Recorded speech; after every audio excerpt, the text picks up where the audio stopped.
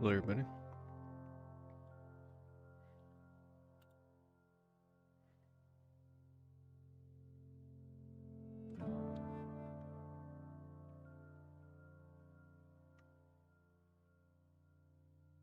I don't think I've ever seen somebody display the advertising pamphlet quite like that. It's like front and center before the game. Seems to be working for them, though.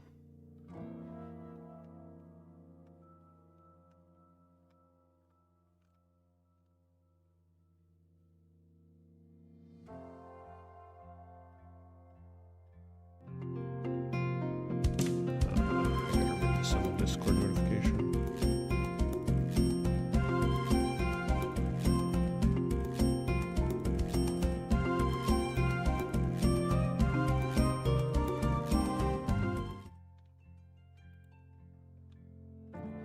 Thank you, Chessmaster. Thank you for the 39 months.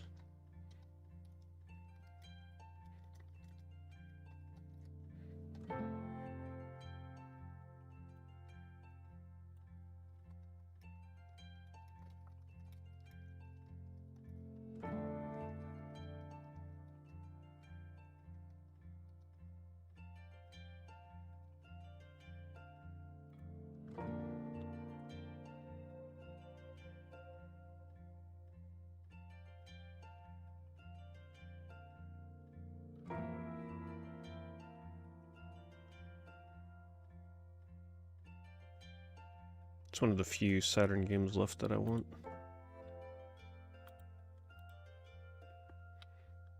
It's also one of the few golf games that I think I'd ever want. It's a Saturn exclusive golf game.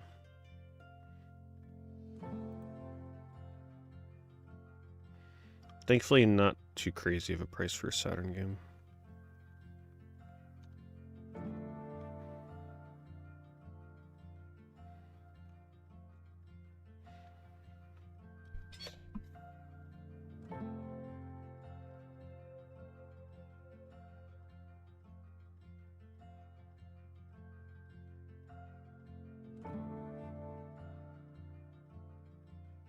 I thought PlayStation put up a notification that said PlayStation Network went back up. Like an hour ago.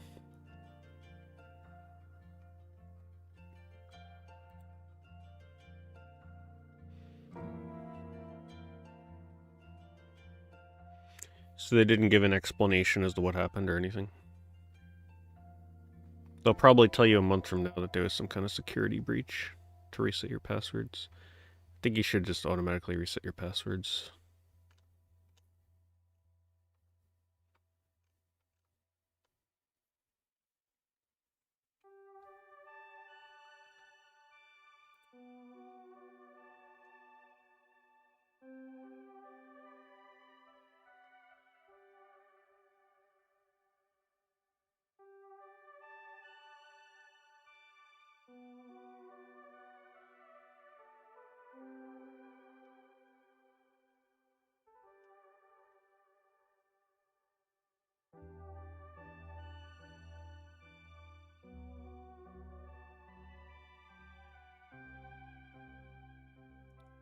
Hello, Jason. Yep, another comfy eBay stream.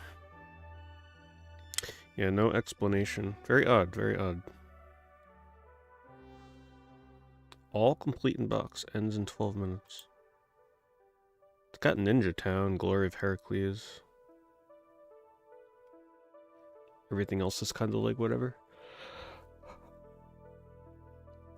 There's a few good games in here, though. I'll link this one. Somebody might be interested in it. Ninja Town's such a cool little game. Glory of Heracles is not expensive. That game was never expensive.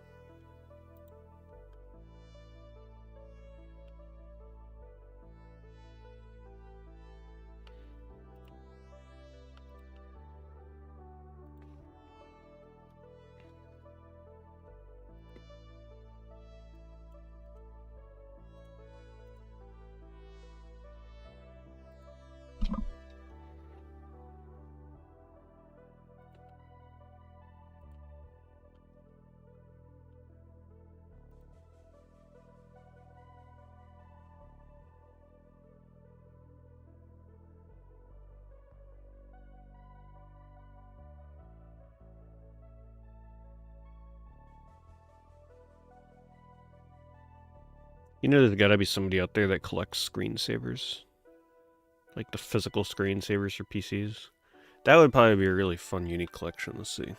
Somebody with the largest screensaver collection.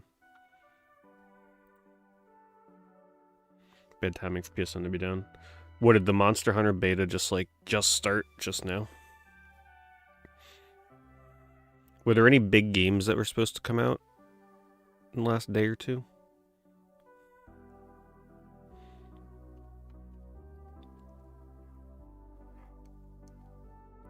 Plucky the Squire physically? Probably not. The Wilds beta started on Thursday. Man, the Monster Hunter addicts must be a little pissed off.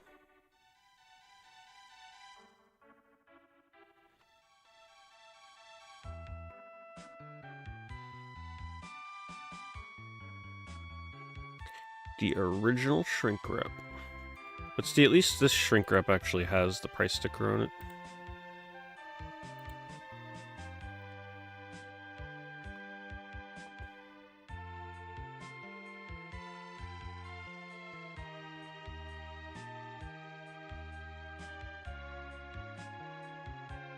Wait, so it has the original shrink wrap, but somehow underneath the shrink wrap it still has gook?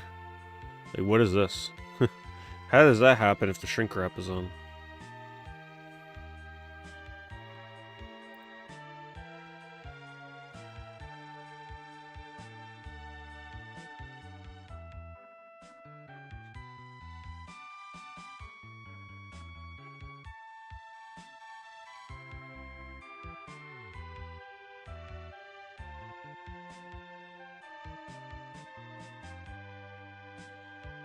PlayStation 1 game lot. It's got Hercules.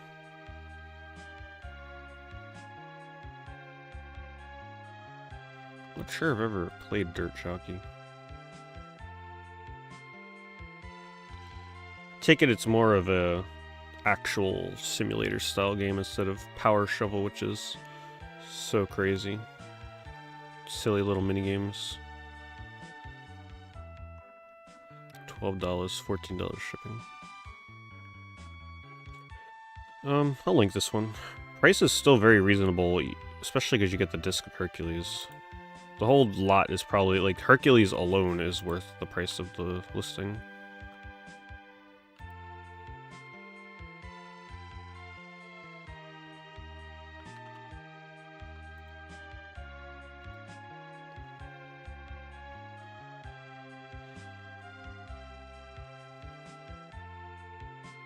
Dirt Jockey's arcadey too, okay. But it's not like minigame style, like Power Shovel, I'm assuming, right?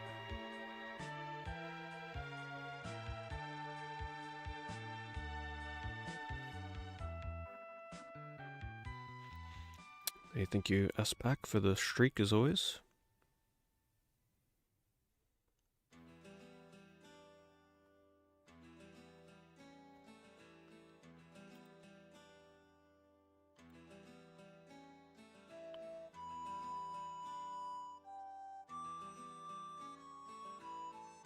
Wonder what the rarest PS1 long box is. Starblade Alpha.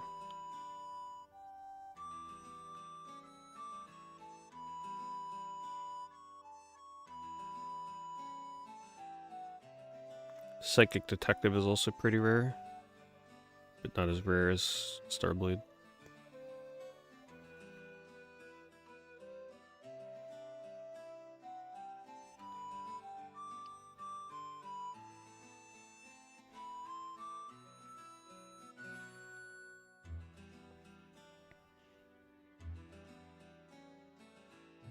Decent price for a Vita. I don't really know console prices.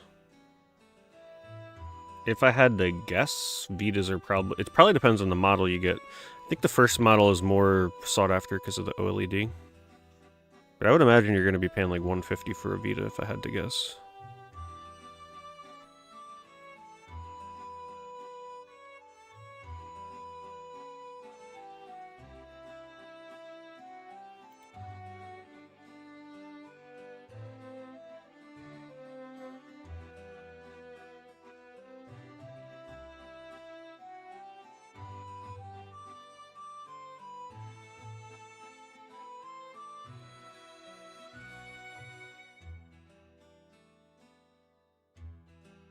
Wonder if they did this collector's edition for any other Cuphead.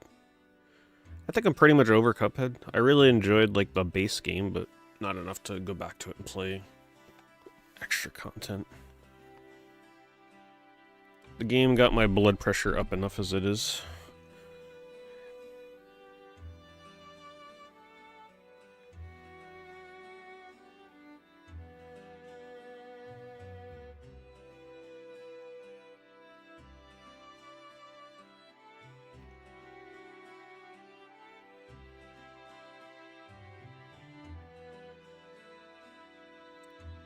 $1 for Builder's Block. I always loved the cover for this game. It was so abstract. Look at this. Look at this cover. It's just the most basic polygons. So surrealist.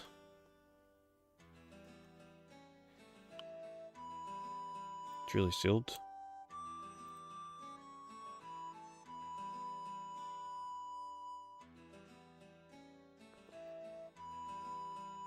Sealed. Yeah, I'll link this one. It's a pretty cool little puzzle game.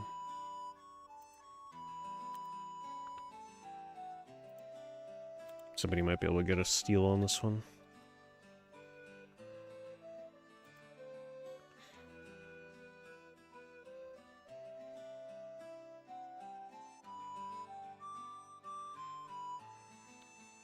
Yep, you can use it. Just make sure the music is nothing crazy, right? Like no Doom music, nothing like that.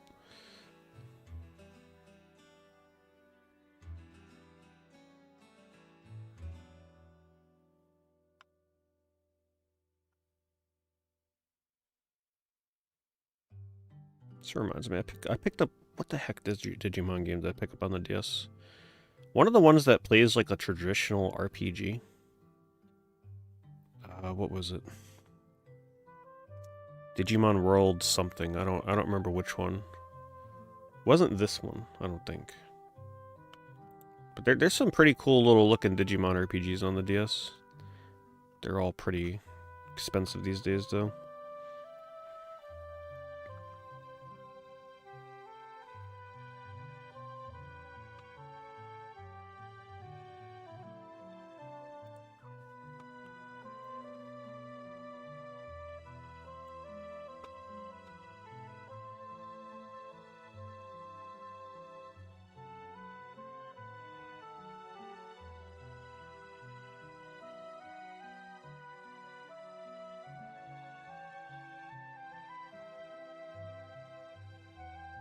Are you guys curious to see what this sells for? They showed it to me again, we might as well keep an eye on it.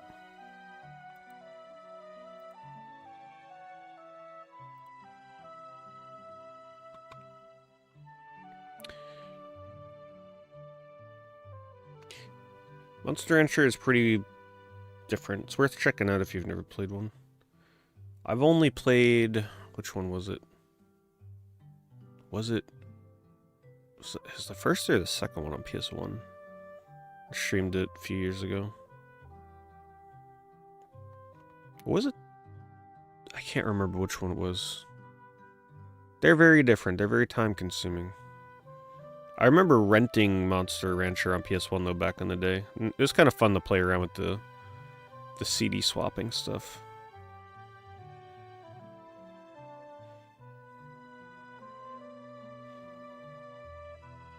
It's a novel little gimmick.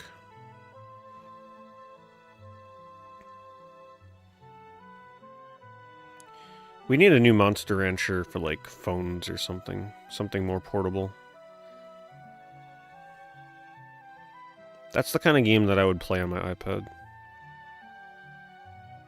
Just a little bit each day or something.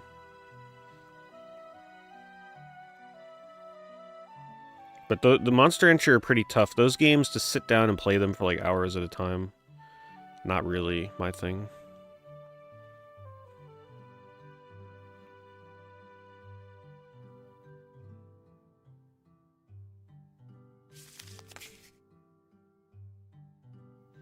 They released 1 and 2 on mobile as a pack. What are they charging for it? Probably like $40, right? But I'd rather pay for it outright than free to play something like that.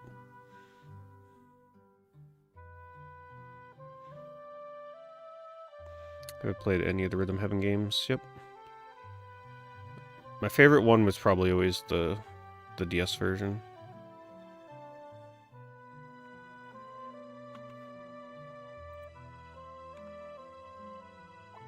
Croc Legend of the Gabos soundtracks playlist. Okay.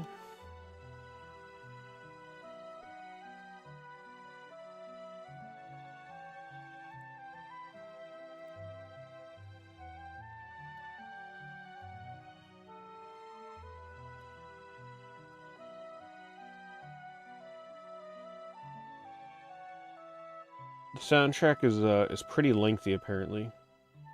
So we'll listen to about a third of it. This video is 3.5 hours long. Is that one shorter than that? We'll do this one because it's 2 hours.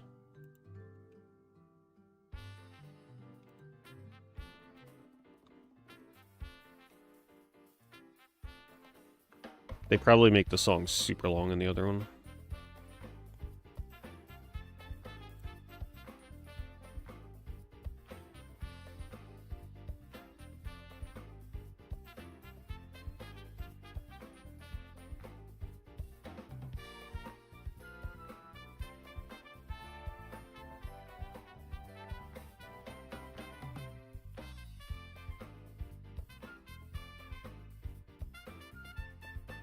Looks orange.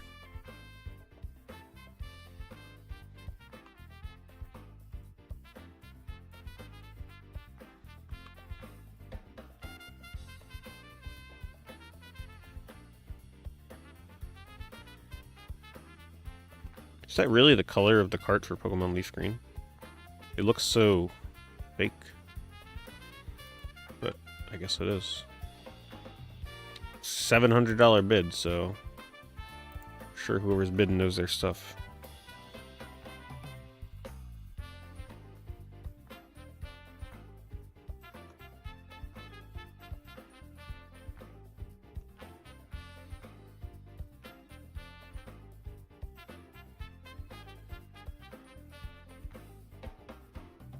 Thank you for real fan.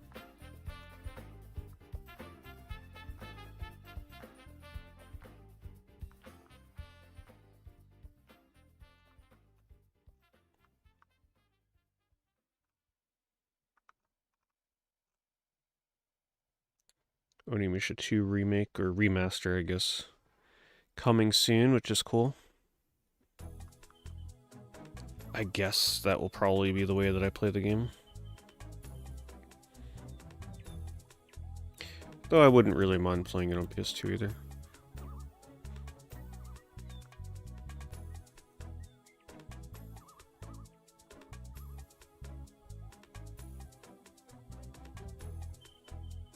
Let's see what's in here. They apparently took this photo in their barn.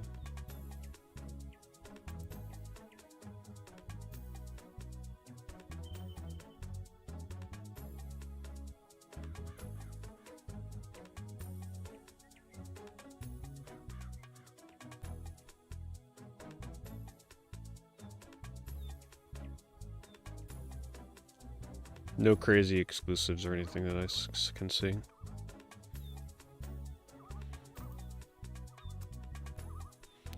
Ends in 1 minute. I'm gonna say that they bid this up to 2. But then again, that black stuff on the box might keep people kinda at bay. I'm gonna say 213. 213 is my guess.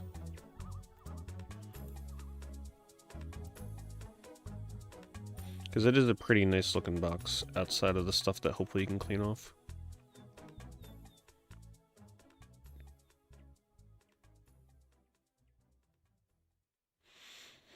I'm pretty sure they'll eventually remake all the Pokemon games. They have their main series and then they have like their between games. The between games are the ones that end up being remakes.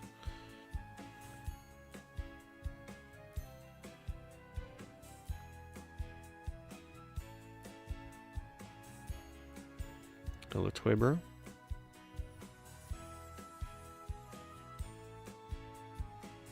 Yeah, I saw that new Harvest Moon on mobile. It looked pretty good. No last-minute snipers.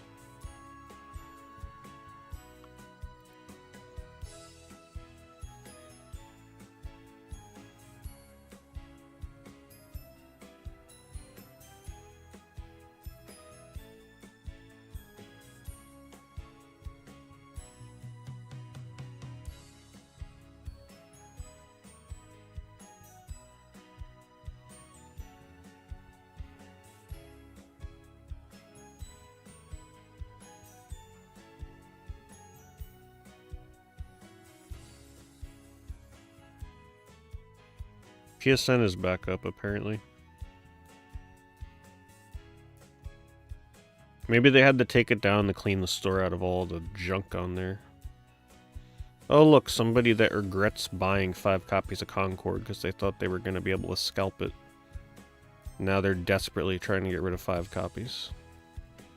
Must suck to be them.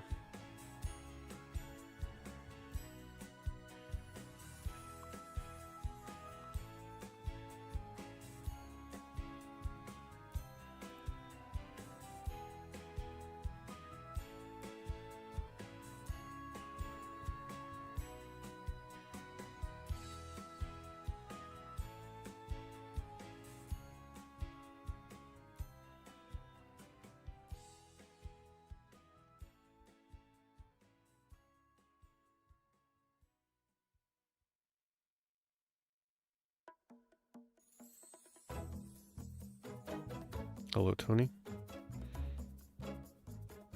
It's a Harvest Moon game on mobile. But it's apparently a pretty good one.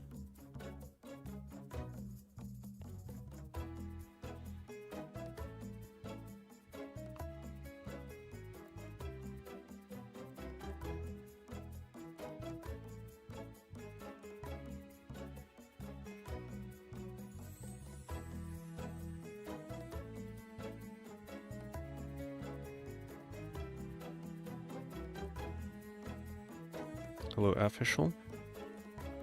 Thank you for watching for so long. A lot of those crappy games that use AI art got removed. Did they really? I was just joking. Did they actually take them down? So that means if I bought them, I have like a super rare digital game now, right?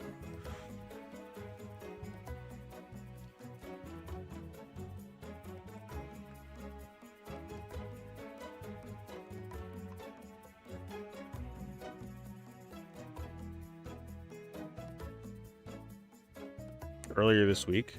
Damn, they really took down the AI games, huh? That almost makes me want to buy them, but I hate to like buy something like that. Because now that's like super rare. So which ones did they take down?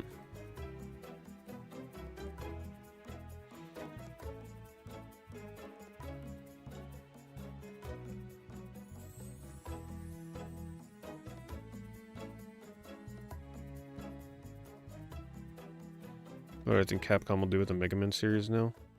Really, I think the best thing that they can do with it is just keep releasing games in the classic style. Or try and release one in the style of, like, the X series. They just need to lean more into the classic side-scrolling stuff. Don't try no gimmicks.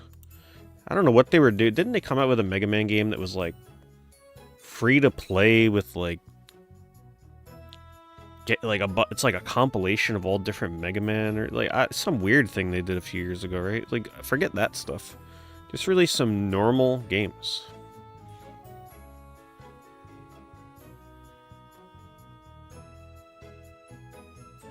Legends 3, I don't think they're gonna do Legends 3.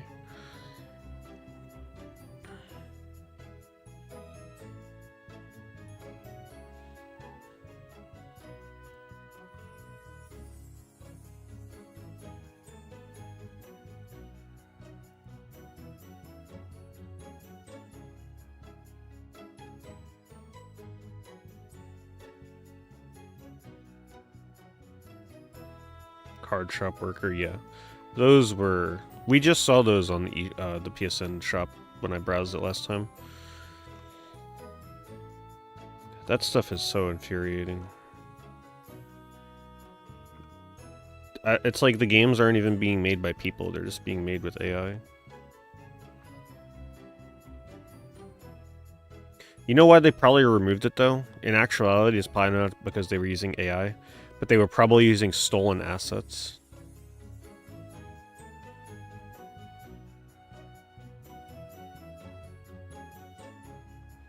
You do realize if I ever do a Wii wheel, these are the kind of lots that I'm gonna have to buy, right?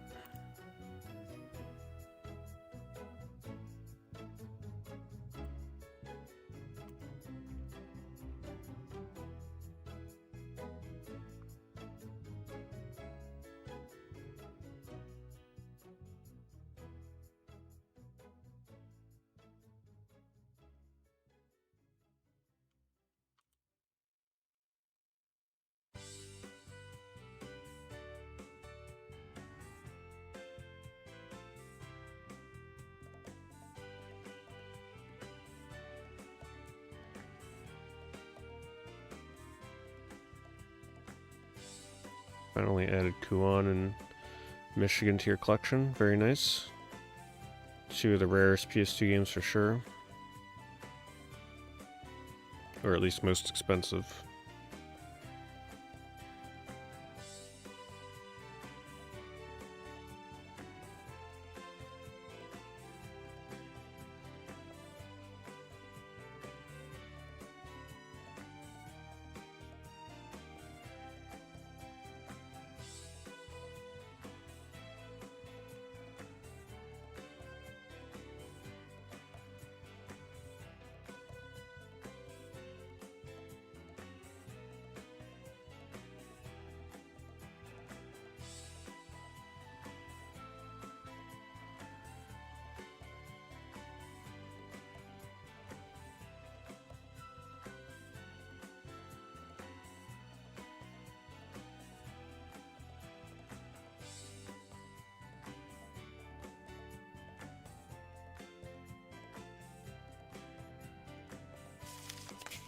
Saucefound wants to search for vintage video game t-shirt. Saucefan, what the hell kind of notification? A cat in a tube. Streamlet's really going over the top with these card notifications.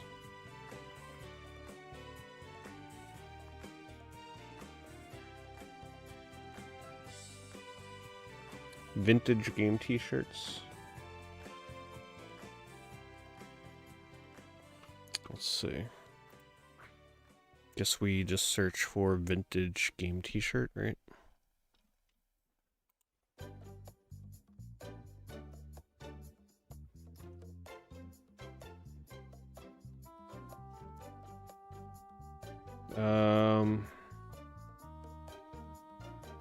What is it? What kind of search results are these?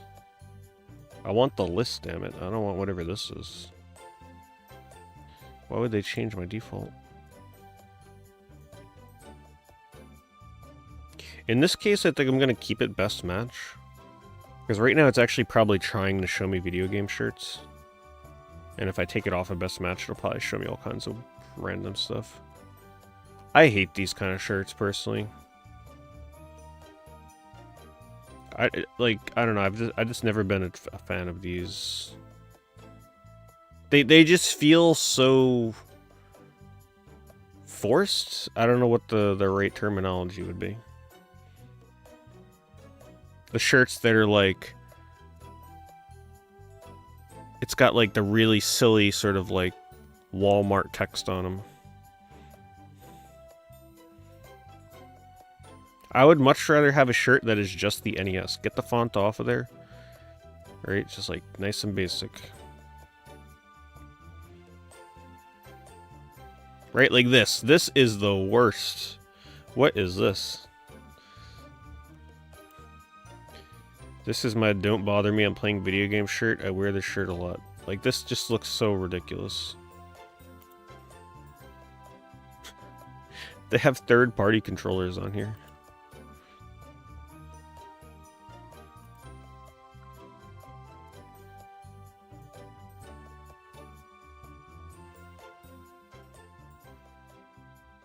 But I'd be interested in a Legend Dragoon remake. I'd be interested in it, yeah.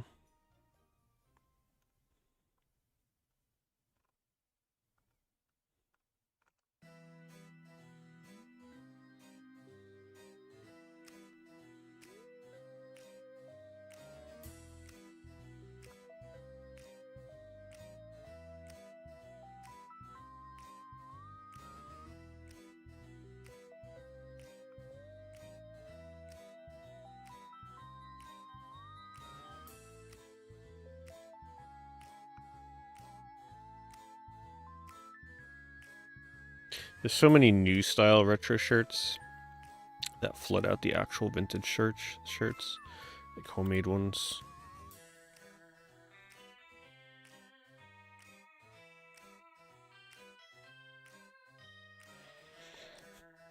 Alien Collection Resident Evil 2, MGA, Metal Gear, MGA.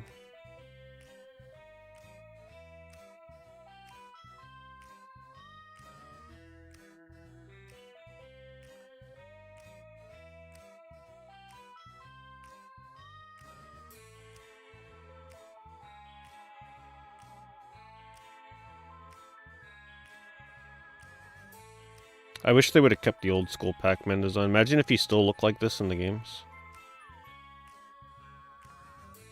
Sort by highest.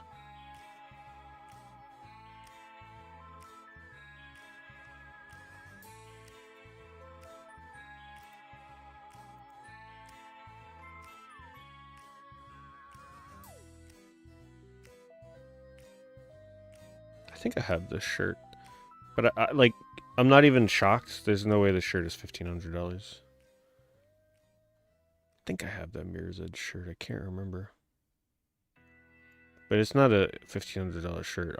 I'd be surprised if you were able to sell it for like 30 bucks.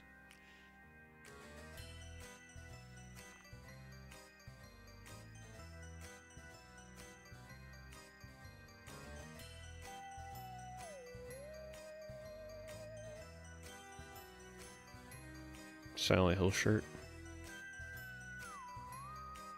The problem with vintage game shirts now is like the vintage shirt collectors have kind of like taken over that hobby. So you ain't really getting cool vintage game shirts anymore for cheap. If there's a vintage shirt, they're gonna scoop that up and want hundreds for it.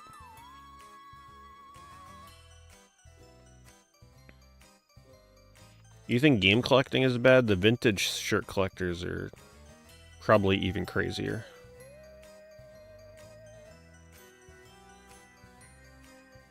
Oh, there was a shirt with this design. This is from like a demo disc. I always kind of like the art on this. All characters from PlayStation being warped into the middle. Some obscure characters on here too.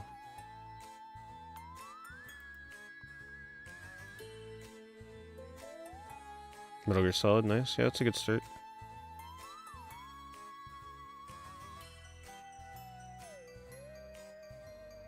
Manhunt. Manhunt shirt.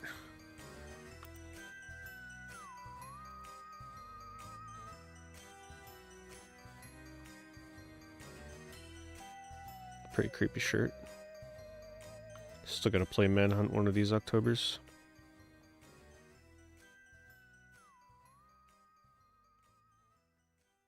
Yeah, vintage game shirts used to be very cheap. Not like very cheap, but you know, 20, 30 bucks, no problem. It's like the perfect song.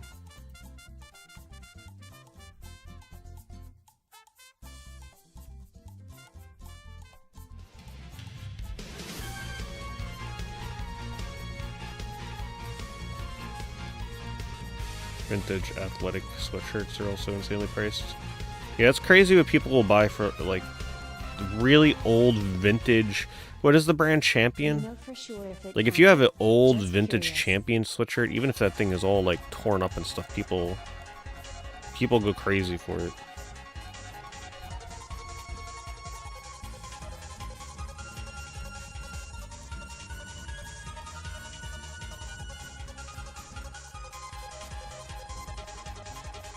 Hey Johnny, I'm still waiting to hear back from them. They gotta like go to their contact and then they gotta get back to me. I'm sure it won't be a problem though. Thank you for the resub.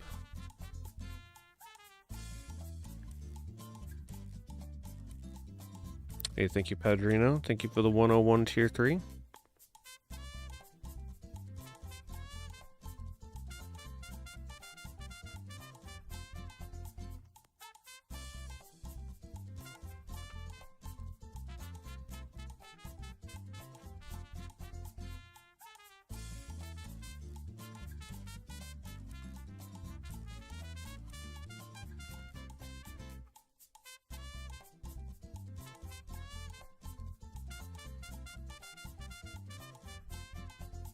Well, it's actually some really rare art for Sonic. You don't typically see him going around in roller skates playing hockey. Oh, that's funny. They actually took different... This is Sonic stock art, where Sonic is literally, like, standing there clapping his hands. And they just kind of inserted... They superimposed skates on him, and the hockey stick, and the puck in his hand. But the normal art for this, and the knee pads and everything, the normal art for this, he doesn't have any of that on. That's actually kind of funny. So actually, you know what? This one's probably the same thing. Oh, but then again, that hand position's kind of weird. That might actually be unique, because I don't recall seeing something like that.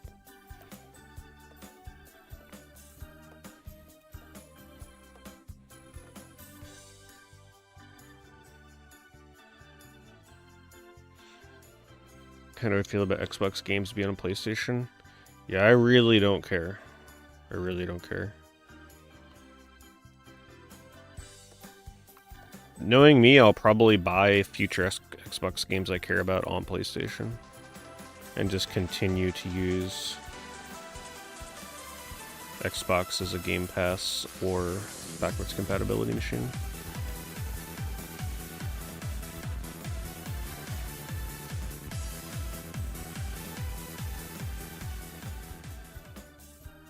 I just turned 100 and the nursing home I'm staying at is throwing me a party.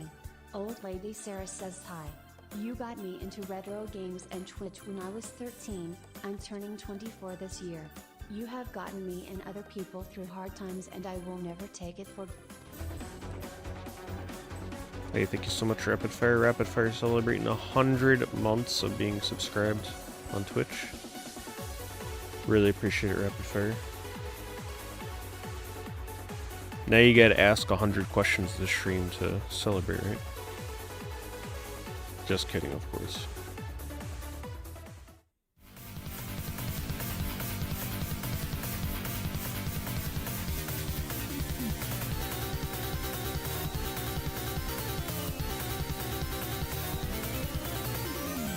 Stale Donuts. I like the name. Thank you for the prime. Enjoy your emotes, and thank you, Landhawk, for the 40 months. See, this shirt is cool and all, but who the hell is spending $400 on this? And then you can't even wear it because it's like, alright, if you're ever eating food, you're never going to want to eat it wearing a $400 white t-shirt. Shirt collecting is just crazy. I'm thankful for the shirts I have, and that's pretty much it. I'm not really buying vintage shirts anymore.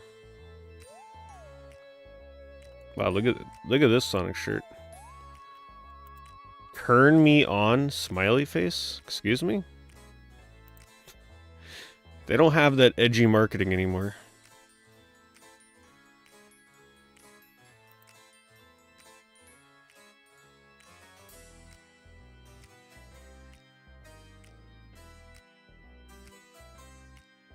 Yeah, if your stream is behind, make sure that if you're on YouTube, you hit the live button. So like mouse over the stream or tap the stream, like the video.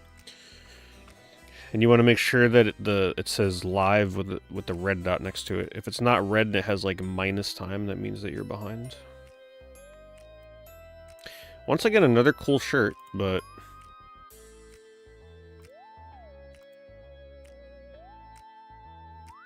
is Yoshi's tongue really sticking out?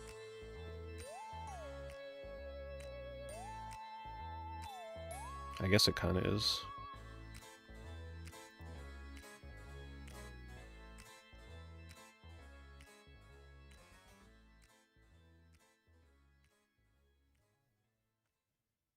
Yes.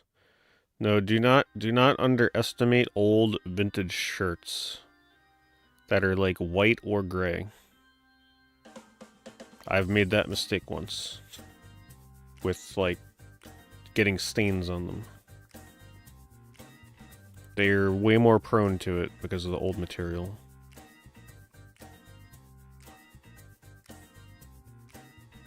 That's a cool shirt. See, I learned this terminology. Once upon a time, I got like really intrigued by the vintage shirt collecting videos on YouTube. And I'm like, oh yeah, I'm just gonna go out to a thrift store and go find some vintage expensive shirts to like keep or sell or whatever. First of all, you ain't finding nothing. Trust me, you're not finding anything. But you gotta learn about like single stitch and double stitch. Pretty much if you're ever at a thrift store, the main rule of thumb is if the sleeve or even the collar, but more so the sleeve, if the sleeve has a single stitch here, then it's real vintage and probably pretty expensive. If it's double stitched, then it's more modern. So you should probably pick up anything that is single stitched. It does not matter what it is, especially if it's only a couple bucks. Problem is, you ain't gonna find anything because the vintage shirt collectors go to thrift stores like every day and they just like machine gun through the shirts and pick out anything that's good. Hey, thank you so much, Chrono. Thank you for the tier 2. 101 Dalmatian sub. And thank you, as always, for the kind words as well.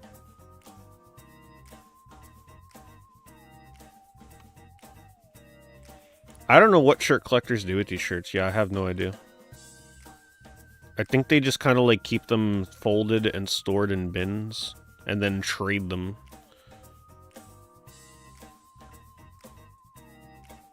I saw a video where this guy rolled up into like a parking lot with a giant storage bin of vintage shirts and like they're just like wheeling and dealing vintage shirts. I was very obsessed with this market for like a few days. Enough to go to thrift stores and look for them myself. And then when I found nothing, I'm like, nah, I ain't doing this.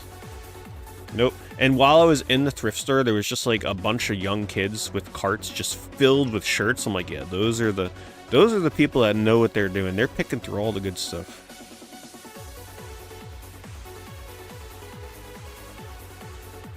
You can't compete with them unless you're willing to go to a thrift store every day and comb through shirts. You ain't getting anything.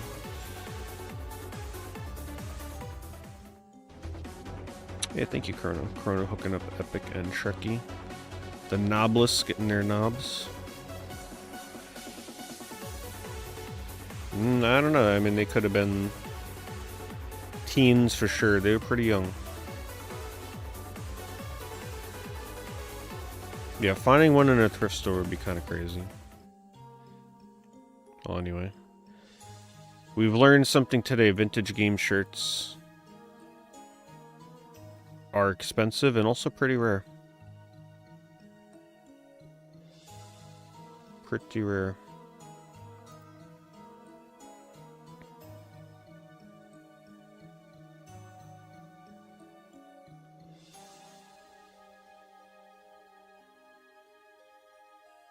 Your friend goes to a place where they shred and recycle clothes, and that's how he gets a lot of shirts that he sells. Oh, that's smart.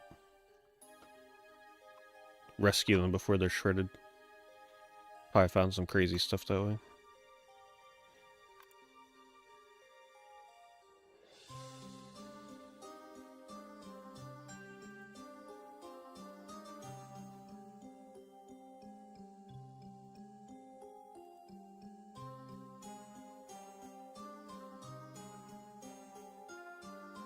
Still have the Virtual Boy t-shirt? I do. I keep it sealed in a Ziploc, like, bag meant for clothes.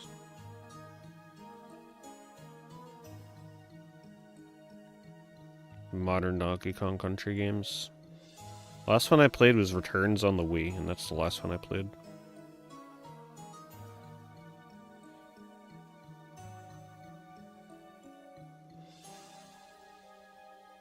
See? eBay listens, I'm telling you. Telling you they listen. They're like, what's that? You haven't played Tropical Freeze on the Switch yet? No, I have not.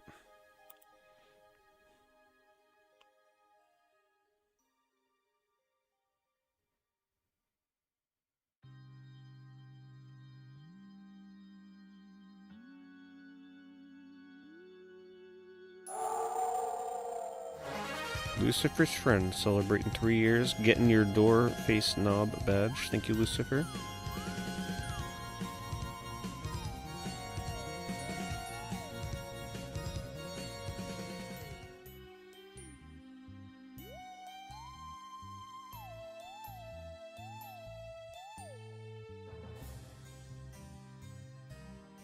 Ooh, a hype chest. Let's see what emote they give me. I got a red card panda. Okay.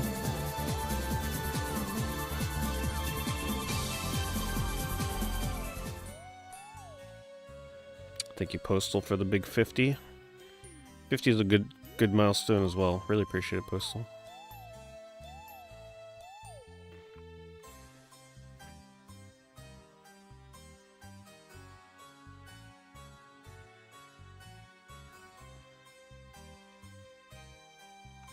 Alright, let's check newly listed, because these auctions are not ending for quite a bit. Wait, what is in here? Sealed games. That makes it less exciting.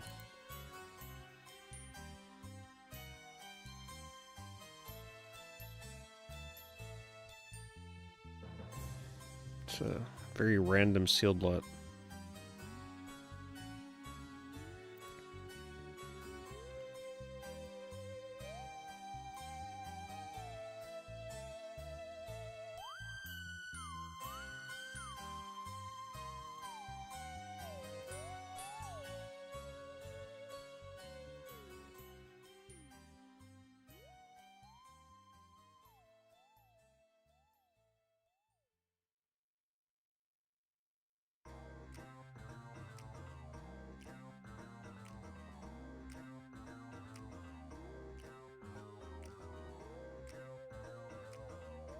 Well, if it was sure rapid fire, I'm sure everybody would do it.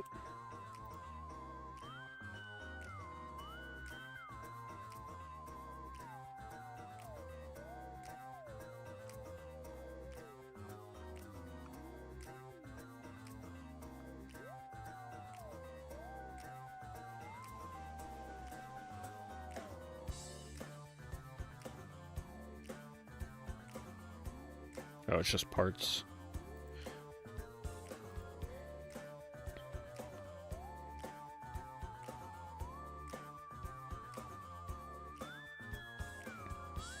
Hello, Risk Hero. Buying an NES. For NESs, you want to make sure that they have new 72-pin connectors installed. Because if you buy an old one, especially one that hasn't really been tested, the pin connectors can be bad. And then you're going to have a hard time reading your games, and you're going to have to replace it. Which is not hard to replace, but it's just inconvenient. Super Nintendos? Really, the only thing you got to look out for those are just the yellowing. Otherwise, they're pretty resilient.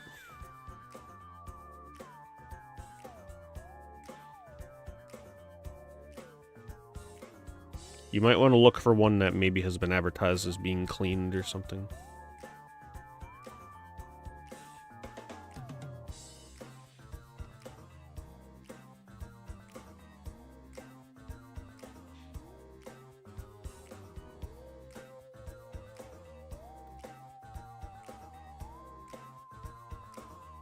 Come on, detect dark mode faster, you're blinding me. Thank you.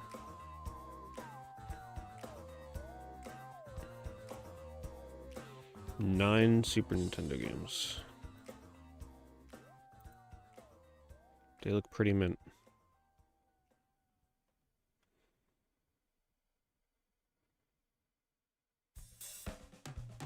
Peacock effect in full force here.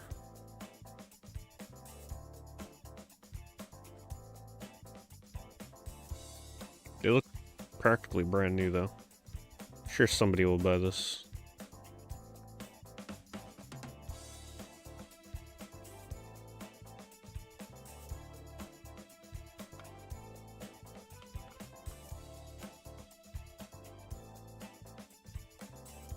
You had a bad video chip in a Super Nintendo once? Huh. Yeah, I've never heard of that.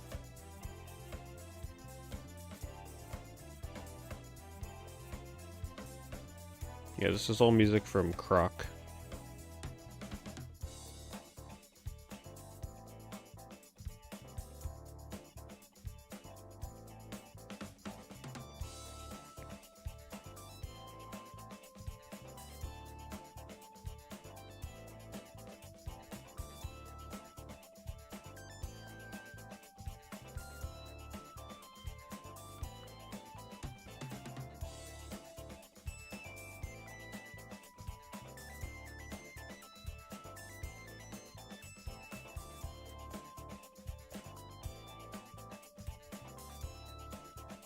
Chrome cards? You mean like Topps Chrome style cards? Like this? Super reflective? I don't mind them. They bend and curve very easily though.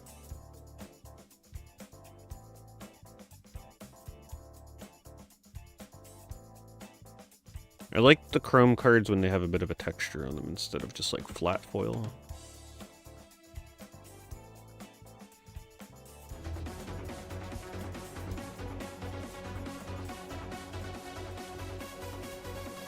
An anonymous gifter, wow. Mr. Anonymous. Thank you for the sub-gift to Video Gamer. Anonymous gifts are always super generous.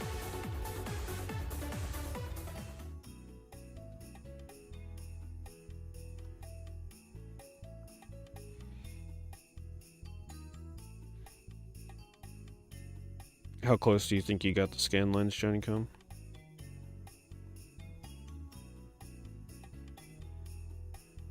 You should just like, now you should take that template and sell it to other people. Be like, alright, 20 bucks if you want PSP scan lens for your video.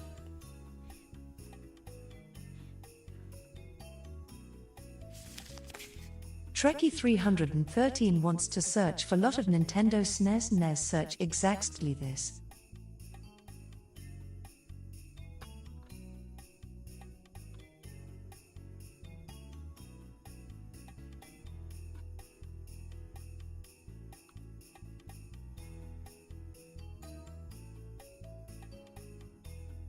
Nintendo SNES NES.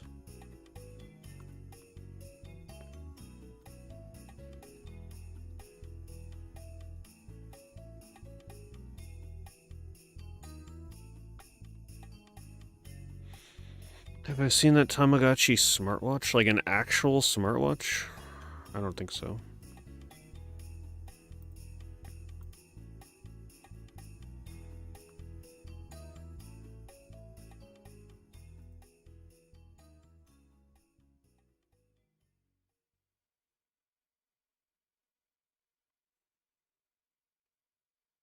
This copy of Final Fantasy II is just out bathing in the sun. Where is that? No, that's an inside light. They're definitely like backlit. Ooh, damn. It was looking good up until there.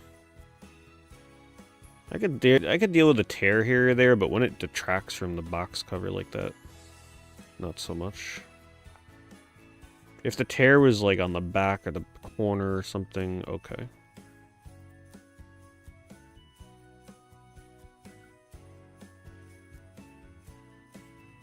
This is the Donkey Kong art that's been brought back. He actually kind of looks better here than in the new artwork.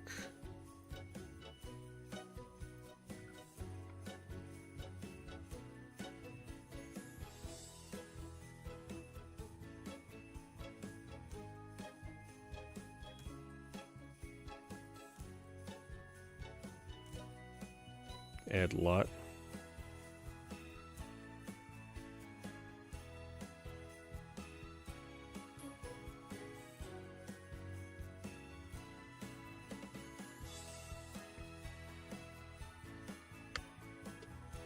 This gotta be a snow leveling croc, right?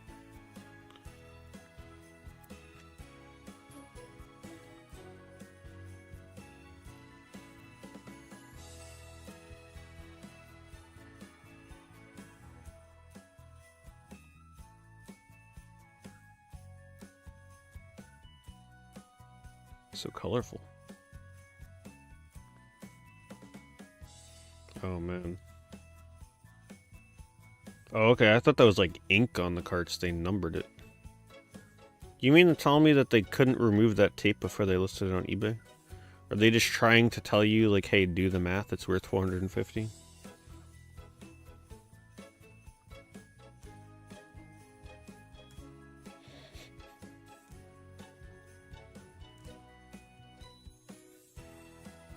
I really hate it when sellers do this.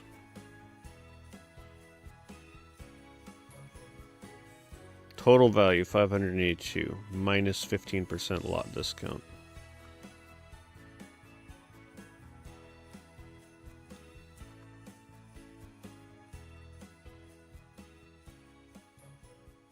Yeah, I don't know. I'm just not. It just feels wrong to like list it out like that.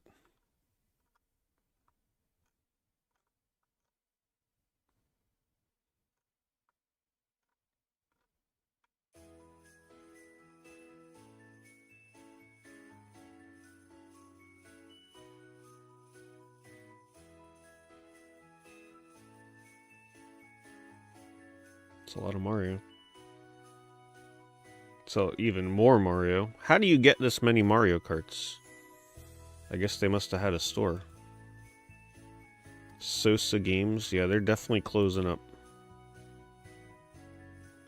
Joshua Santiago. We got a Joshua Santiago watching a stream right now.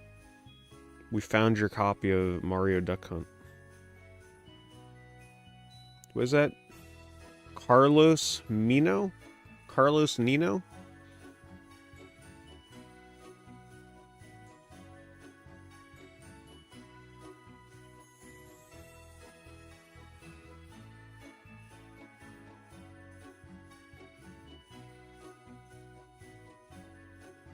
New Dragon Ball stuff? No. I haven't watched Dragon Ball since Dragon Ball Z.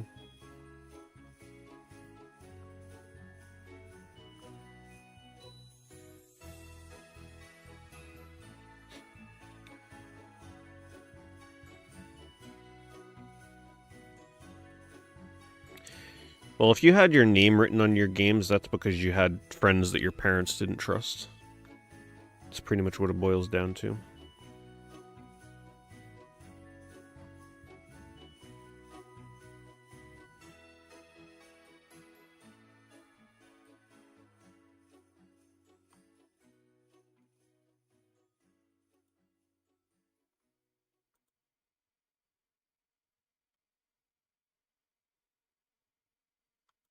Very random.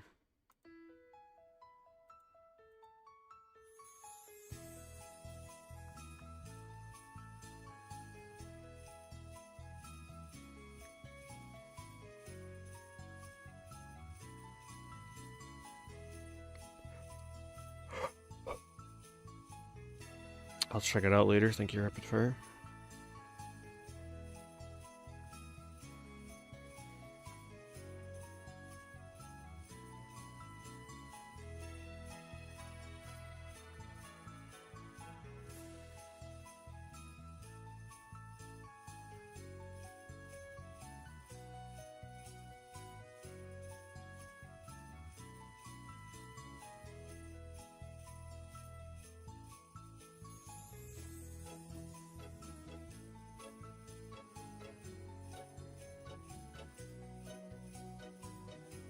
So they're selling rental cases.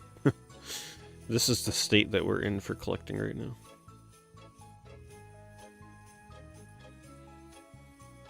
Some people will buy it, though.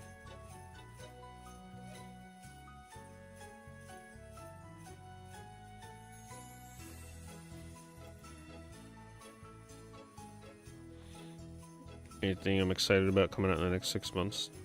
I went through the list of games that were announced as coming out this year, and yeah, there were very few where I was like actually really looking forward to them. I just remember that Expedition 33 game I look forward to. Other than that, I'm pretty much just all in on whatever the Switch 2 is going to offer. Seems like a good year for the Switch 2 to come out, because most other games this year are not super exciting for me.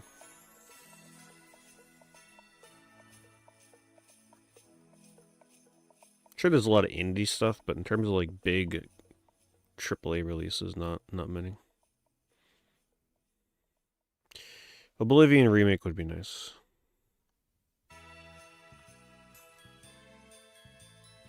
It would be hard to screw that up, right? The game's already made.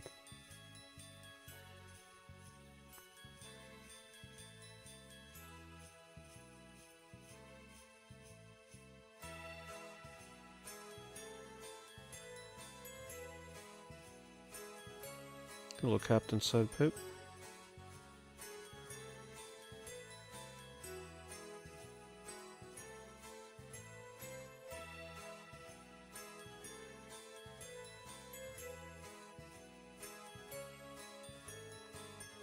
Well, I'm sure there's a lot of games I've seen that were announced for this year that I just don't remember. Like, whatever happened... Hold up. Whatever happened to that game from, like, years ago that showed the cute little deer mom with the little deer baby? What was the name of that game again? They were like... You know what game I'm talking about. Did that game ever come out? I'm talking like 6-7 years ago at this point they showed it.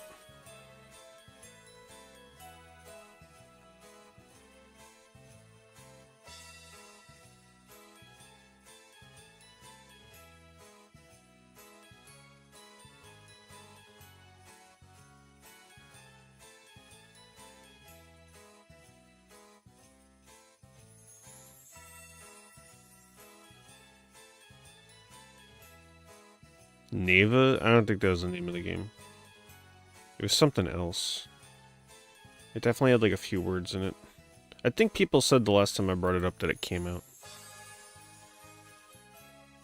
But yeah, I don't remember too many games this year, at least in the next 6 months. No, it wasn't Spirit Fair. It was a trailer where, like, there was a deer. With a little deer baby. And I remember being really excited for it because this was during a time where I still got very excited about, like, artsy-fartsy games like that.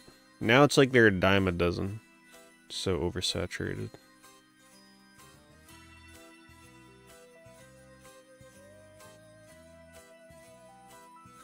The hell is this? Oh, cups?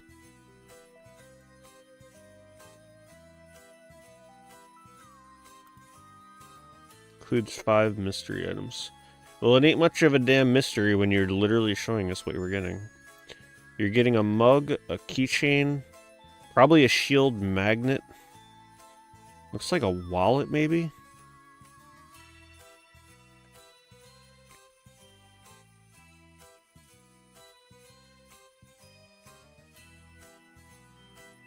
Way to the Woods. Yeah, Way to the Woods. Way to the Woods is still not out? Are you serious? Yeah, Way to the Woods is what I was talking about. How is that game not out yet? Come on. That trailer was revealed like 7 years ago.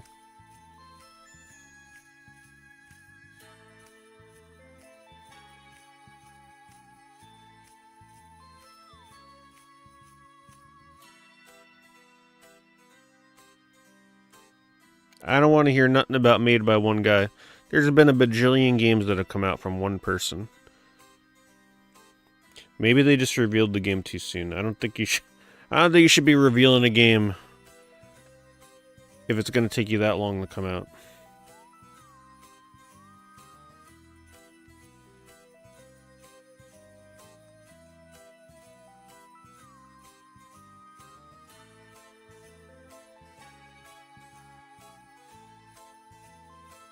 Because you lose all your steam. Now it's like, alright, everybody forgets the trailer but me. I think I'm the only one that still brings up the trailer. I forget the name of the game every time, but I still remember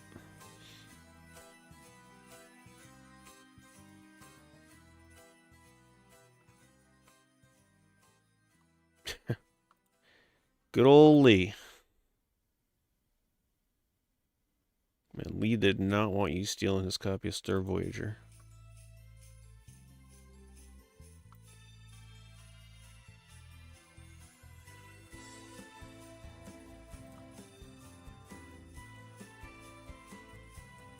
They had a blog post update in 18 talking about a new level they're making for Way to the Woods. I wish them all the luck. But man, that is a long time. That feels like forever ago.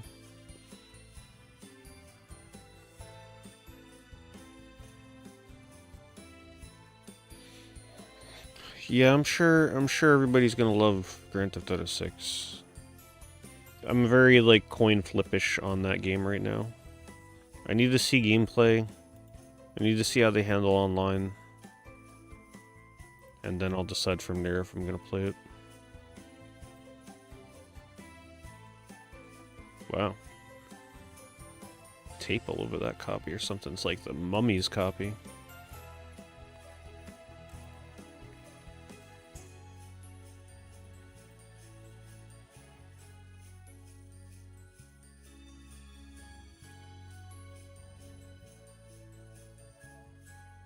I don't think Beyond Good and Evil 2 is coming out.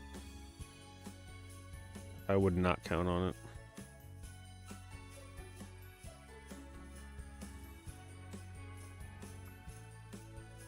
They should have just kept it nice and simple.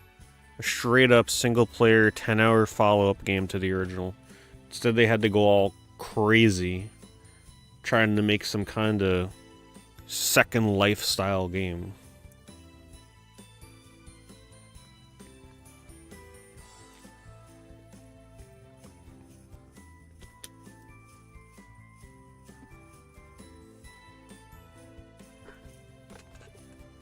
No, I am 99% sure that Beyond Good and Evil 2 is not coming out at this point. Ubisoft's got other problems. I don't think they can afford to take the chance on that game. Unless that's like their Hail Mary. They just throw it out there because it's like 80% done and they're like, alright, hopefully it sticks. But we haven't seen anything on that game since when they showed a bit of gameplay, what, like 3 or 4 years ago now at this point? Yeah, I don't even care anymore at this point. There was a point where I really wanted Beyond Good and Evil 2. Now I'm just like, just let it die.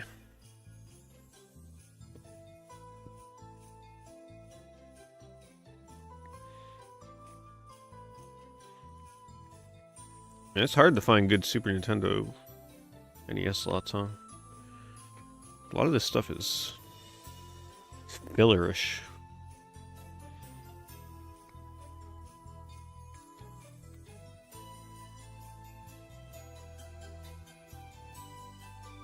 Replaced? Oh yeah, I remember the trailer for that.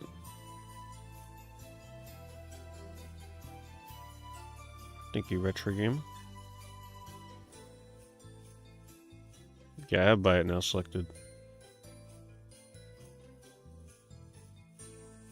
We only care about the instant dopamine listings, Trekkie. Come on now. No one's gonna sit here bidding on something that ends in a week. It's all about the now. The Buy It Now.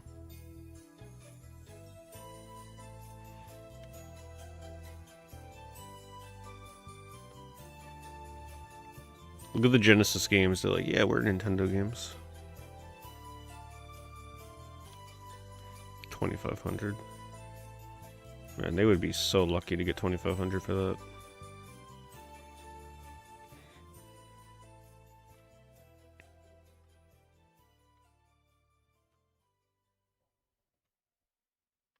The hell? Pooper Mario buttons. Poo turd. Who comes up with this stuff? Somebody in Canada, apparently.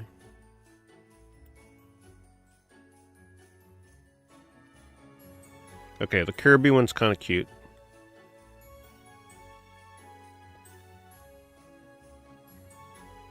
I kind of like the Kirby one. The Pikachu just looks weird. Peach just looks like a mutant.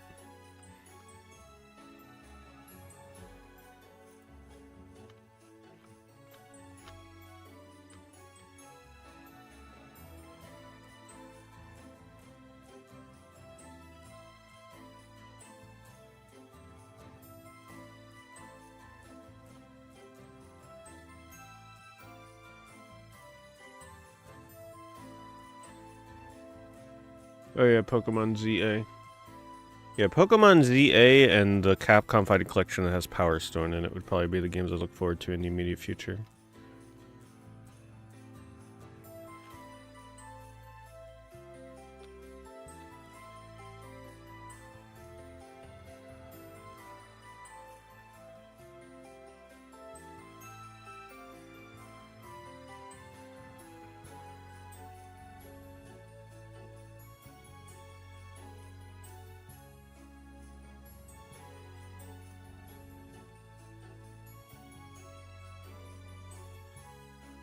So crazy that we know nothing about this next Pokemon game that's coming out.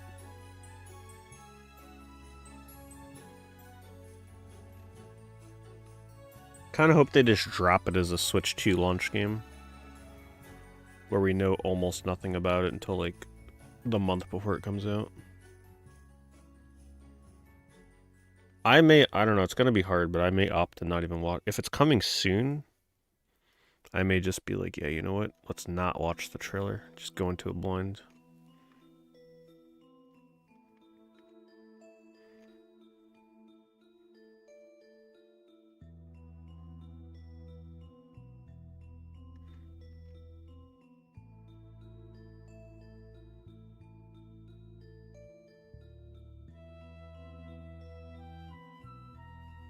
Yeah, I really hope that they add some like good online multiplayer for the Pokemon game. I'm still waiting for the day where you can see other players walking around. Even if it's just weird instance stuff, sort of like how the Souls games do it, right? Where you can like randomly see the apparitions of other players. Something like that would be kind of cool.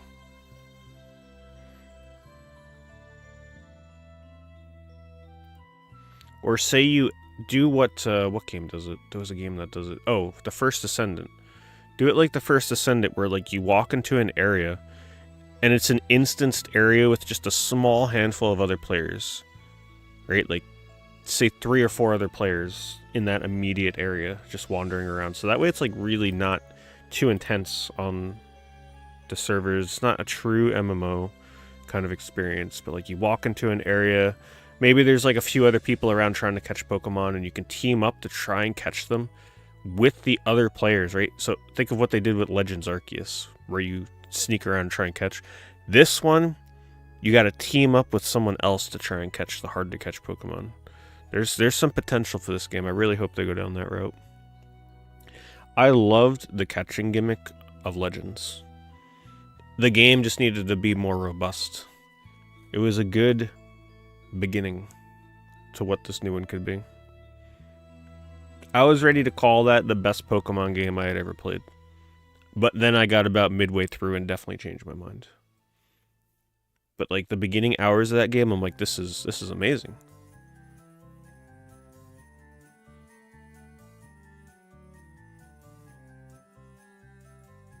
But then you realize that the whole game is pretty much the same thing the whole way through.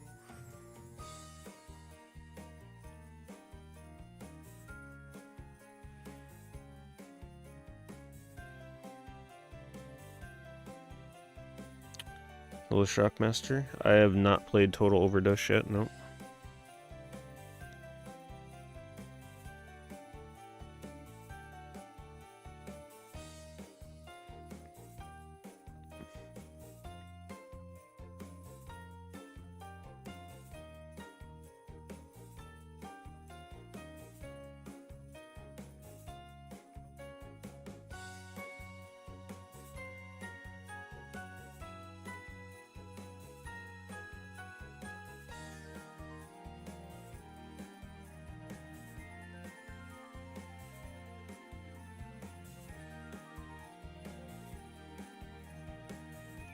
Just a heads up and a reminder, this is the last eBay stream that I will be under the Factor 75 sponsorship. So I think it's good for another like 4 or 5 days. So for those of you that were on the fence about maybe signing up for it, it is nearing the final days to do so. Let me see, do I have the exact time?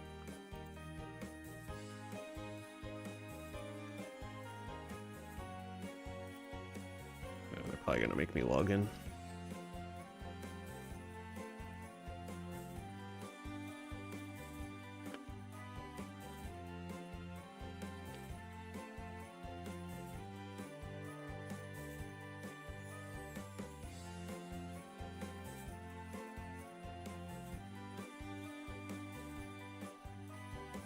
Just checking so people that watch the VOD and stuff know.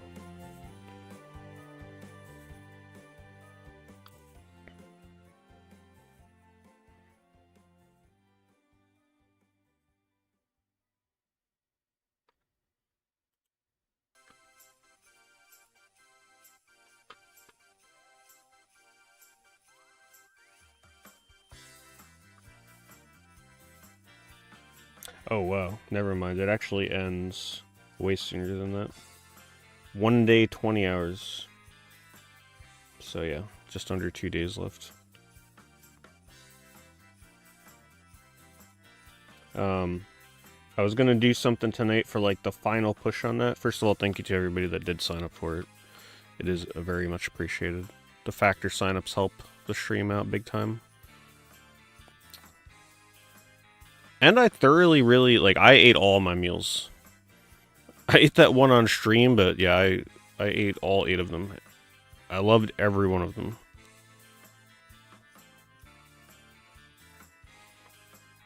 And I'm probably going to sign up for it in the future again for like a week. Like I said, during like E3 week or something, or whatever we want.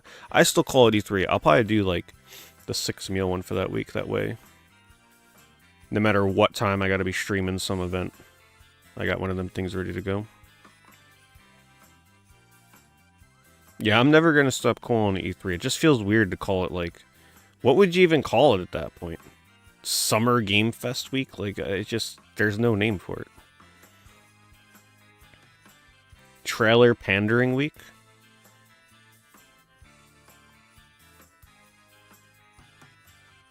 No, it's just the last eBay stream where I will be sponsored by Factor 75. But the extra little incentive I was going to do, since we will not be reaching the PS2 goal, which it was a very ambitious goal, but hey, we had to try, right? I was going to do something like, for anybody that signed up tonight, because let's face it, it's over in about a day or two, I would do a collection-themed video for YouTube this week, right? So let's say we had 3 signups tonight. Then I would do 3 videos this week themed around collection content, right? So not necessarily like, all right, we're going to go through an entire collection for a console, but maybe I show you like a sub-collection. I do have a secret collection that I've been working on for a couple years now that nobody knows about. I would probably show that. Stuff like that. Maybe going through a certain console with some of my favorite recommendations, that kind of stuff. So, that's my extra little final push incentive for Factor 75 signups. So if we had, theoretically, we're not going to get it, but if we had 10 signups, I would do 10 videos in 1 week. Granted, I would probably have to take some nights off from streaming to do that.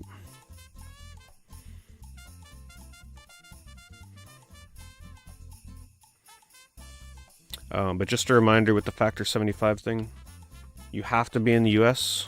Unfortunately, the signups only work for the US.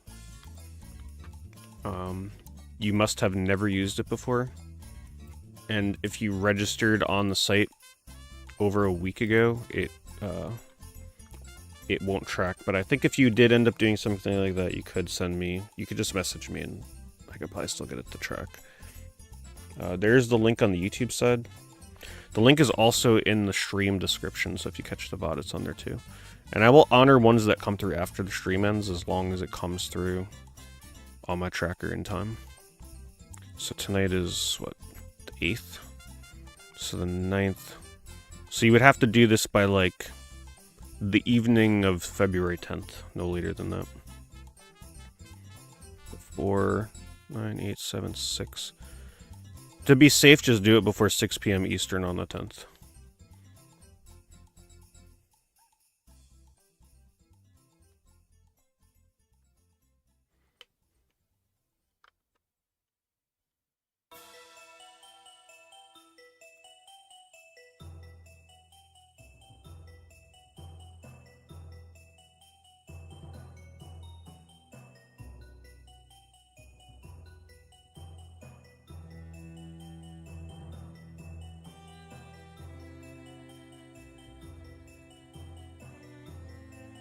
Tornado Outbreak is a fun Katamari like. Yeah, I've heard good things about that game. Still have not played it. I still don't own it either.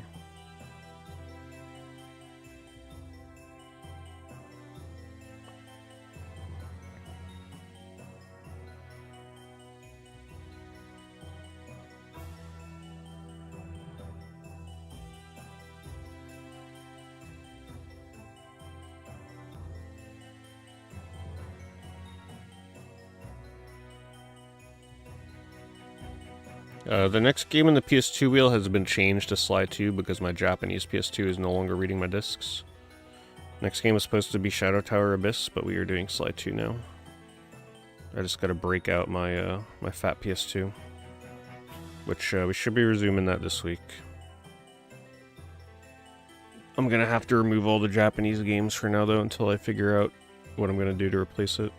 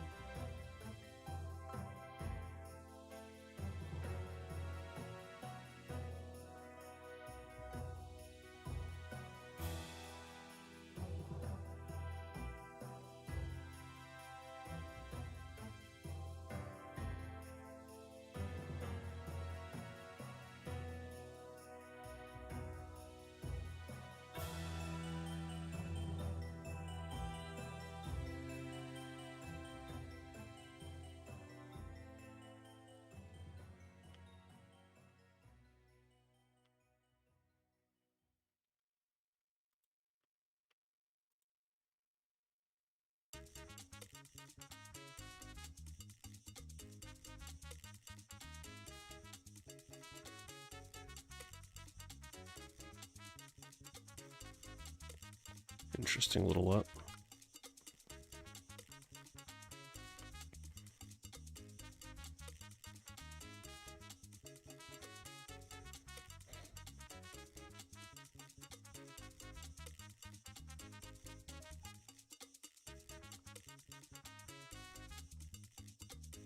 It's a good lot. Is Chrono Trigger still going for like 100 these days complete with the poster? The poster actually has a lot of value. People are very picky about wanting that poster. Everything else here though, pretty cheap. Even Mystery Dungeon. Sharon, pretty sure.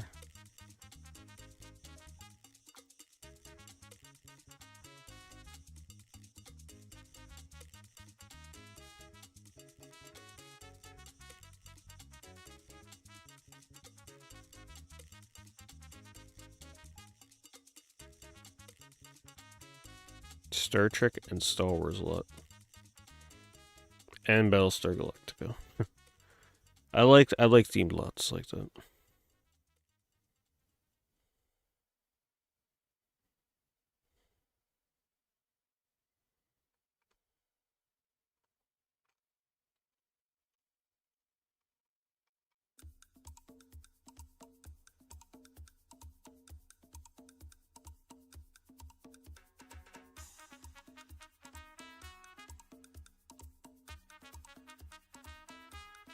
Croc, your time has ended.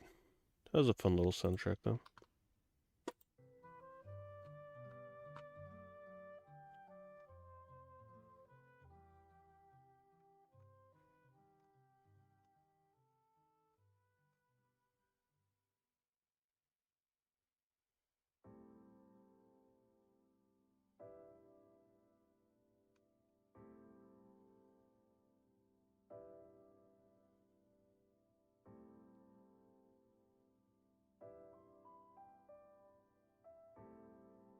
Cheap PS2 RPGs, are they still cheap? Some of them probably are, but I'm assuming most of them went up a bit by now.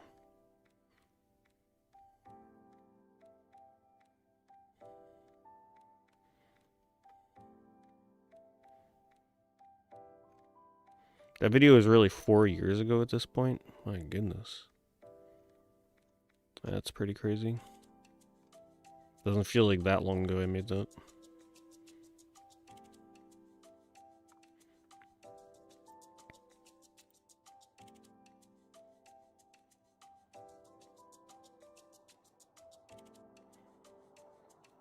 It's a good lot. Expensive though.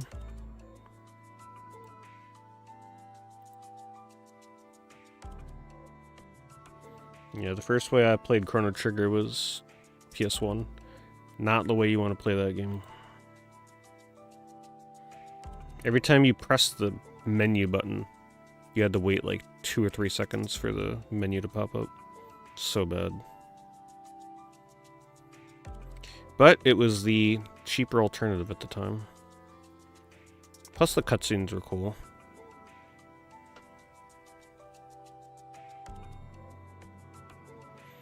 It was pretty hard to turn down the opportunity to play Chrono Trigger on your PS1 at the time when that came out.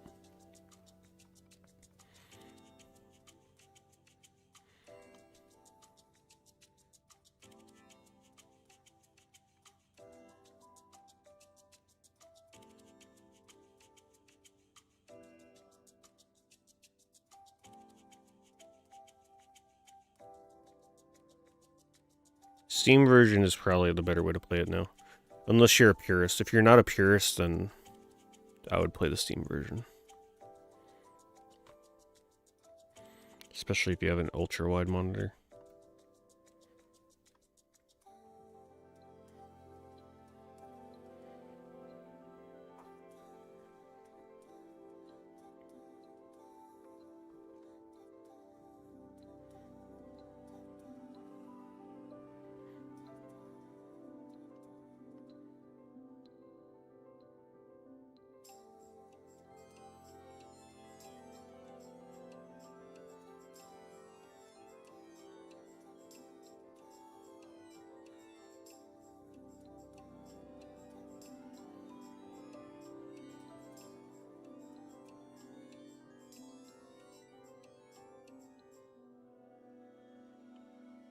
That is I love when people do lots and the games are not evenly aligned. It kind of reminds you of like how you would find it at like a yard sale at a thrift store or something. Uneven stack just looks so much more pleasing on eBay than an even stack. The even stacks you could already tell it's like, all right, this person's asking a premium. The sloppy stacks, those are the ones you gotta check them thoroughly.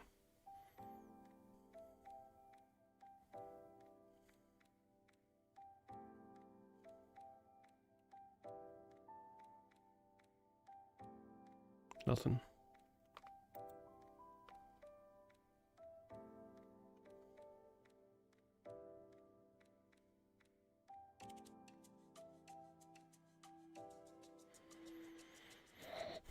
HD 2D remake of Chrono Trigger. I feel like that would be one of the more likely games to get that treatment from them, yeah.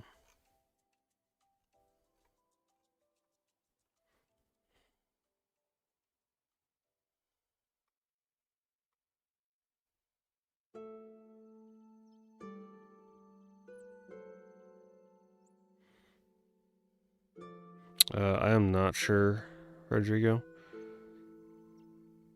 But having a defective copy would not cause frame rate drops like that. The game would just probably fail to load. So if you're running through an intensive area with like a city or something, it's probably normal for frame rate drops. Music is very low again. Is it really that low?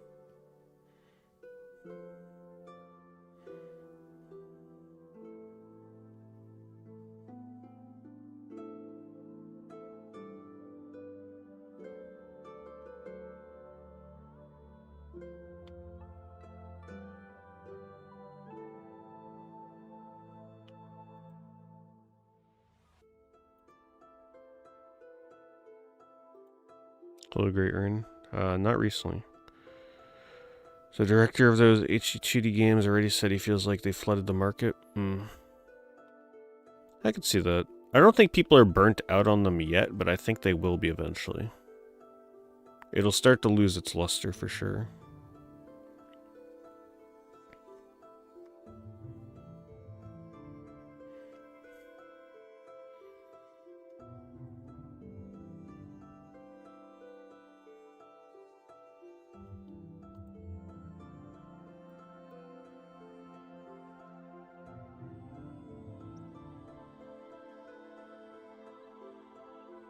Thank you, Fiesta.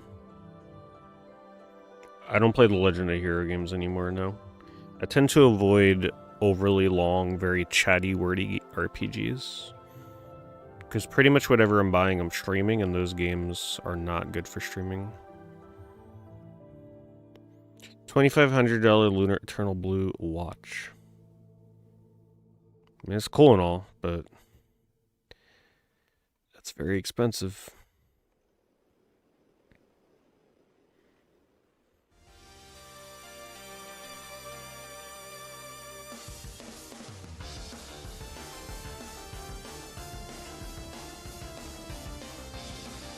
Hello, J Living. Thank you very much for 3 years. Hello everyone. Any good deals? Yeah, Legend of Heroes games, I'm sure they're wonderful. But they are very long games, tons of talking. Not something I would stream. Or honestly, probably even.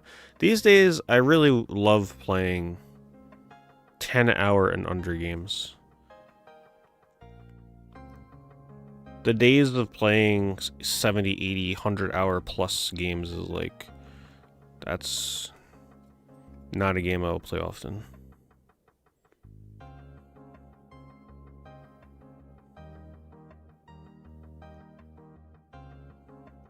Unless it's an online game, right? Those are easy to sink a lot of time into.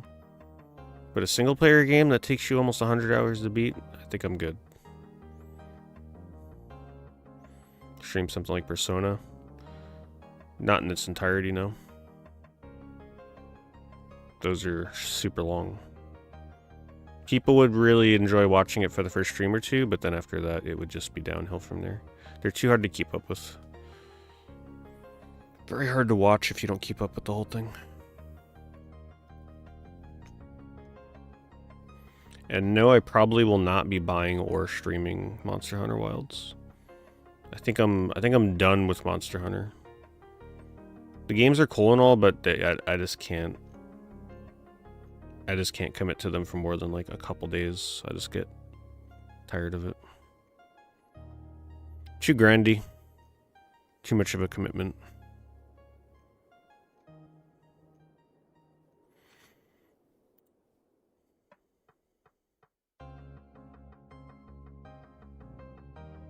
Speedrun practice for 10. Haven't done it too much. It's so tough to practice 10 because I really don't like sitting at this PC for longer than I have to, and I have to practice it on PC. I just needed to dedicate a couple of days to it, and then I'll be ready to go.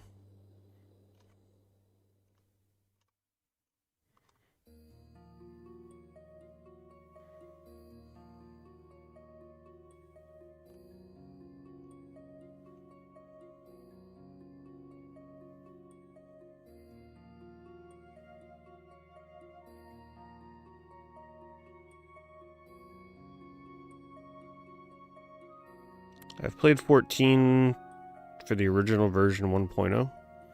And then I played A Realm Reborn for like a few days. Or however long I played it, I don't remember. I played it when it first released. And that was it.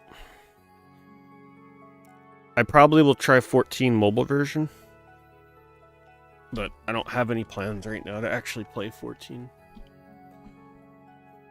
Because, I'd only play it for the story, and I don't have a spare few 100 hours to get through the first base expansion.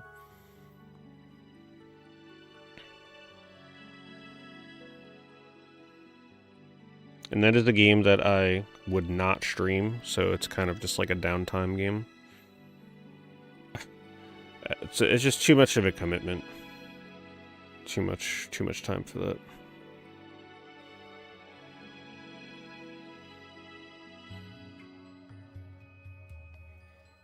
Druna morbis gravis.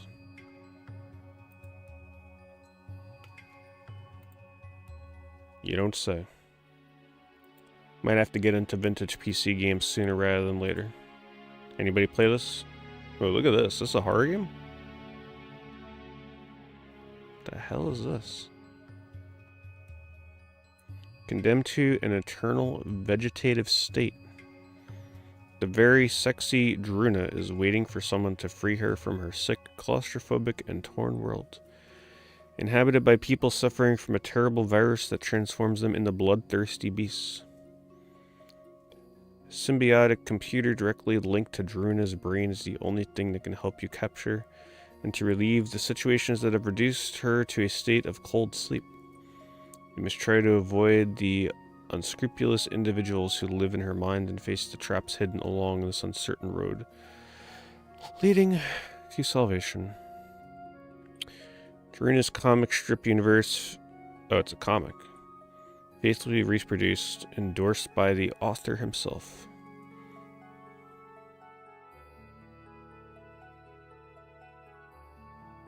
The first video game with beautiful Druna as heroine. Interactive dialogues and lip sync speech. Man, I love old school back of the box bullet points because it's stuff that we take for granted now, but back then it was a huge deal. Volumetric lights and character skinning in real time. It's one way of putting it, I guess. Oh, it's a Titus game. Interesting. $250. Now, if I bought that and had a guaranteed way of knowing it would work on the PC, I'd be about it. But the problem with old PC games is like you don't know what compatibility issues you're gonna run into.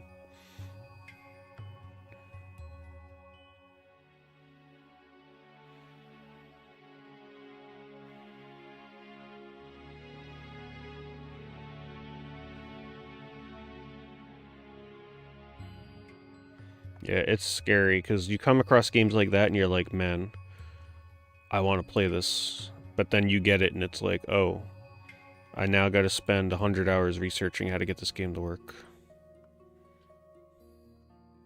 And stuff like that frustrates the hell out of me. So it's a hard thing to want to get into.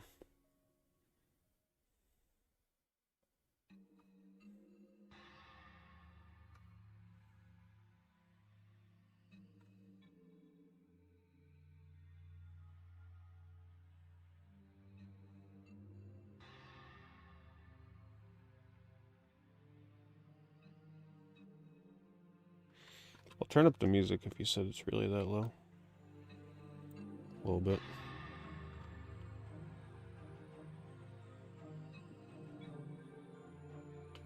There's a company that's making new PCs with Windows 95. Really? So they're making like custom built PCs that are just running 95 natively or what? Where do I get one of them things? Can I stream off? Like, I guess you couldn't stream off of it, or could you? Guess you'd have to like output the visuals to a different monitor or something.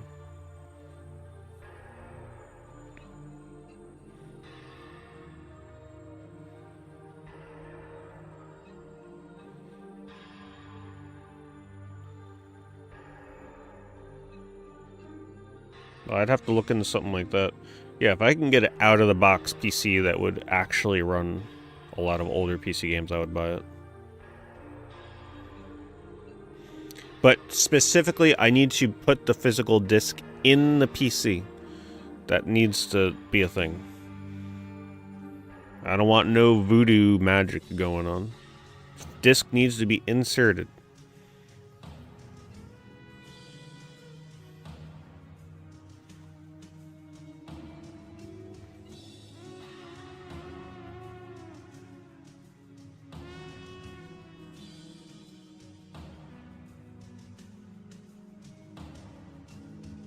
Yeah, I mean, I'm aware of GOG, but I also really want these big, voluptuous, big box PC games. And GOG does not give me that.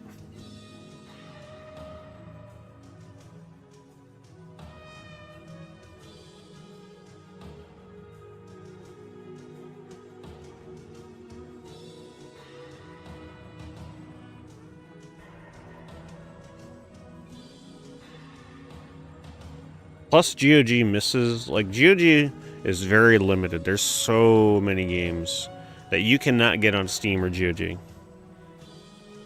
The world of retro PC games is so vast. That is a rabbit hole you will not come out of.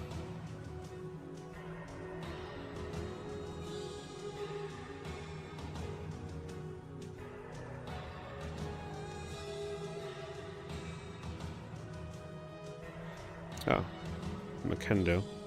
I played the RPG of this on PCFX. It was a pretty good little RPG. This is a fighting game, but there's an RPG in this series.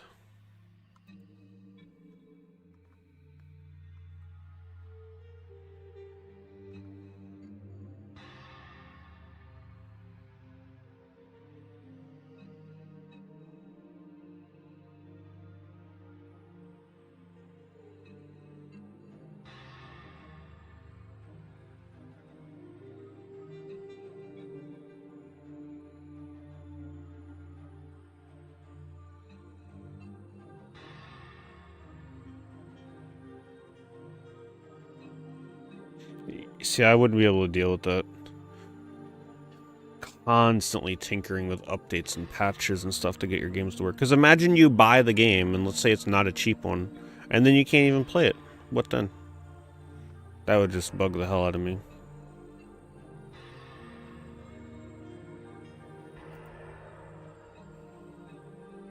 It's got to be a website that keeps track of what games run into what problems when you try and install them, right?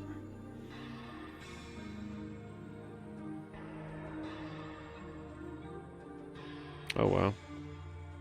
You know, I didn't care for Type 0, but this is a pretty cool standee. For the 2 people out there that are fans enough of Type 0 to want a $1,200 standee, here it is. I gotta give this game another shot. I really did not give Type 0 a fair shake. It's probably the quickest. Well, no, it's not the quickest. The quickest I dropped a Final Fantasy game was 10-2. But other than that, this is probably the quickest I ever stopped playing a Final Fantasy game. Type 0.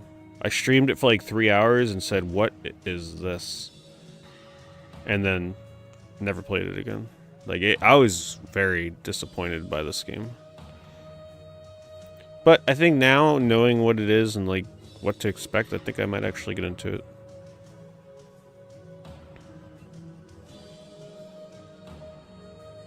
See, this is what I'm talking about here. This is why I want to get into vintage PC stuff, right? Where else are you gonna play Fin? Get the Fin screensaver. There's other Fin games. I don't know what the hell Fin is, but he was apparently popular enough to get his own plush, so he's probably a pretty cool little mascot, right?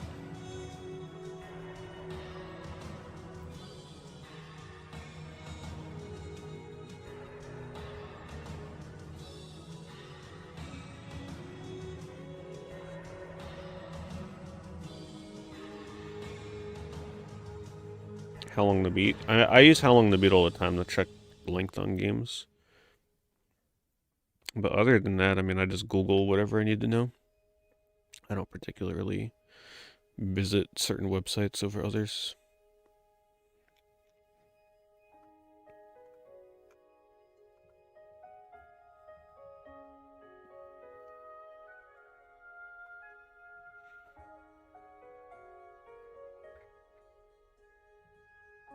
So many Jaguar homebrews now, my goodness.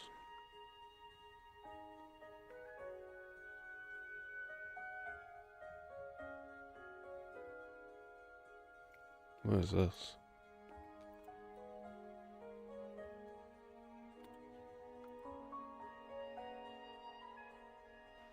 Black lamp.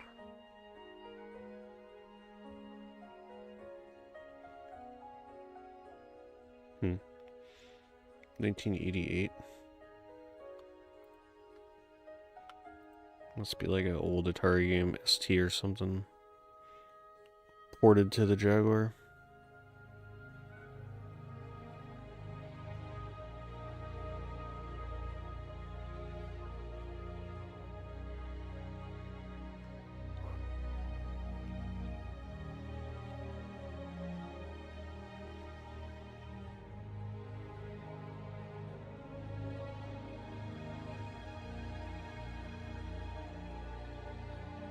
Wasn't Tiny Toon Adventures originally supposed to come out for the Jaguar? Maybe I'm like not remembering correctly.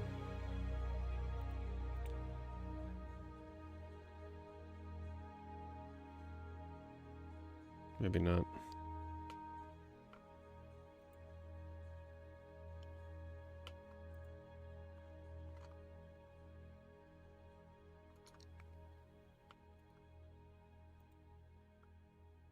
I swear there was one though that was. Oh wait, hold on. Yeah, this is the one I was thinking of. Supposed to be based on the cartoon. Not much is known about the second version, Tiny Toon Adventures. It was discovered on Atari HQ Music Department hard drive and features 4 levels. 3 of them are identical. What? So it's got 4 levels, but 3 of them are the same thing.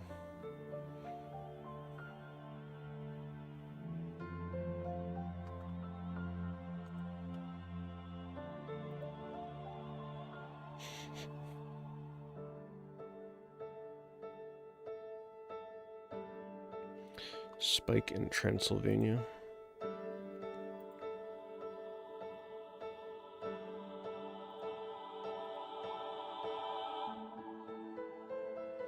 Man, that does not look like what I was expecting it to.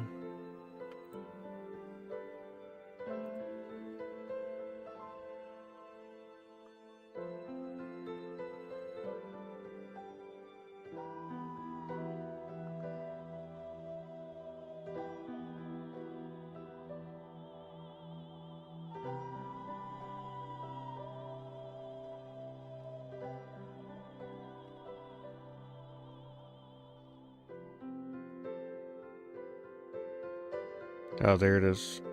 Sealed as well. One of the rarest things you can buy for GameCube. But you are literally just buying the cardboard sleeve outer box. The games inside are exactly the same as if you bought them separately. Cool artwork though. It's kind of a shame they didn't use this layout for other things with all the adventure characters.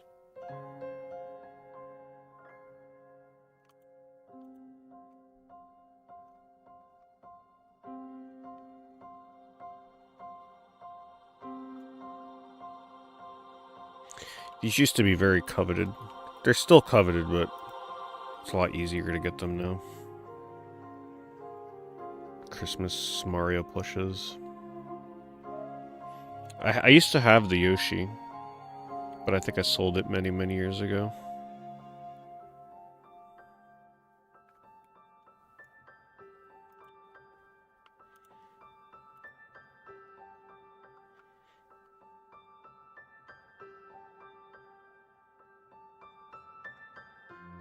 Do I ever wish I was a game director? Not really.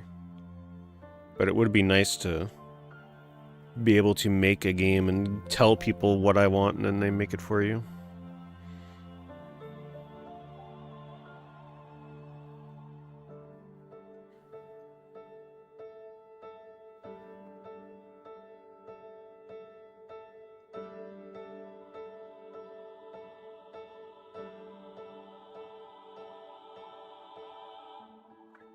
Lucky. We never got this Rhythm Heaven physically.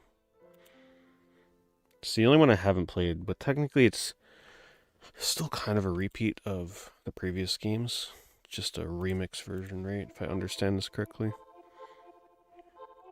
I bought the digital version of this before the eShop went down, though.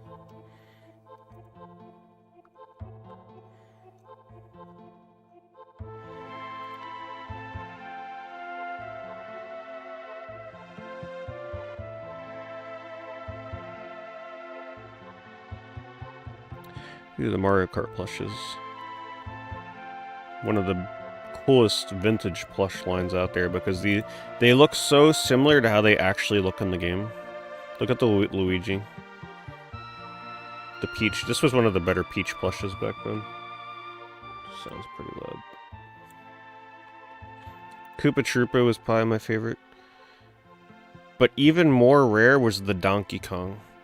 This was the only Donkey Kong plush, to my knowledge, back then that actually used like the original Donkey Kong Jr.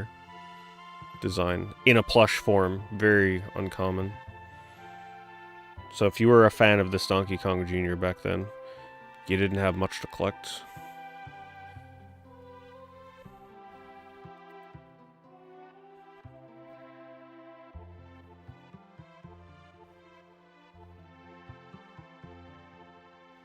They have a world edition of the WarioWare Gold game now? You mean the Rhythm Heaven? What do you mean a world edition? Like a region-free version?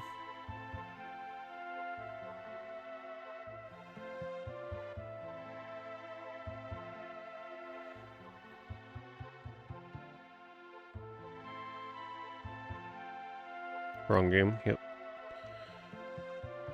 I was gonna say.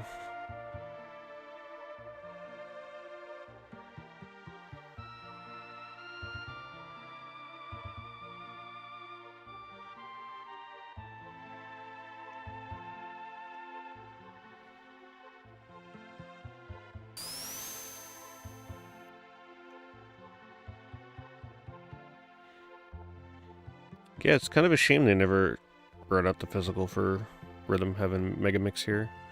Kind of tells you what they were probably thinking about that series in the US at the time. Thank you, Frost. Appreciate it as always.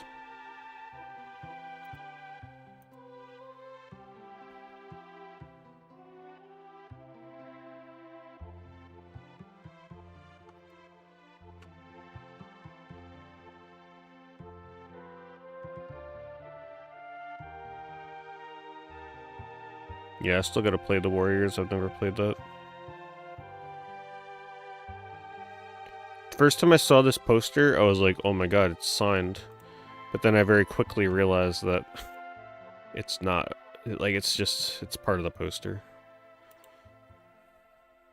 I really gotta replay Child of Eden again at some point. The question is, how do I want to play it?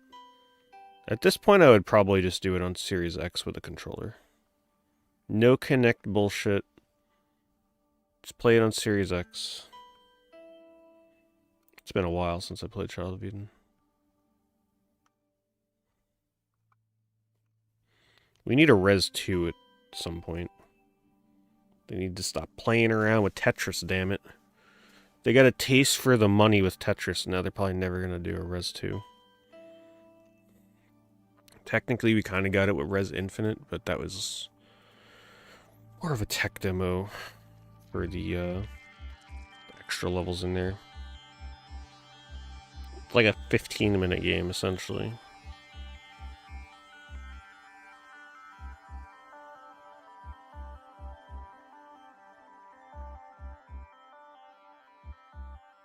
Coraline, yeah. For some reason, people have inflated the hell out of the value of that game. It's not supposed to be good, or at least not good enough for that price, but for some reason, it's pricey. I don't know. Maybe one day I'll try it, but I'll have to get super lucky on actually getting a copy of it. Humanity. I played the demo for it. That was alright. It was okay. I'd rather they just get back to making Res, honestly.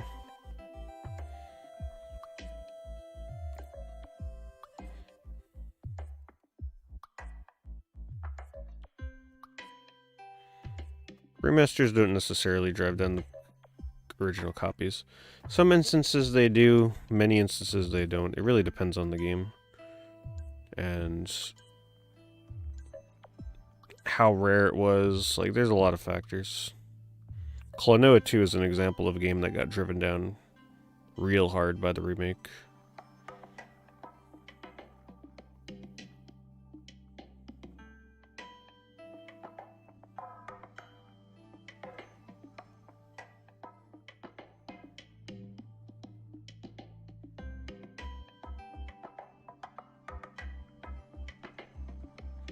They need to bring Milo back now that AI is powerful. That is kind of true, right? Having an AI Milo at this point. Maybe that will save Xbox. Just actually release Milo. Bring back the Kinect. I'm sure people would love it. And you know the funny part is, the Kinect now, if you actually held a picture or an object up to the Kinect, AI with Milo probably would detect what you're holding up and like instantly replicate it in the game.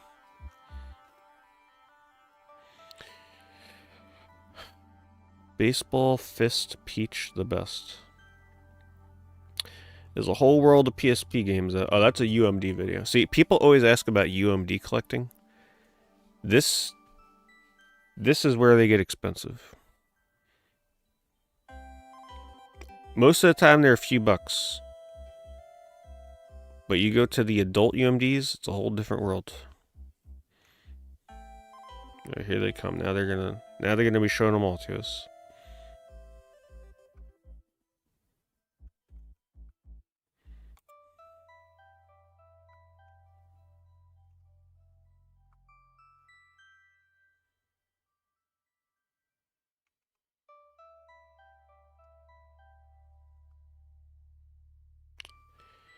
You don't see this 3DO very often.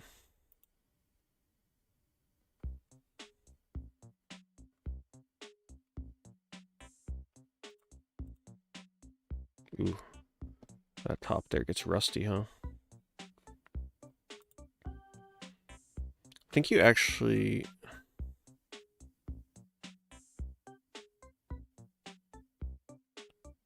Can't remember if there were any 3DO games that specifically needed a Japanese console. I think it's the Korean games. If you wanted to play those, I think you needed this console or something like that. But the Korean 3DO games are so crazy rare. It's usually not a factor. Xbox is dead emo. Long live 3DO. Xbox is dead, long live 3DO. I could agree with that. Thank you very much for the 65 months, Basin. Basenji. That looks like a name change to me. Basenji? Basenji. Well, you do have D in your name. We could just call you D. Oh, Dig Dug's new name, okay. That's right. Didn't you tell me you changed your name? Yeah. Oh yeah, forget. VCS. The Atari VCS is the new 3DO.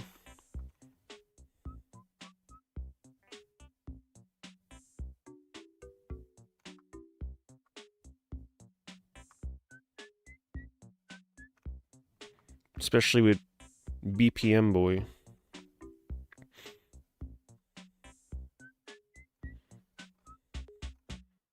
That is a fun speedrun game, but man, those levels can be a grind.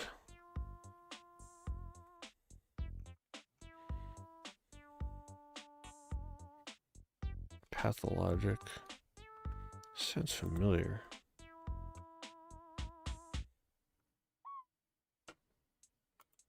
Now, is this on GOG or Steam?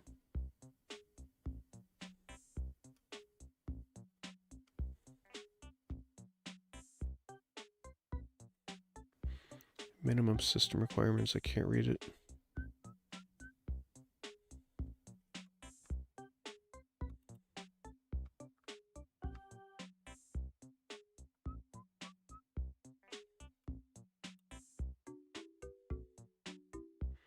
Am I going to stream BPM again? I'm sure I will.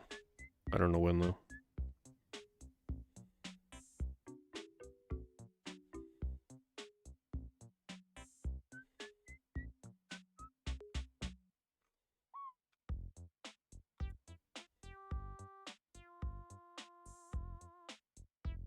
Is it really survival horror, though?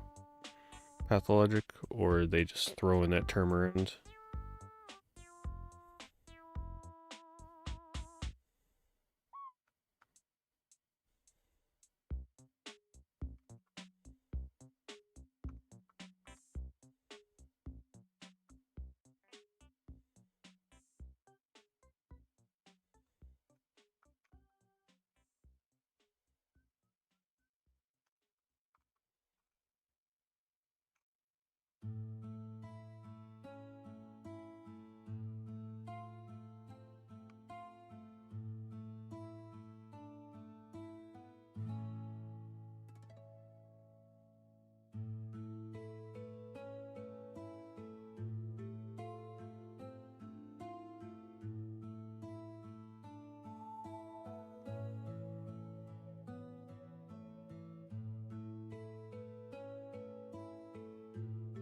You know what the funniest thing that prevents me from ever wanting to get this game? I checked the battle music and I hated it.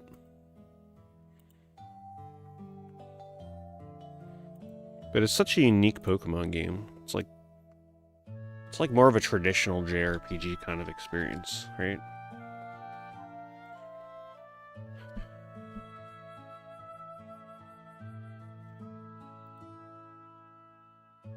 This song, I think, is Ease 8, Drifting Village.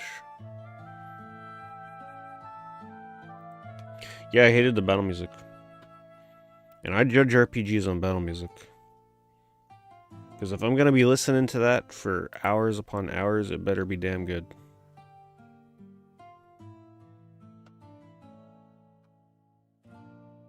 And that one was not good.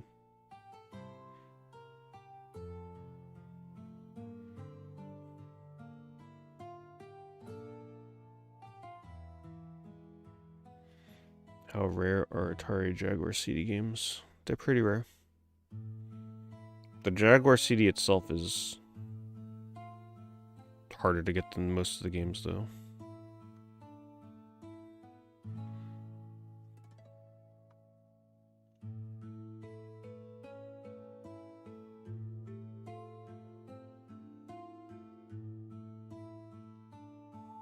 Pathologic 3 come on consoles, okay. I'll probably wait to check it out then.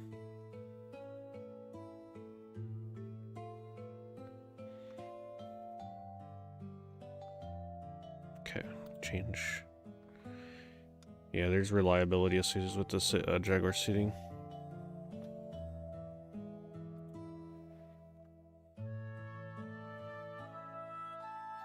I haven't played Pokemon Ranger. Is Pokemon Ranger one of the ones, though, where you, like, constantly circle and scratch your screen and stuff? I tend to avoid DS games that make you do that. That is why I will never play Pokemon Dash.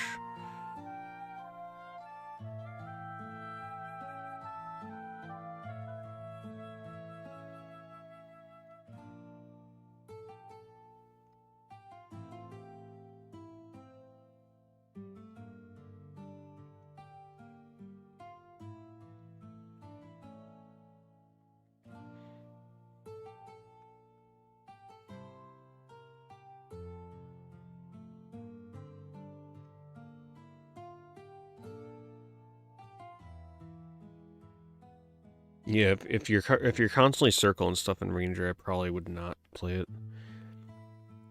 I don't like messing up my screen, my touch screen.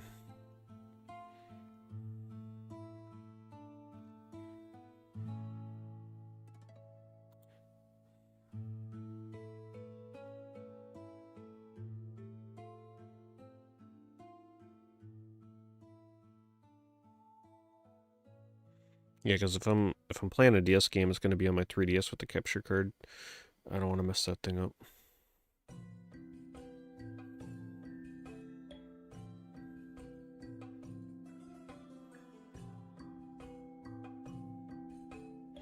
Man, seeing this just burns me so much. I remember this was one of my most anticipated games, just waiting and waiting and waiting for Dragon Quest X. Then we never got it. Yes, I know you can play it translated to English, but still. It's not the same. Whatever happened to that, like, single-player version they were coming out with? I guess they never announced the English version for that, huh?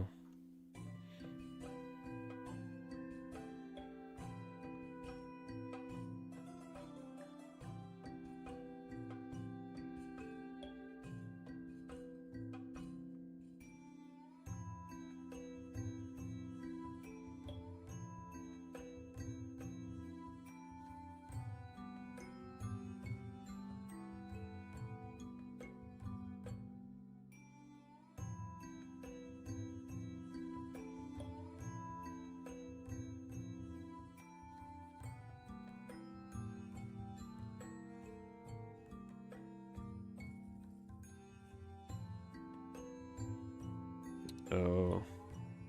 They let you transfer the offline characters to the MMO. Yeah, they could always disable that feature for the US version. But I get it.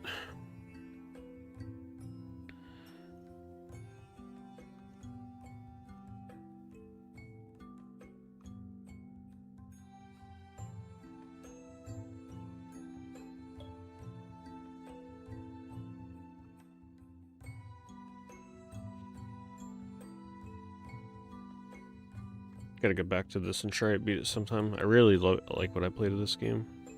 Hard as hell, though. For R-Type Delta. But there is, like, nothing I didn't like about this game. Music, graphics, gameplay levels. There was really no complaints other than it's hard.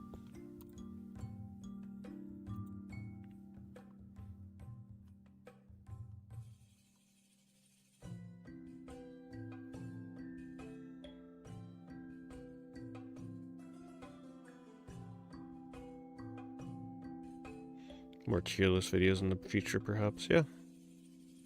I enjoyed doing it. What kind of tier list would you guys want to see, though?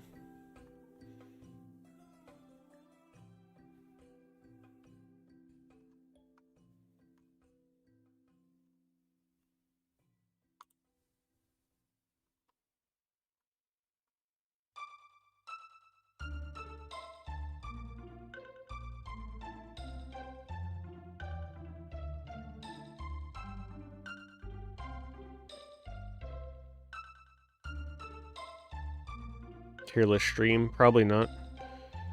I like the idea of not being influenced by people trying to influence my tier list. If you do a tier list on stream, you're way more likely to be influenced by others. Then it's not your own tier list.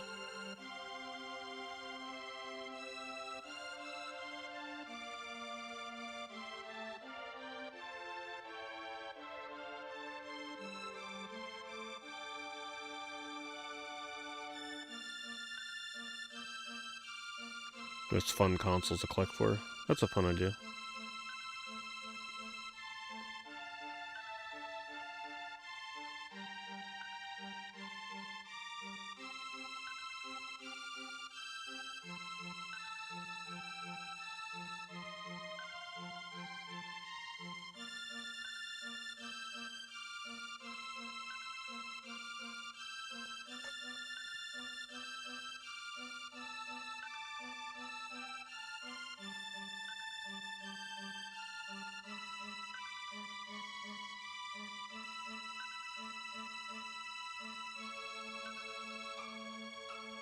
I never played this Lost on Blue. Was this super reliant on waggle gimmicks and stuff on the Wii, I'm assuming? I think that's why I originally avoided it.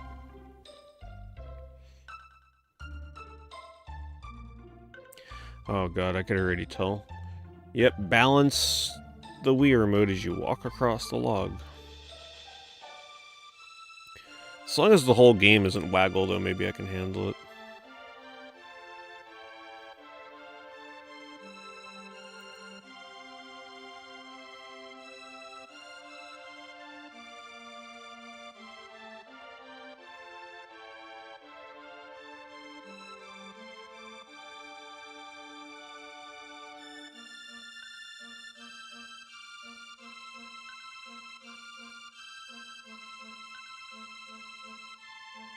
Wow.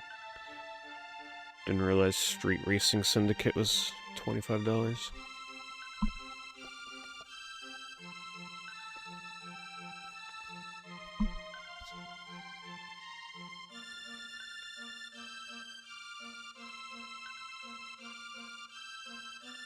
Monster Racers. This game any good? I remember watching gameplay for it and it looked so basic. Collect them, raise them, and race them. I like this. I like the platypus. It's like a Pikachu platypus. There's like Moltres combined with Rapidash. There's Pachirisu, pretty much. Like just straight up ripped into here as a flying squirrel. What is this thing? I can't even tell what it is. Something with wings.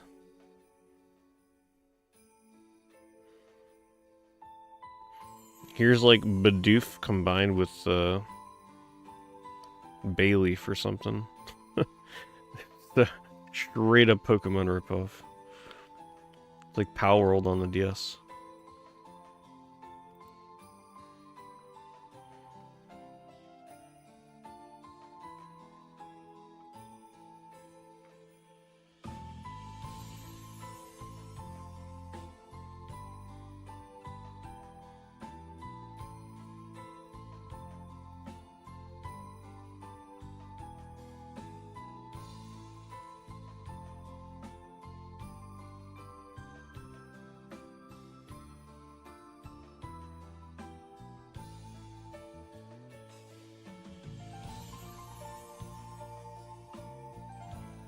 It's always so interesting how Mr. Bones is still a affordable Sega Saturn game, I guess is the best way of putting it.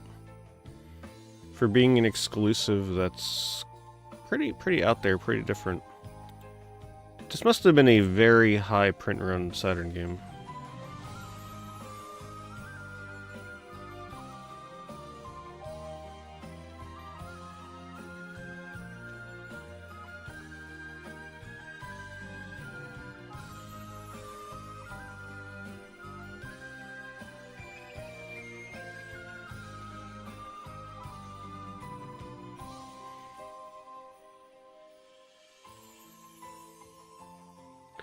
Yeah, pretty much the more that you like my streams, the more YouTube is likely to recommend it to you. They're not always going to recommend it to you.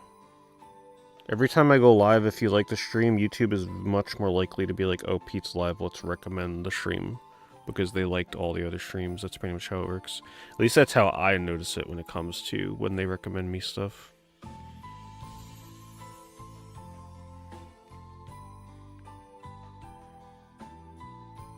It also depends on how many other people like the stream. Like, the liking is very important for stream discoverability. The more people that like, the more they recommend it to people. That's how it works on YouTube. It's not like Twitch, where you will always know when someone's live.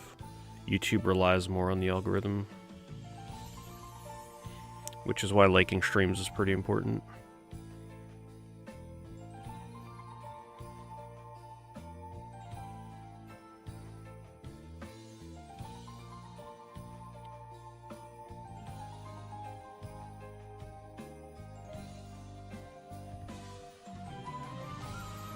Ah yes, Cratch Chat guy is back. Wondering when we were going to see him tonight.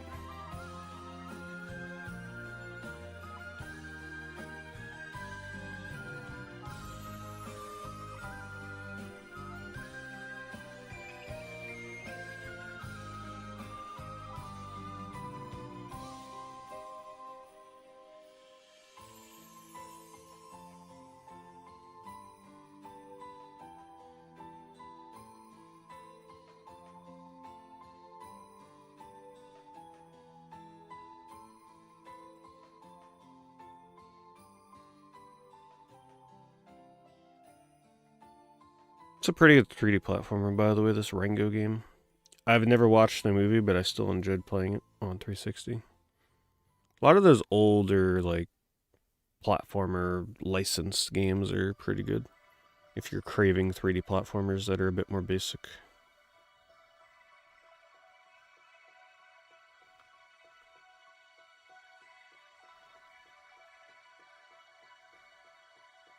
I mean, how much cooler would the box of black have been if it was black and white like the manual?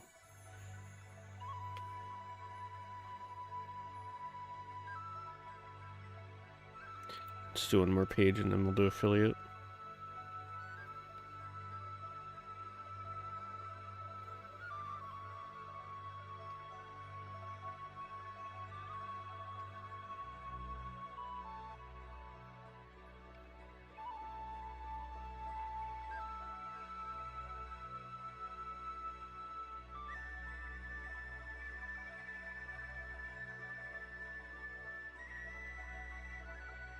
Yeah, the Chicken Little game that's on Wii, the one that's like a third-person shooter, that one's actually supposed to be pretty good.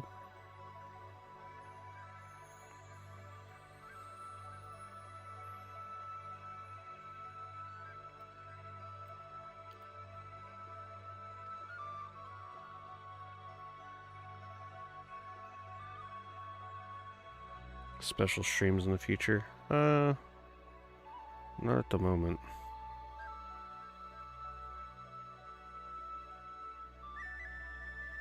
Probably do another Evercade stream for Remember Milestone at some point. I had fun with that last time. Alright, let's do affiliate. This week is a little bit bigger than last week. So we're going to be looking through everything that people bought using my affiliate link on eBay. If you want your stuff to show up on here, you can use my affiliate link in several ways. If you're on the YouTube side, I put my affiliate link in all of my stream and video descriptions. It's also in my link tree, which has some of the international links. Twitch, it's in the About section. And then the eBay command as well. Naruto Ultimate Ninja 2 for $30. on PS2. That's more expensive than I would have thought, honestly. I thought most Naruto games were dirt cheap on PS2, but I guess not. Let me look at the cover of this one just so I know for the future. I never played any of the Naruto games on PS2. Just Rise of a Ninja on 360, which was a fantastic game. I got into Naruto a little later than most people, so I wasn't into it when it was on PS2. Okay. Now, is this just a fighting game, or is this actually... It looks like a fighting game.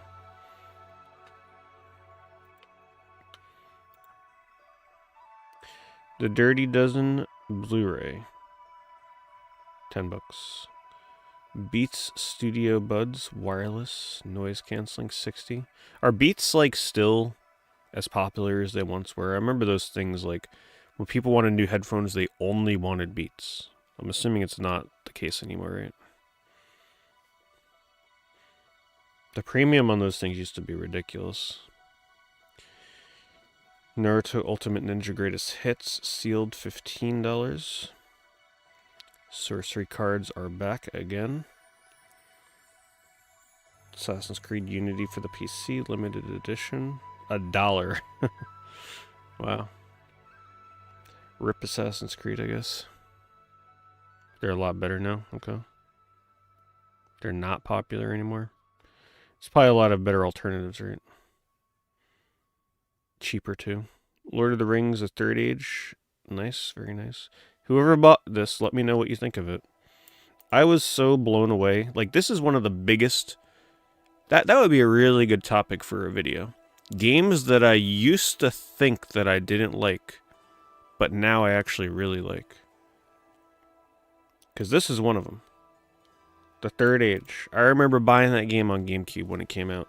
And it was such a letdown. Because this is around the time when I was expecting, like, a Final Fantasy style turn-based RPG. And this game was very on rails. I mean, if you think 10 and 13 are on rails, you ain't seen nothing yet with the Third Age. But coming back to it, I really didn't mind the linear nature of this game. And the battles were epic as hell. Going through sections of the movie with the soundtrack in the background was so cool. Really makes you realize what we missed with this game, right? Like we had it good back then. We just didn't really realize it. PlayStation Nano Breaker sealed, $40. I think there's more sealed copies of Nano Breaker than open copies. Every time I see this game, it's sealed. Even my copy of Nano Breaker was sealed.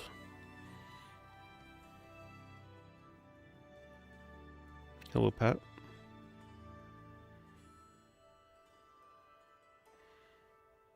Guaranteed to work. ATV Fury 1, 2, 3, and 4. I think I've got these on the wheel, right? Did I play it on the wheel? Yeah, I did. Yeah, ultimately it got skipped towards like the mid to late game or something like that. But I played enough of it to know that I really like the game now. The problem with the game is that the battles are very long. Like they can be a little tedious for Third Age. Like there are some battles that are 5-7 minutes for a random battle or longer. Wild Arms 4. I played Wild Arms 4 a long time ago. I don't remember hating it. I remember thinking it was alright. I think I have that on the wheel. I remember liking it more than 5. 5, I couldn't really get into that hexagonal battle system. But I kind of remember liking 4. It's been a while since I played it. Pokken Tournament for the Switch. Never played that. Maybe it'll come out on Switch 2. 2 Chosen Foods, avocado oil, mayo, pure seed, no seed oil. Whole food avocado oil, $35. Yeah, you ain't playing around with the cost of avocado oil.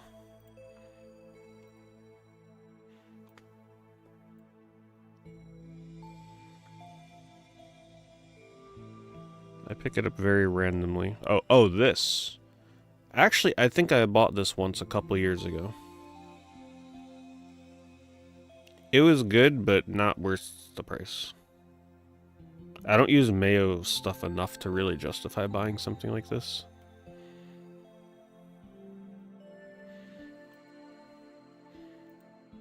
Lost in Shadow for the Wii, also known as Eco if it was a side-scrolling platformer. Patapon for the PSP for $12. I remember really liking Patapon, but after a while, the repetition of doing the same button presses over and over just kind of, I don't know, just started getting to me. I don't know what it was. Very, like, tedious. PS2 Lot, Speed Racer, Rebel, Raiders, and Family Feud. Wow. Someone's stocking up on the jank. I like it. Official genuine PSP component cables. Somebody must have bought it because last week we were talking about PSP component cables, actually. It's funny that somebody bought them. 4-pack threaded square plastic tubing insert. Random. PlayStation 2 game Bionicle. I still need to play Bionicle. Actually, that is the game I need to get if I don't have this on the wheel. I don't have Bionicle on the wheel, right? I don't think I do. I gotta pick up a copy of that. Infinite Undiscovery for the 360, $9. Damn. It's a good price for Infinite Undiscovery.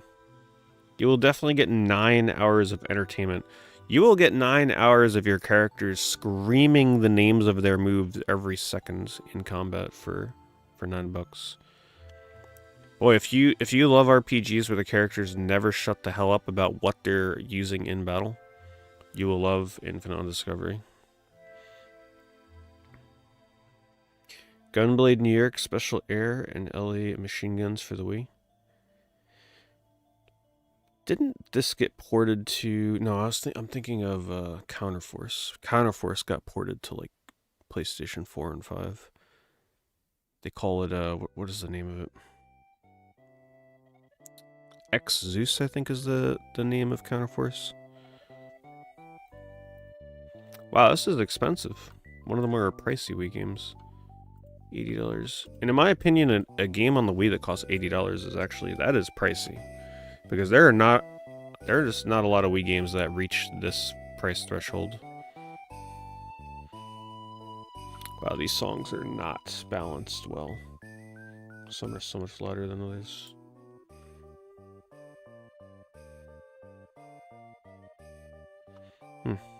Hand tattoo. Must be a whatnot seller.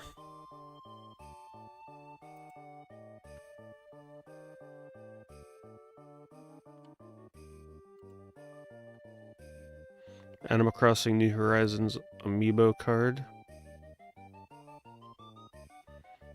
An amiibo card, huh?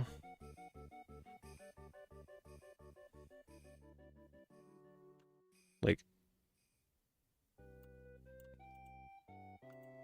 Was this for that one game that, like, used... Let me see. Let's just see what it is. Oh yeah, these things. You see them on eBay all the time. I didn't think anybody actually bought them, though.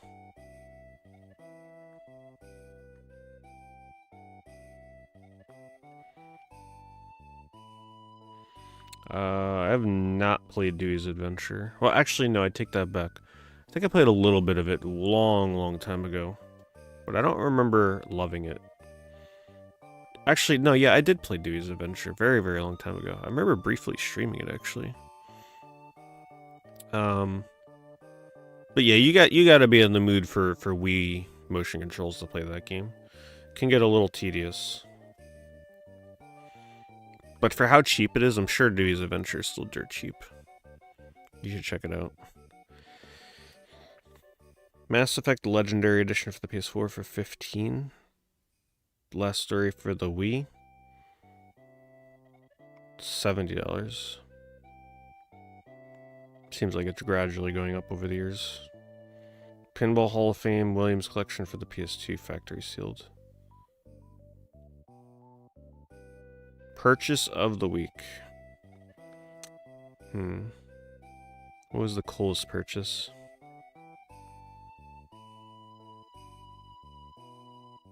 The avocado mayo. I think that's a contender.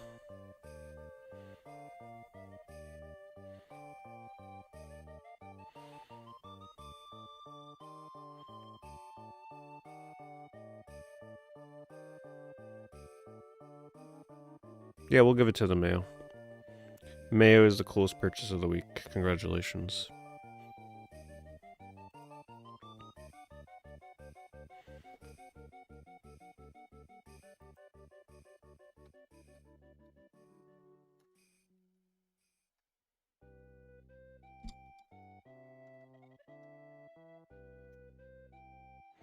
Yeah, runner-up Assassin's Creed for $1.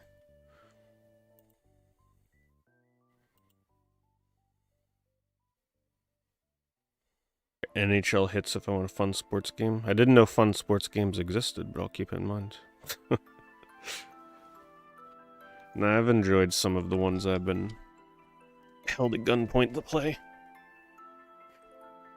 The best one was probably that NFL Blitz game. It's just that playing it for 20 plus hours was not the most pleasurable experience.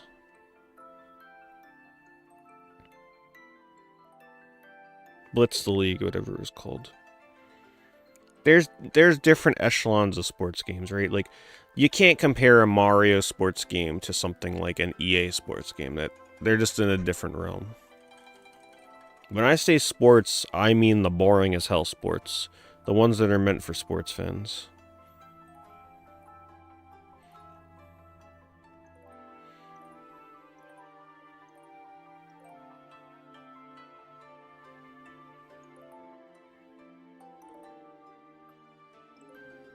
See? I'm telling you, eBay. They are listening, I'm telling you.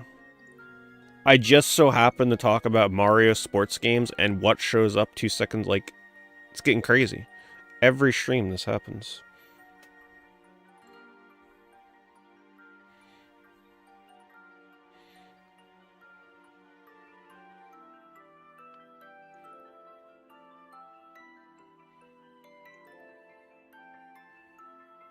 $2,000 for a Genesis and 14 games. Top 1 retro games. About to be more like bottom 1 with a price like that. My goodness. What are they thinking?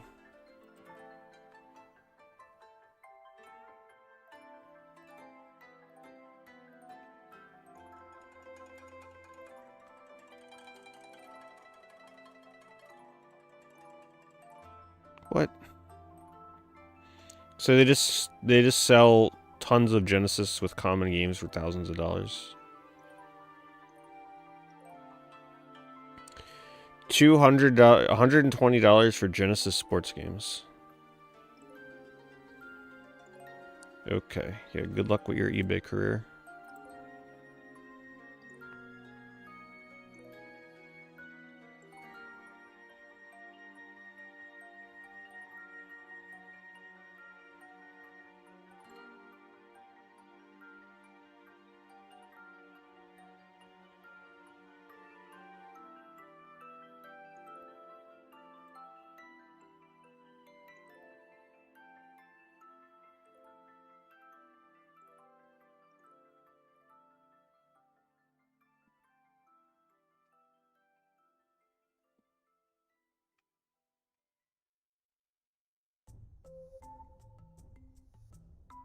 Any of you still use your PSP Go? I'm just so fascinated by the Go. I kind of wish I bought one when they were on clearance for like, weren't they selling them for like $100 or something at one point?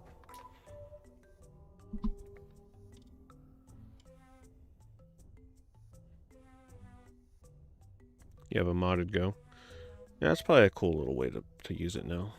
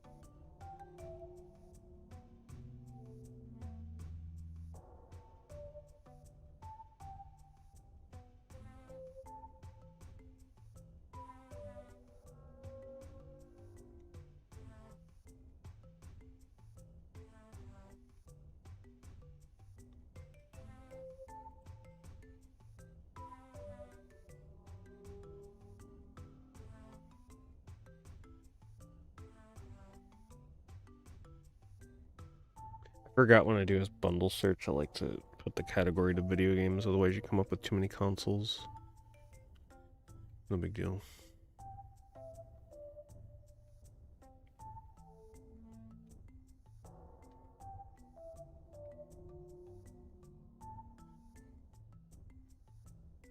It's a pretty good DS slot. Decent game selection.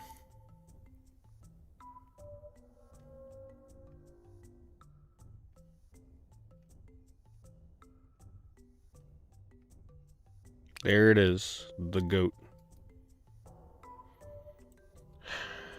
New favorite console. Move over PS5 and Series X. Actually, you know what the funniest thing is? This is probably my most played console of 2025. For new consoles. BPM boy. Wish I would have played it back in 2022. I just opened it and installed it, then decided I prefer my Xbox and play. Am I lost your game? Damn. Wow. It almost feels like they're like updating the listing live, listening to my stream.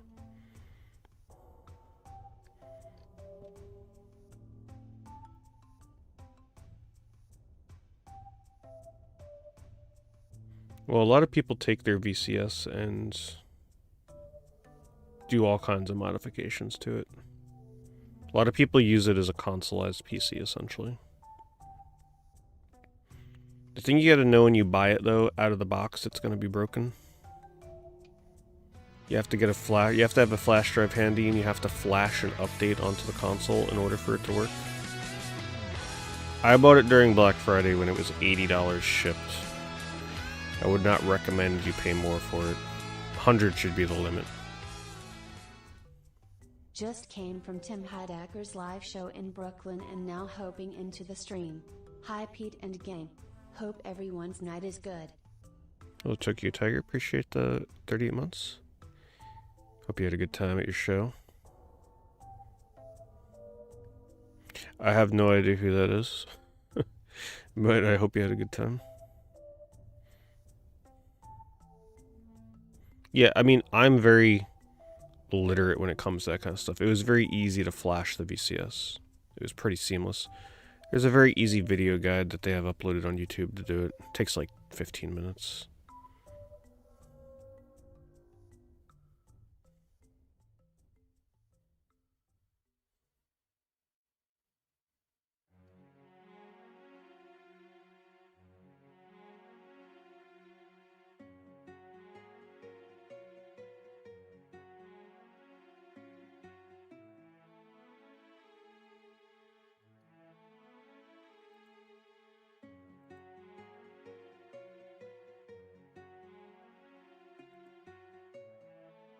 I think it was safe to say the owner of this N64 liked wrestling.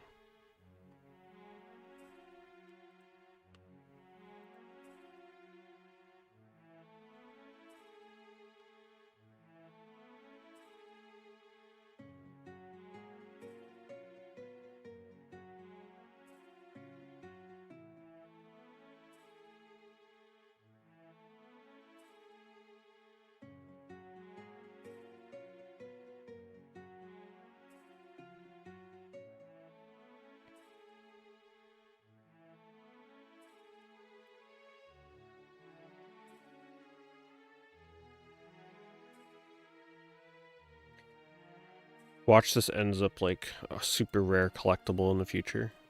Everybody's checking out, you know, Wizard of Oz Beyond the Yellow Brick Road, but little do they know, the game and case of Dora Snow Princess is probably the rarest collectible.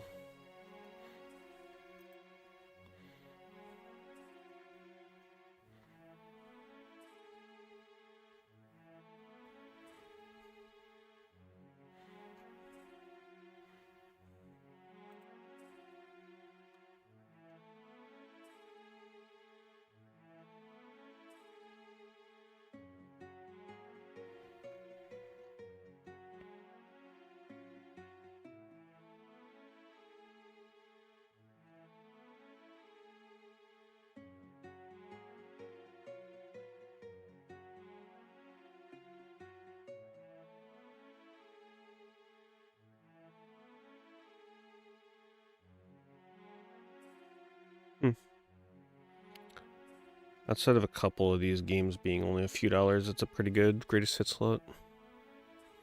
Ridge Racer, Die Hard, Driver, Tekken 3. Then this racing game and this snowcross game, I don't think those are worth too much.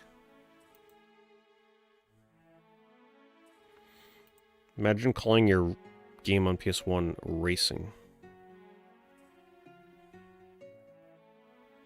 Anybody play this snowcross game? Is this any good?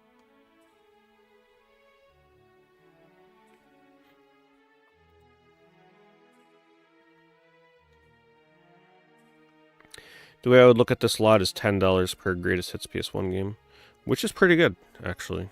It's not bad if you need these games. I'm going to link this one. Cases seem to have some cracks, but you could always swap that out. I like it when sellers assume their games are worth less because the cases are cracked on a PS1 game. It's like, hello? Just grab some cheap sports game and swap out the case if you really got to do it.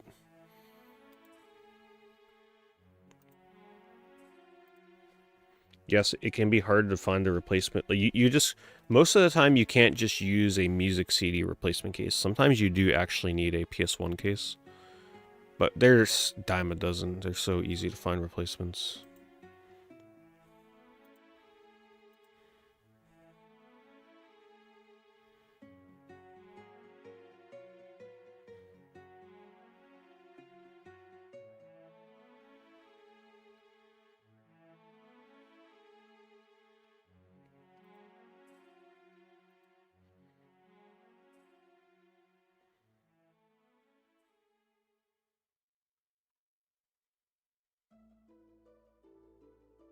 The PS1 games have spines in the case. Those ones? I'm sure they do. Oh, you mean the spines in the case? No. When you pop open a PS1 case, you slide the insert out very easily.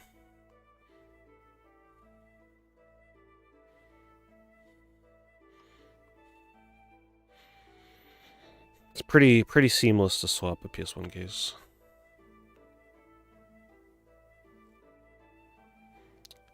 All the Sims games on PS2. You too can suffer with the terrible interface. Oh, it doesn't have Sims 2 though.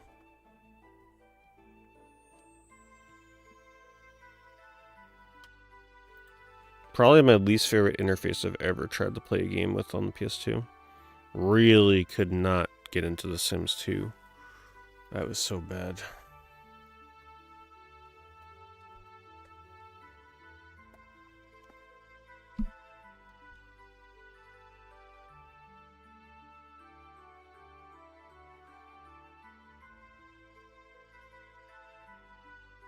Thank you, Purple Ocarina. I appreciate that.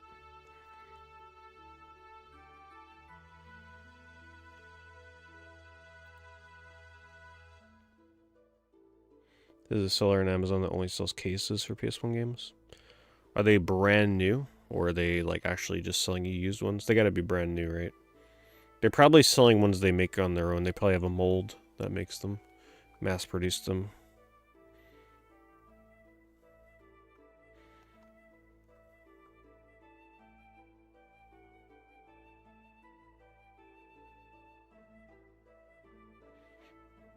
Ratchet and Clank bundle.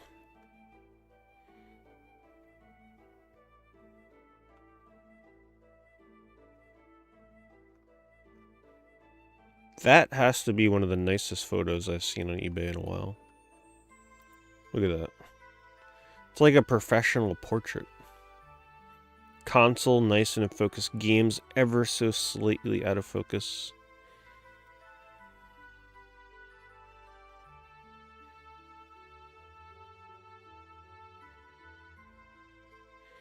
Table's a little dusty. A little bit of a stain on the table.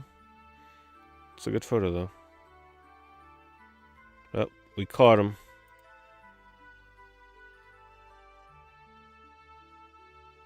Okay, everything's clean.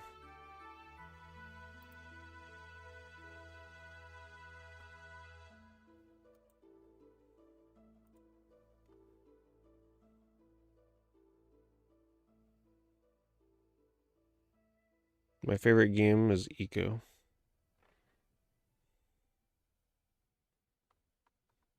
And I just replayed it again recently, the PS2 version. A couple weeks ago.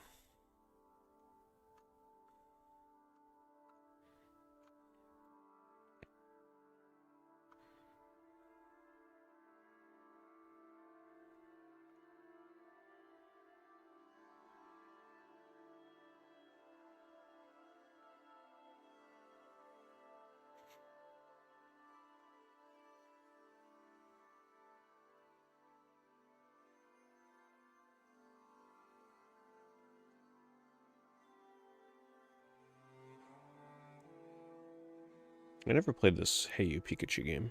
Does this game actually work, or most of the time are you just screaming at Pikachu to do things that he never does?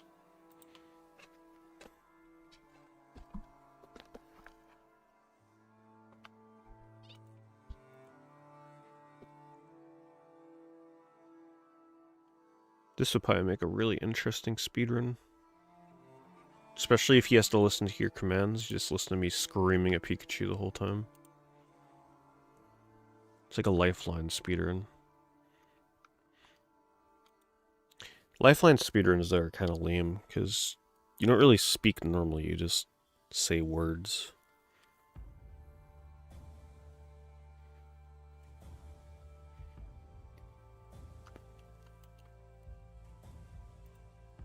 One game with this 3DO. I should try and guess what game they bundle it with. I'm gonna say that it's bundled with, oh god, what is the name of that series? Shockwave?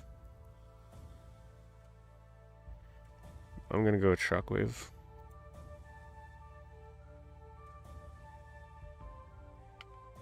Oh, Family Feud.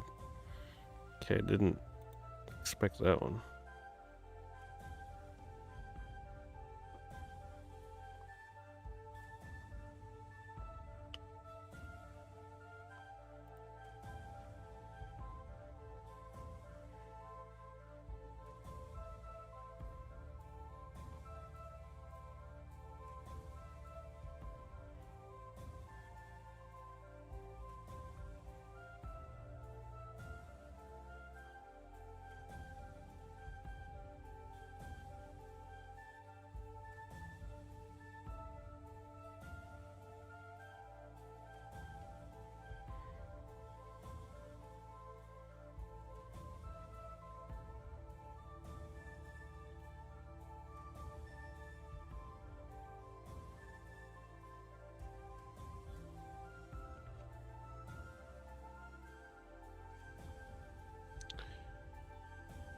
PS5 Digital Slim Bundle with 50 games, plus 3 controllers, and a 40-inch OLED TV.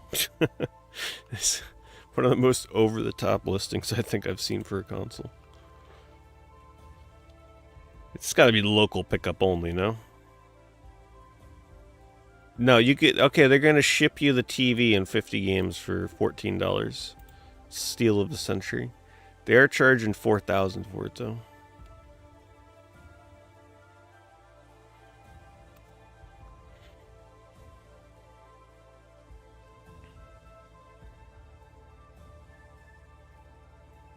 So you get all these games. Where are they, though? Why is it not in the photos? Are they, like, hacked into the console or something? Weird.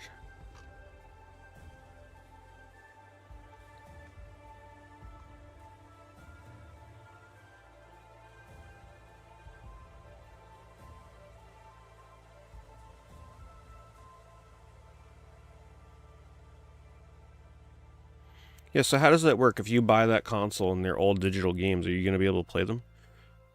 Wouldn't they make you log into the profile?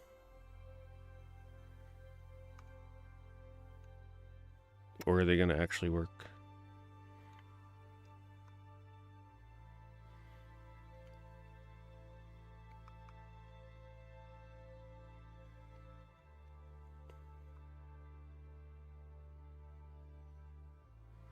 Your hacks just let you play directly? Okay.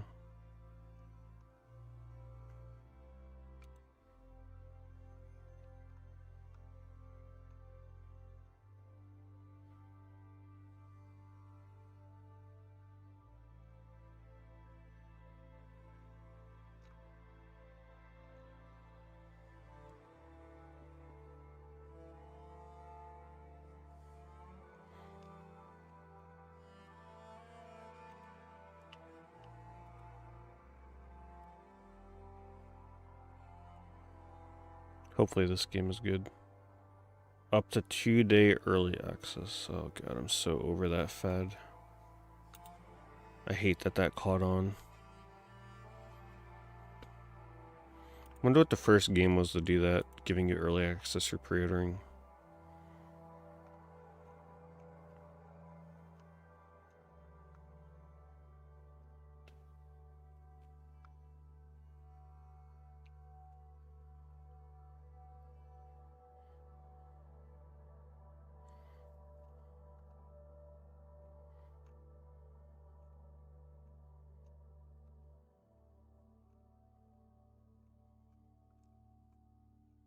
Let's take a look at auctions.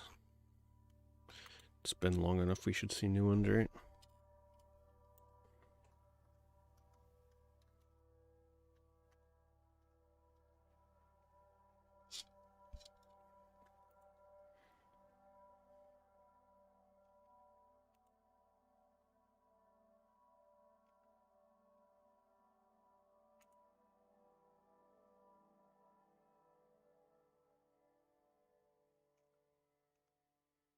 Wow, that is a weird looking N64 controller. Oh, that's not N64, that's some weird Famiclone controller. Look at that thing. Wait, what's going on with the top of it? Oh my goodness. The Power Joy. I'm sure it is. What is that used for? Or do we not want to know?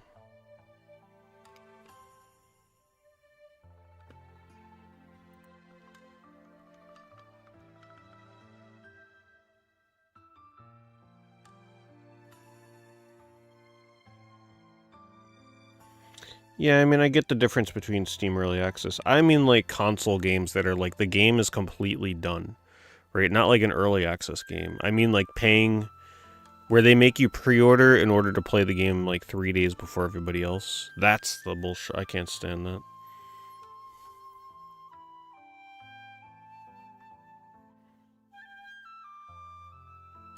Especially for people like me that stream games, it's like we're almost pressured into having to do that so we can stream it while it's first released. It's very annoying. Sega Genesis tapes. I almost feel like putting something like that in your title is a good way to get people to click into your listing because everybody thinks you're about to have no idea what you're selling and maybe you get a deal or something.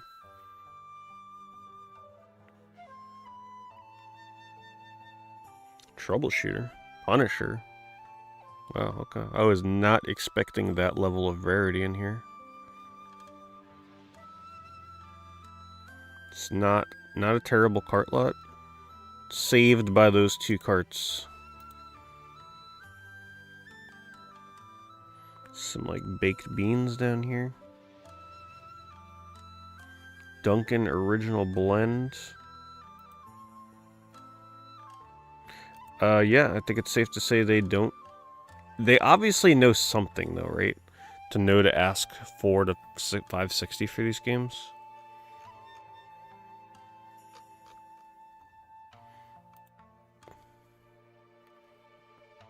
But yeah, I was not expecting the Punisher. Oh, Blades of Vengeance. Oh, it ended. Did anybody bid? Nobody bid. Troubleshooter. If this was a couple $100 cheaper, I'm almost certain this would have been bid on. I mean, it definitely would have at that point. Even if it was 300.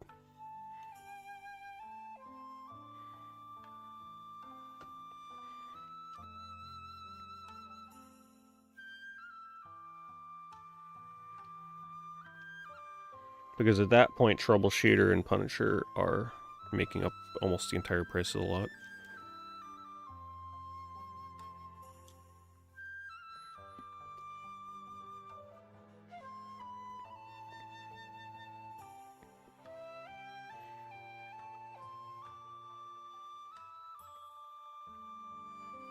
Milo the Fuel Run. See, this is the weird stuff that I would love to try on PC. What the hell is this? Some kind of weird platformer with skates and a skateboard. See, now if someone told me, yes, this will 100% work if you just pop it into your PC, I'd get something like this. But just the thought that getting this and then it may not work.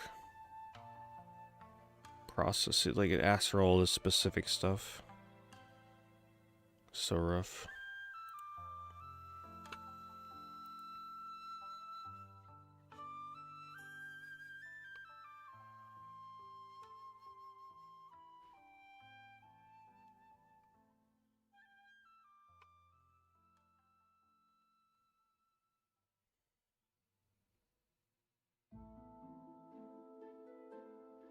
Hello, Alan.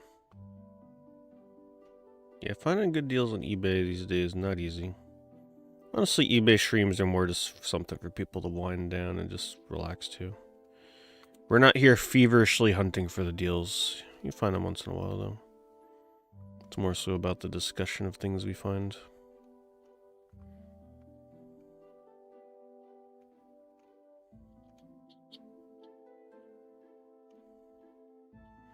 $25 for XCOM? Isn't XCOM going for at least like 50 or 60? Let's check this.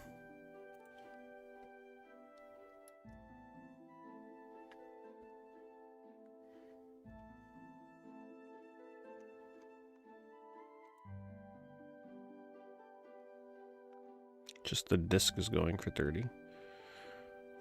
$90. $80. Yes, this is a really good price. Sorry to ruin this person's day, whoever this was that thought they were getting this for $25. Just got minor scratching.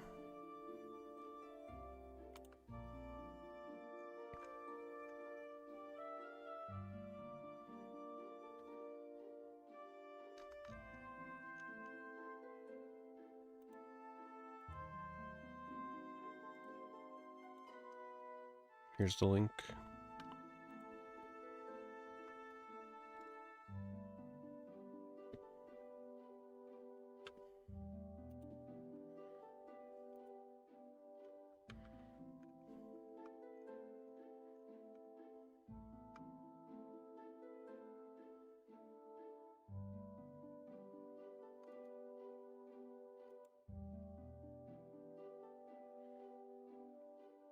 They couldn't be bothered to flip the guides right side up so we can read them.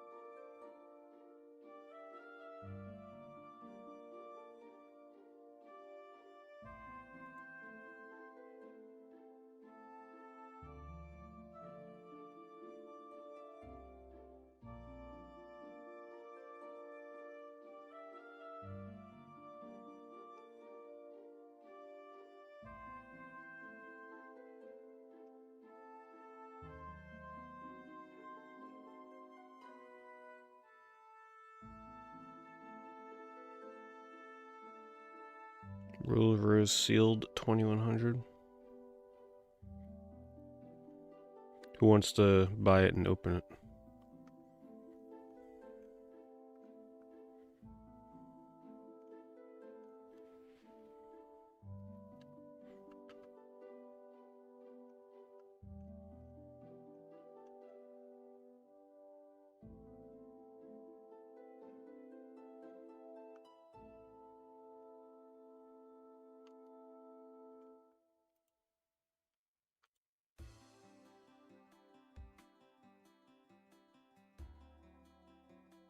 My God.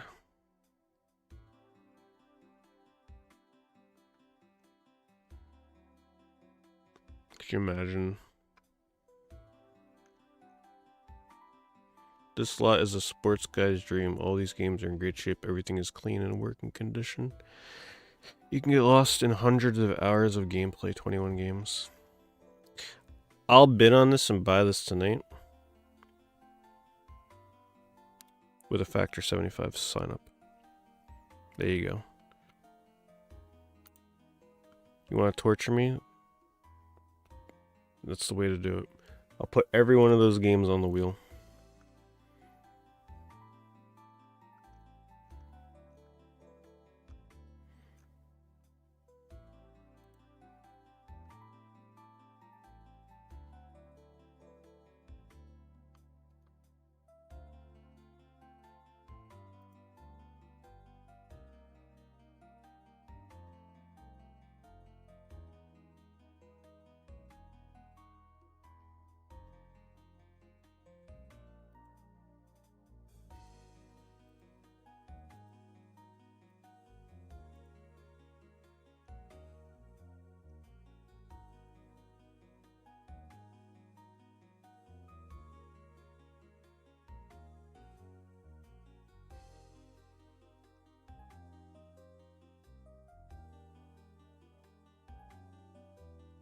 Like my emote. Sad chocobo.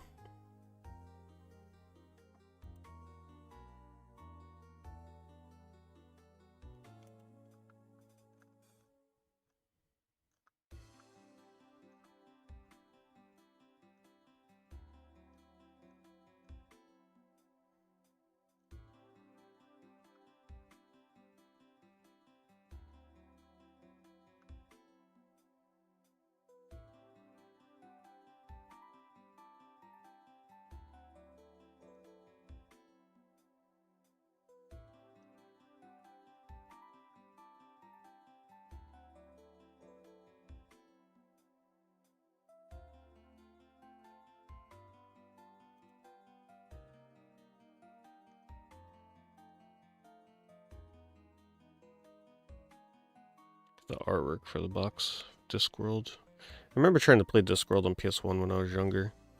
I just loved looking at the art and the sprites and stuff. But man, that was hard to play as a kid.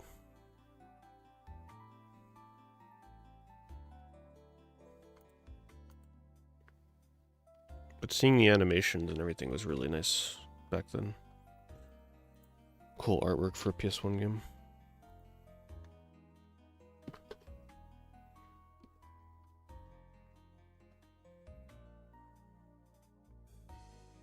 Golf Links Extreme? Wait, so you play like a caddy in this or something? What the hell? Wait, what? What kind of golf game is this?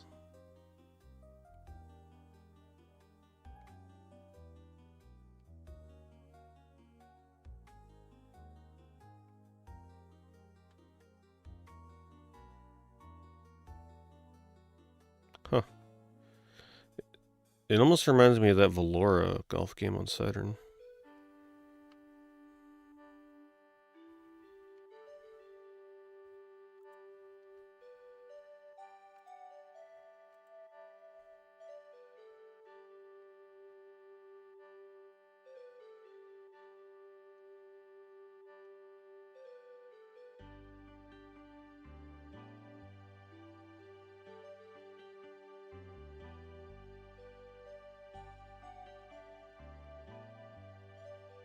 Myst did look awesome. Myst was one of the more impressive looking games.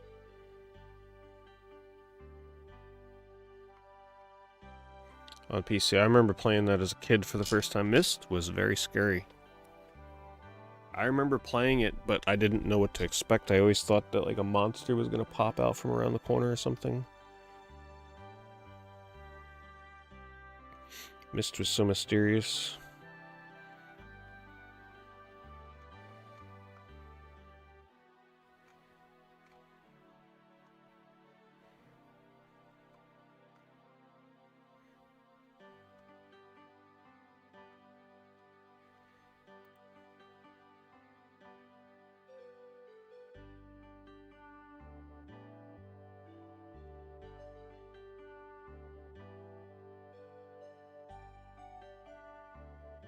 You picked up Dodonpachi on what? You played it on the Saturn, but what new version did you play?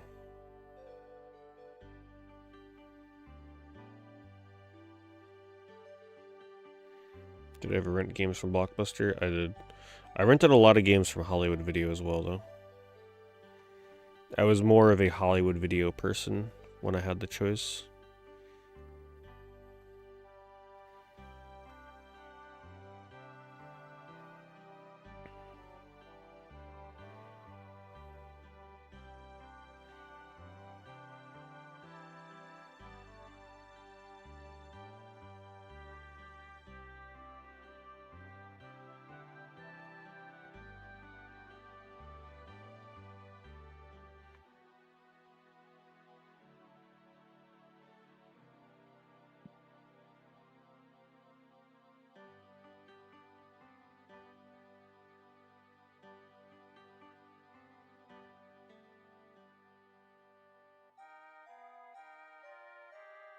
$35 for Xenosaga 2?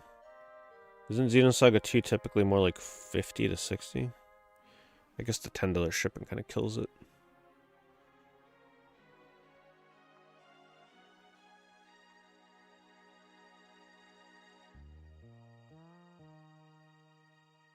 Blue light blocking glasses for gamers.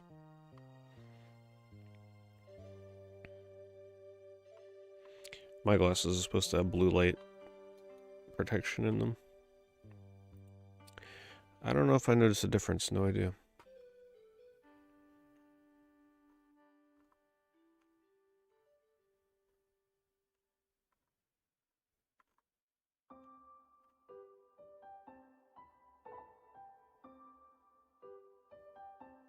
Oh, Donpachi, Dodonpachi, I see.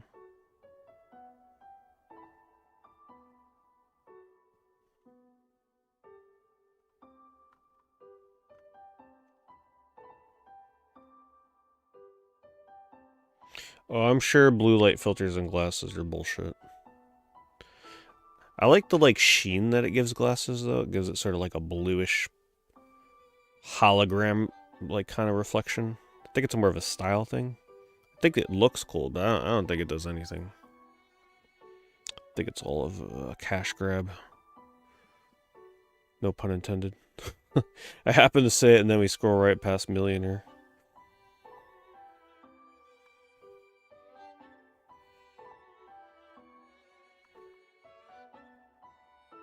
Man, I miss old school Who Wants to Be a Millionaire. God, that show was so good. Pretty sure everybody was watching that show during the first couple years it was out.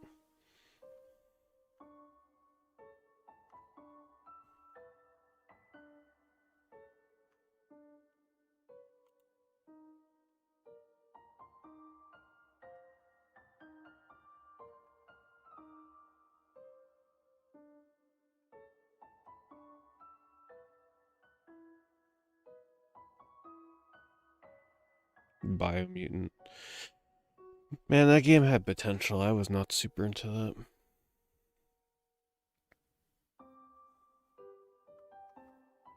If I remember right, too, the PlayStation version had some bad frame rate.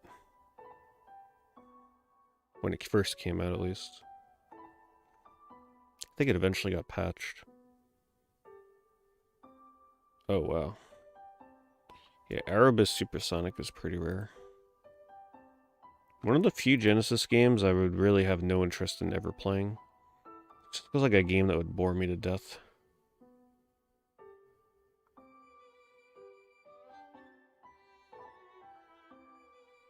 Don't show the box.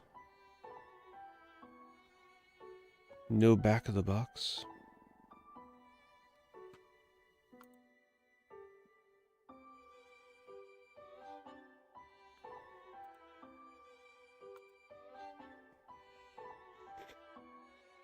The effectiveness depends on the frame shape and the tint. I guess that's probably true.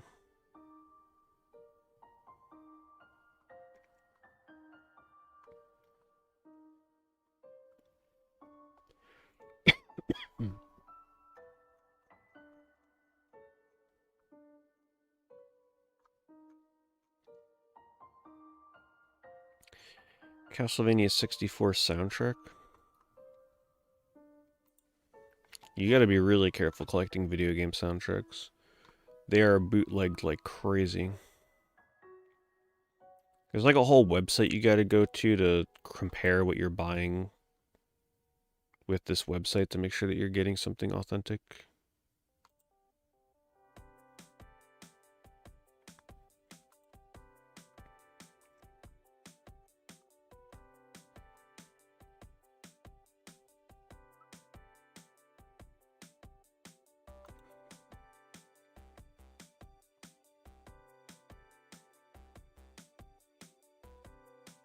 Good night, Basunji.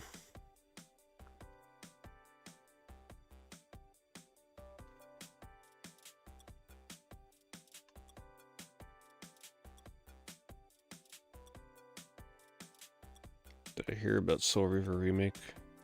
I'm aware of it, yeah. It's probably something I would look into later in the year. Sure, it'll be on sale.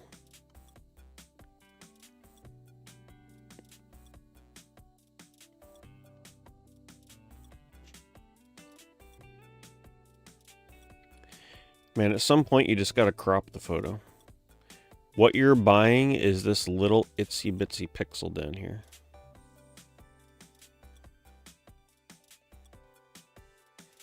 Sim Mania. Wow, there were so many sim games. Sim Isle. I don't think I've ever seen Sim Isle. What's the best sim game outside of like Sim City? What are the good ones that no one really knows about?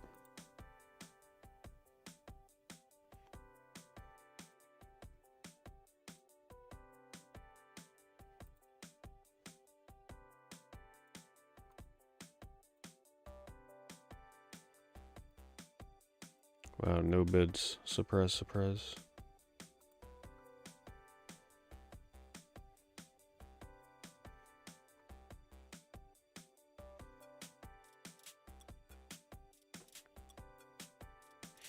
Yeah, I never played really any of the sim games. Sim Ant always intrigued me though.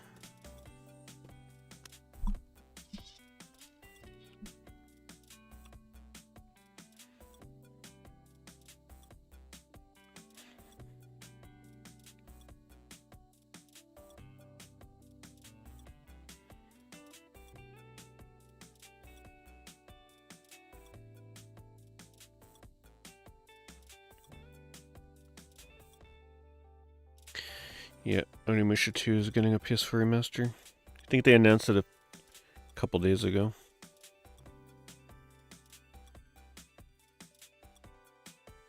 That's probably how I will end up playing the game.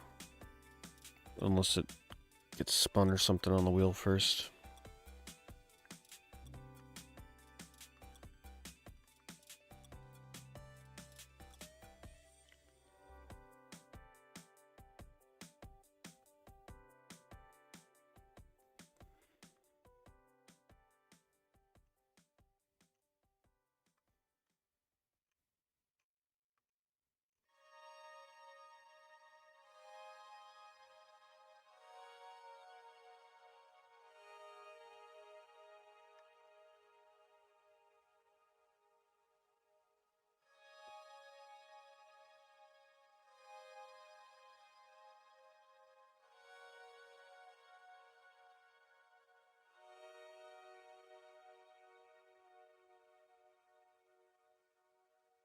Have I ever played any of the Fable games? I have not. Never really had interest in them.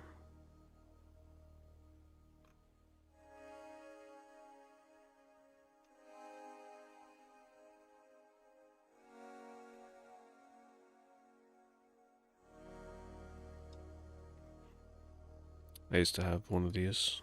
Sold it at a convention. I decided I was not in the fighting games enough to hold on to it any longer. However, the fight stick was very nice. Was probably worth hanging on to just to keep the fight stick, but I wanted to get rid of it. It went to somebody that was very excited to get it, so went to a good home.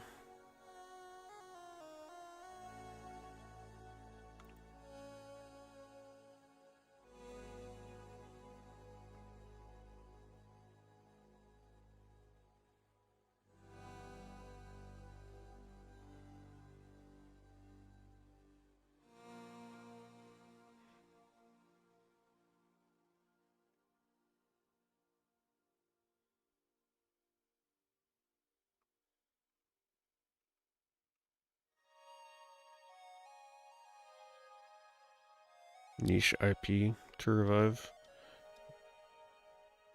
I would love to get a new Jet Moto game. Long overdue.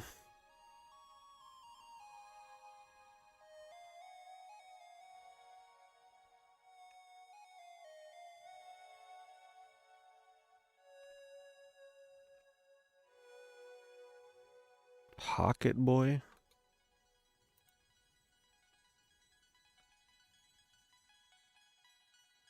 Colorful display.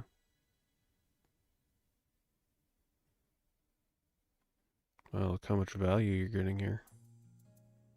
This looks like something I would love. Let's play the video. Oh, it's got music and everything.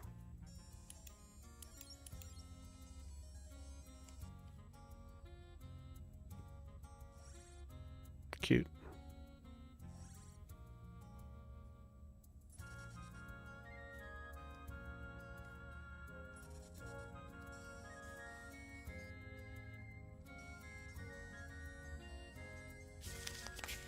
Trekkie 313 wants to search for https://www.ebay.com/str/ before barcodes. Truckside equals P4429486.M3561.L1612111. So that's the search term you want me to put in? This looks cool.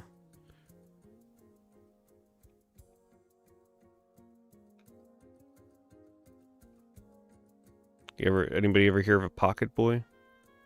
From Australia?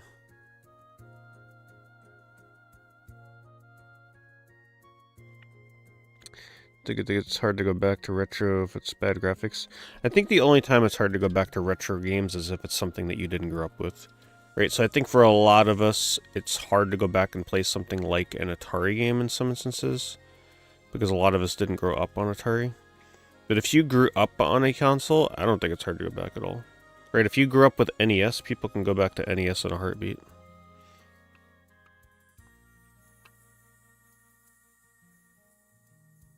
I think the console that may be the hardest to go back to for a lot of people, though, is the N64. Because the N64 has such a unique look to it. With the sort of like fog and the Vaseline kind of look that a lot of the games have. Just kind of like smudgy. I'm trying to find...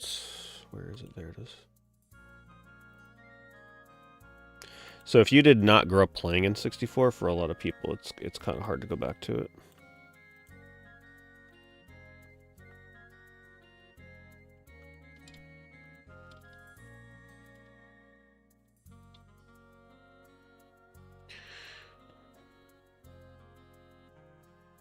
What are we looking at here, Turkey? This is a seller that sells vintage PC games or something?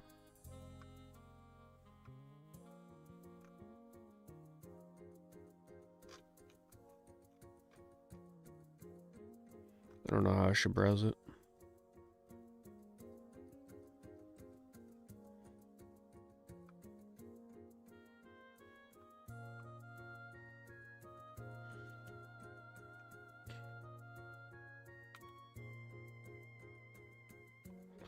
What do you want me to search on here, though? They apparently specialize in glassware. They have a game section?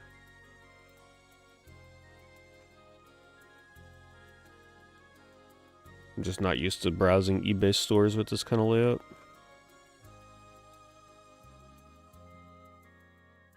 Wait. Branded 13 came in a big box like that?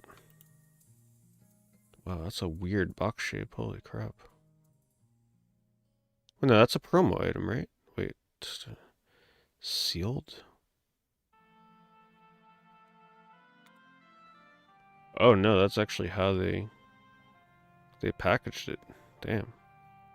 It's a really awkward packaging.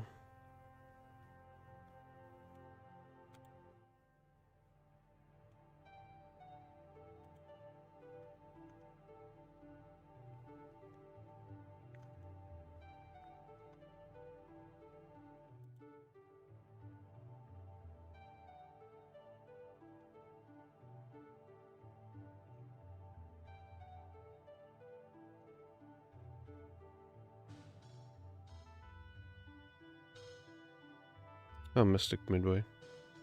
This has a CDI port. I played it, it was pretty good.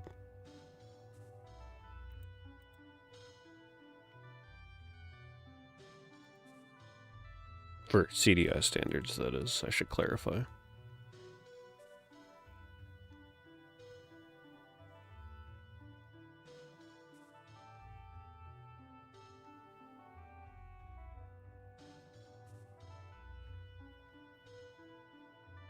These Elvira games are supposed to be pretty cool, right? They're like dungeon crawlers. Look at that art. I think these are on GOG. They're long games, though. I remember looking into these for October. They are long. Not short games. Look at this. Oh my god. Can you imagine? What the hell? You need this to play the game? Holy crap.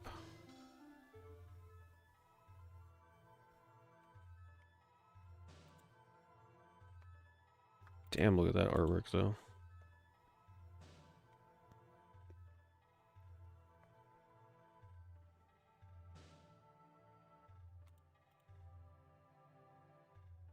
So cool.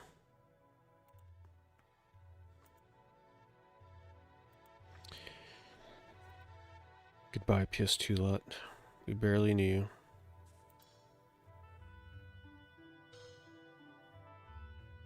Yeah, it could be DRM. I was thinking that.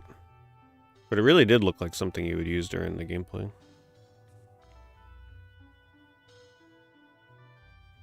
Which failed console do I think is worth getting into?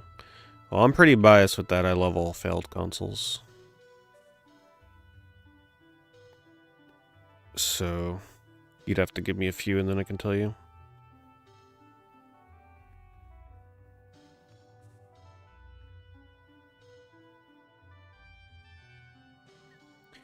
Ooh, what a terrible box. If there's one pet peeve I have, it's squishing an image. I guess they failed to realize that just changing the resolution of these and squishing them was... It's not a good idea. Looks terrible.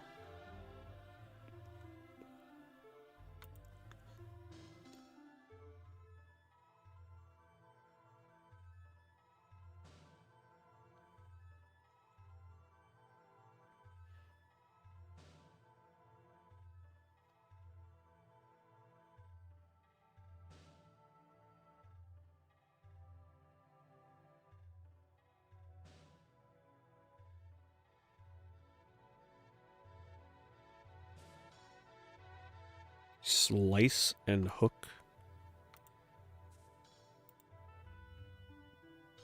Haunted miniature golf. Oh my god.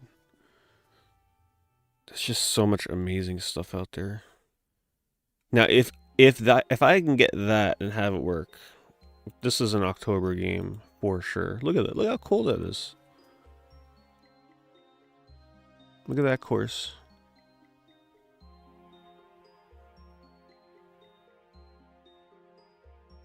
Twisted Golf for Twisted Gamers. Somebody remind me about this one. Put it in my Discord. I'll look into it. Slice and Hook. Haunted Miniature Golf. Look at the cover on that. It's like a skeleton Hawaiian dancer or something. What a weird cover.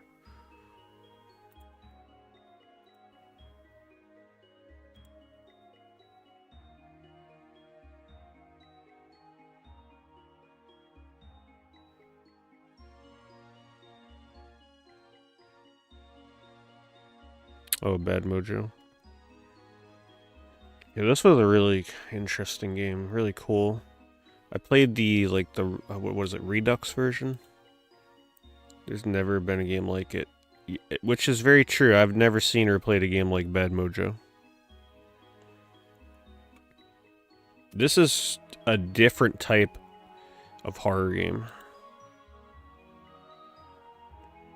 And I would definitely argue this is horror.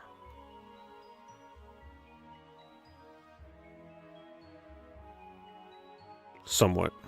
I guess it's a bit more sci-fi, but it's got its elements. This is where you play as a cockroach, but the way that you navigate this game is so crazy. It's like everything is pre-rendered backgrounds,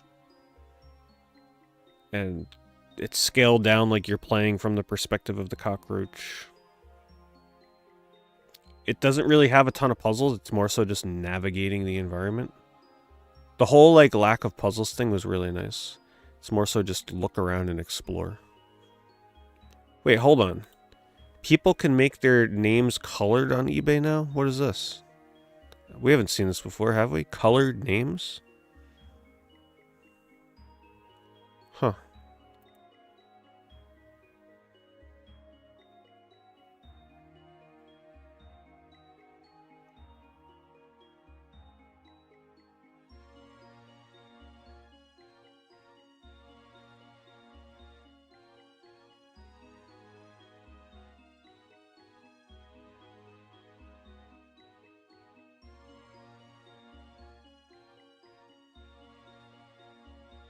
Blade of Darkness, The Prophecy, Taiwanese Big Bucks.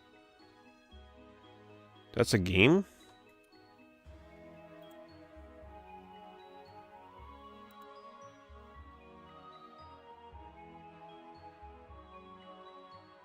The most innovative adventure game of the year.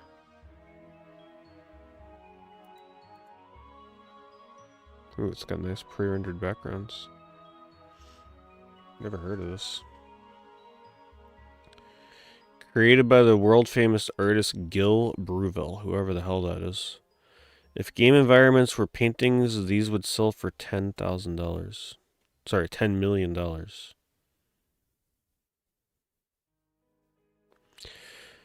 Unleash a new millennium of adventure gaming. Race through the surreal environments, outwit infamous apparitions, steal their earthly artifacts, and redeem their souls in the holes of seven sins.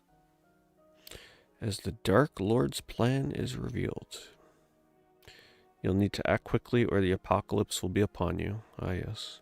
Like every video game ever from the 90s.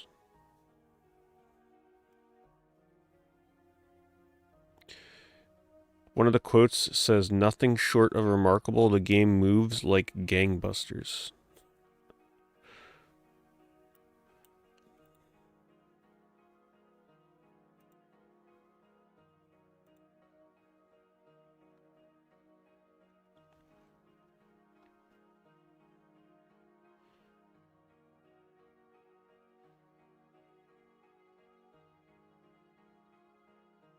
Yeah, if you like playing games from the perspective of an insect, you will love Bad Mojo. It's on Steam and GOG, the Redux version. I don't know what they changed in the Redux. It probably just makes it a little bit easier to play. But I would recommend it. It's a little aggravating towards the end, though. A little tedious.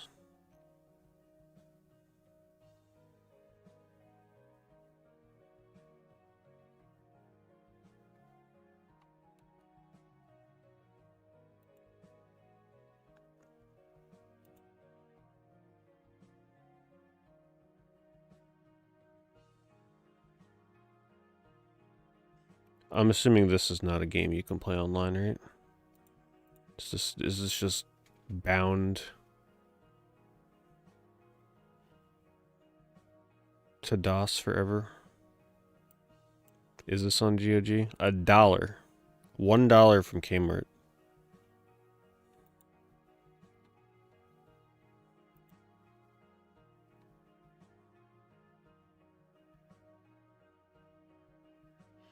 That seems like a cool seller if you want to browse through old PC stuff.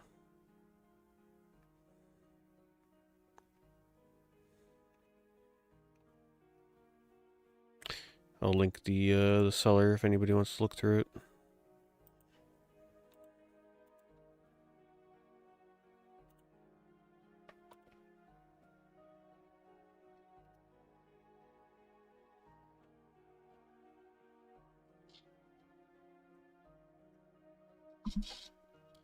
Yeah, Mushroom Man. It's a good one if you're looking for a scaled down, kind of like you're playing from the perspective of a little bug, kind of. I mean, you're not a bug, you're a Mushroom Man, but similar concept.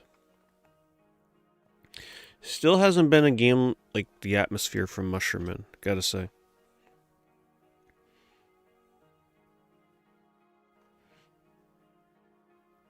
That game has a certain atmosphere no other game has ever nailed. It's really just the music and the colors.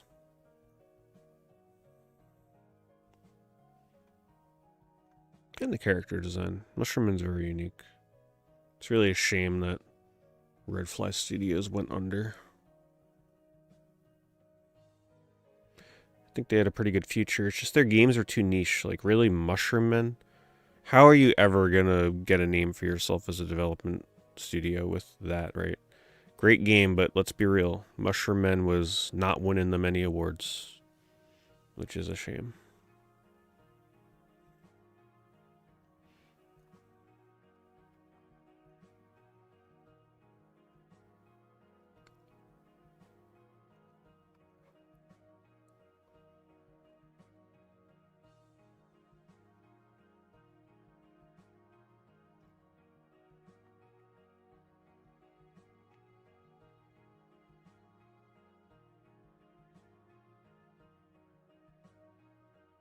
Let's check sold listings.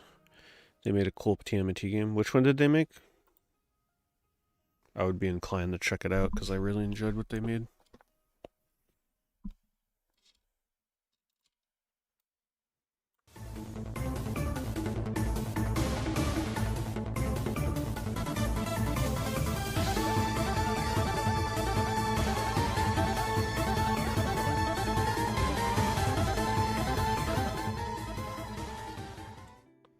Rise Lucifer.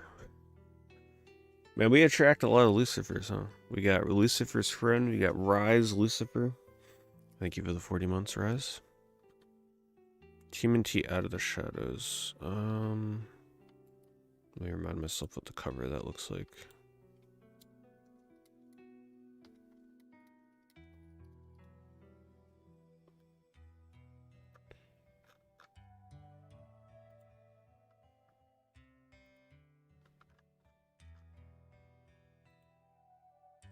Oh, it was digital only? I was thinking, I'm like wondering. I'm like, I don't remember a cover for that. That's a shame. What platforms was it on originally? Hey, look, somebody made XCOM go from 25 to 32, which is still a great price for XCOM. So congrats on that.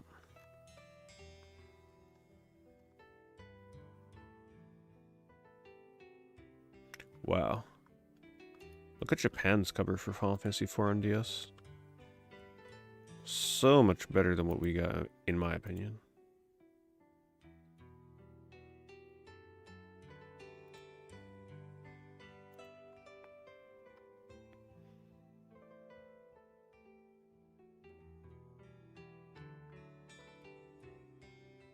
PAL PS1 games.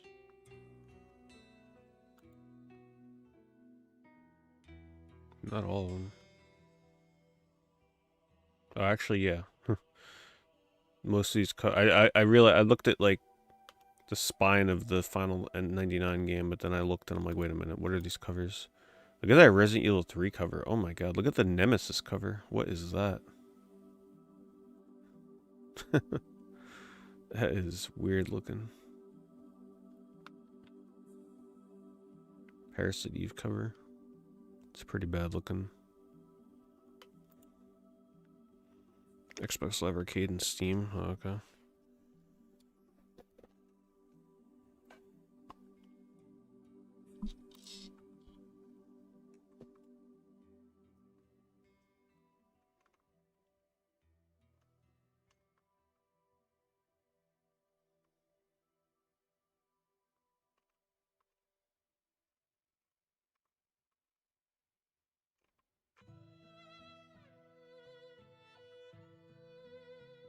$42 for Sonic Chronicles. Back when BioWare made good games. Cream of the crop right here.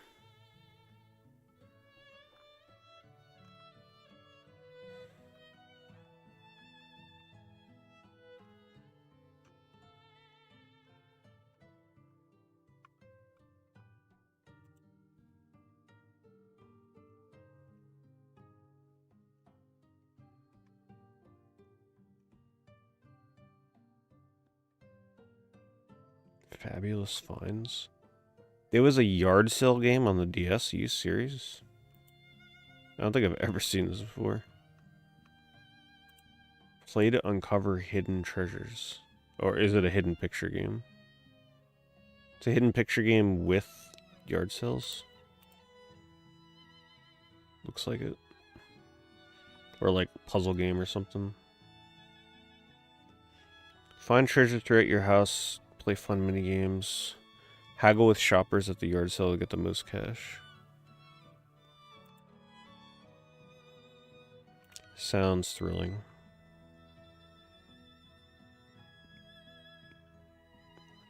I have not played the Saw games yet, nope.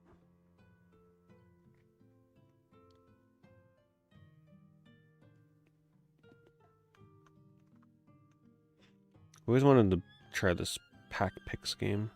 Or did I try that? Actually, I have a vague memory. Maybe I did do this in a variety stream a few years ago. It's the one where you, like, draw Pac-Man. Actually, no, I think I did play this, because I remember drawing, like...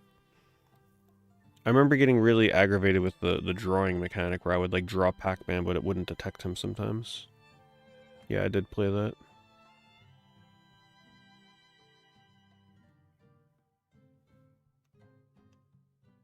Yeah, it was pretty good though. I remember having fun with it. It was pretty different.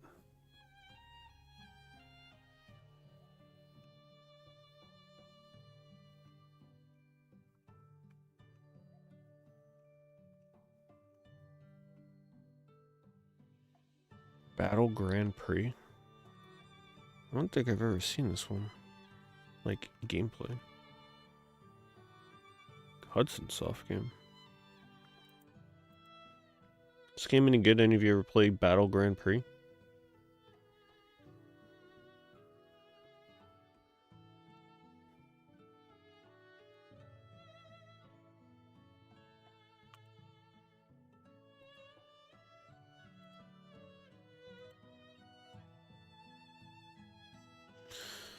Have I ever played the Cat in the Hat? Yes. I beat it last year, I think it was, for the PS2 wheel.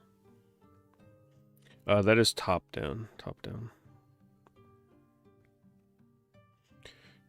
Cat in the Hat on PS2 is essentially Klonoa. It's like a Klonoa clone with a licensed game. Not a very good Klonoa clone, but it's pretty much what it is.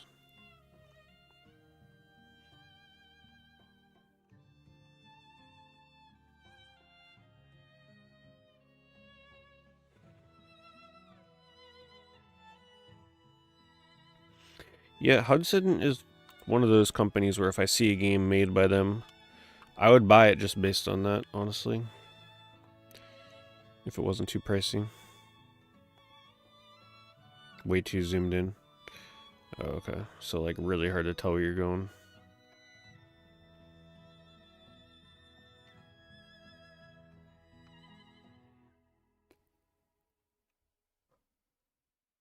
Oh, Cal the Kangaroo games. I've only played the second one. I haven't played the first or the new one. Damn. I really want to play Pokemon Fire Red or Leaf Green.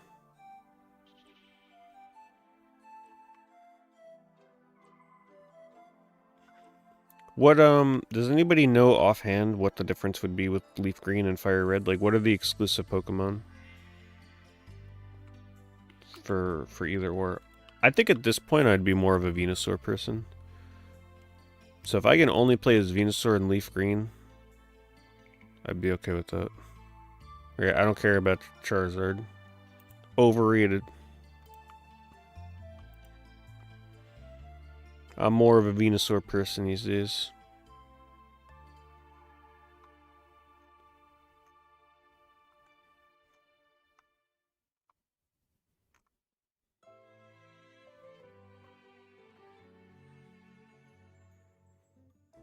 I love this song. Man, Etrian Odyssey music is so funny. Like, the battle music goes super hard, but then the dungeon exploration music... Like, this is dungeon exploration music for Etrian Odyssey. Crazy. Like, just the duality between the hyper battle music and the chill dungeon music.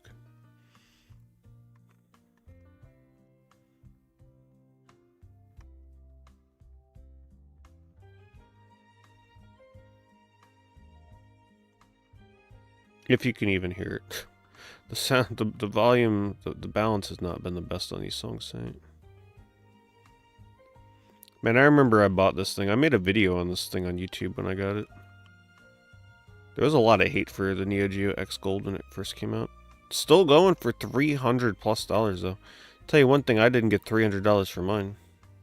I don't remember what I got for it, but it sure as hell wasn't $300.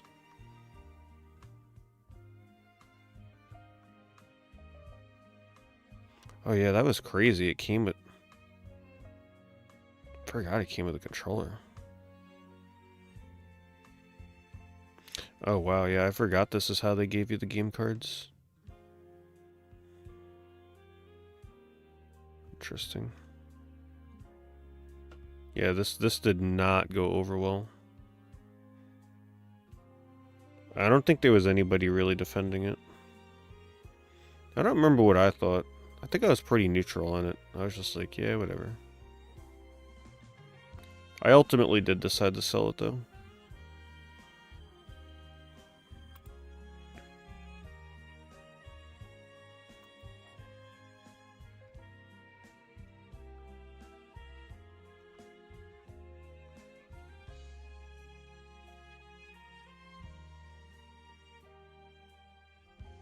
Antarctic Adventure. Man, I really need to get back in the ColecoVision. Look at that box. Oh my god, he's got a ColecoVision controller in his hand. And it comes with a free map of Antarctica? Come on. This has got to be the best cover for a ColecoVision game, right? That's so funny, this cover.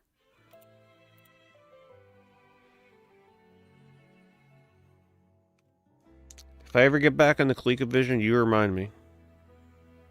I need to get Antarctic Adventure.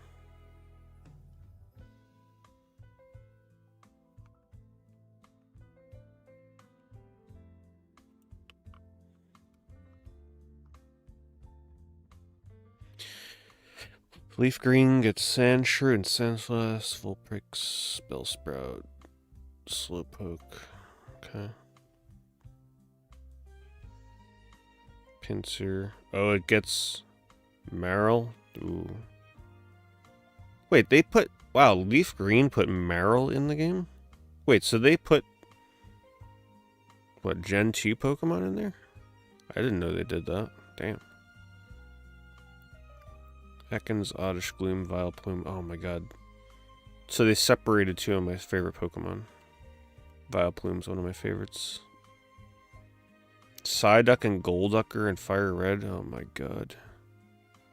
Why do they do this? I think I would go with... I think I'd go with Leaf Green. Just because Venusaur's on the cover.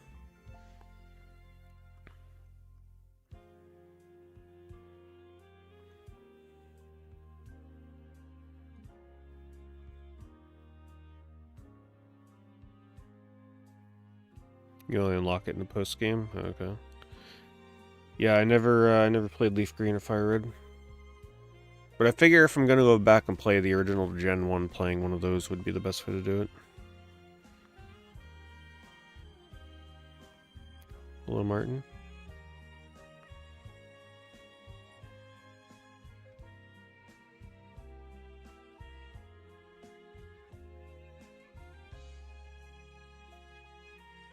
$60 for God of War Ghosts of Sparta, huh? I don't think I played Ghosts of Sparta.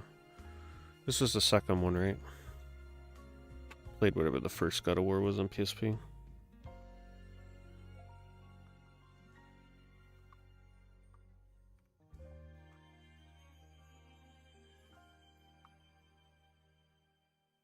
Somebody paid $35 for Eco. Prime high grade. Well, that's some new terminology I don't think I've ever seen somebody use to describe the condition of a game on eBay. Some prime high grade Eco right here.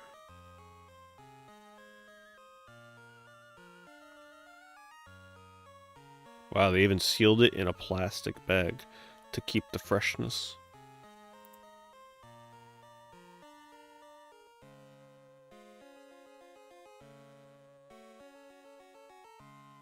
You picked up the Wii U for the first time. Surprised how good the system is. Do I click for the Wii U? I have not bought a Wii U game in a very, very long time. However, there's a few games on my radar that I need to get for the Wii U. Paper Mario Color Splash, Game & Wario, Kirby, Rainbow Curse. I think that's mostly it. Once I get those three, I'll be pretty happy. Oh, and Star Fox. I need Star Fox.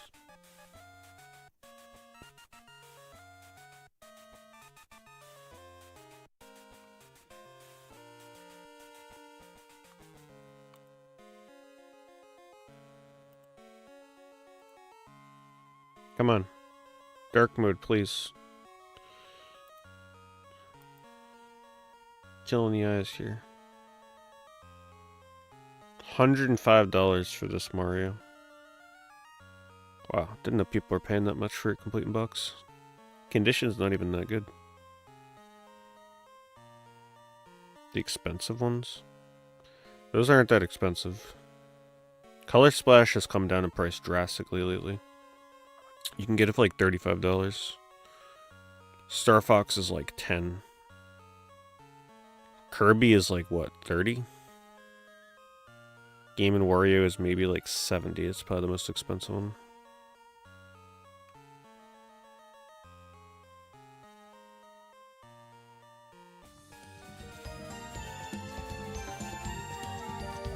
Main Killer with the 39-month resub. Thank you, Main Killer.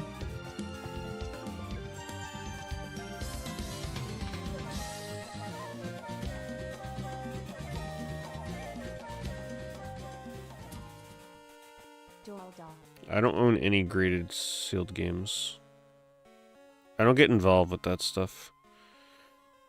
I do want to get my copies of Eco graded though, just for the entertainment value of it, but I will not be doing it with Wado.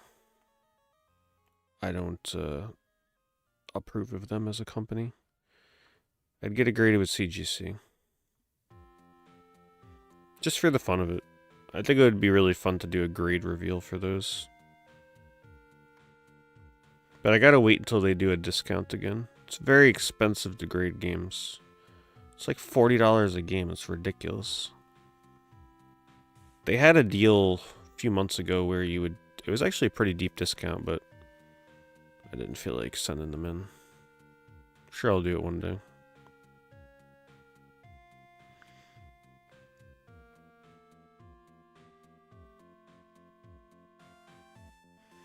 Well, that's what I mean.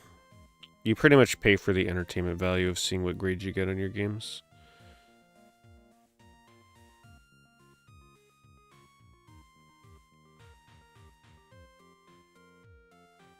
Right, see? I knew eBay would be like, yeah, here's a CGC graded game. Thank you, CGC. Yes, thank you, eBay, for listening to everything I say.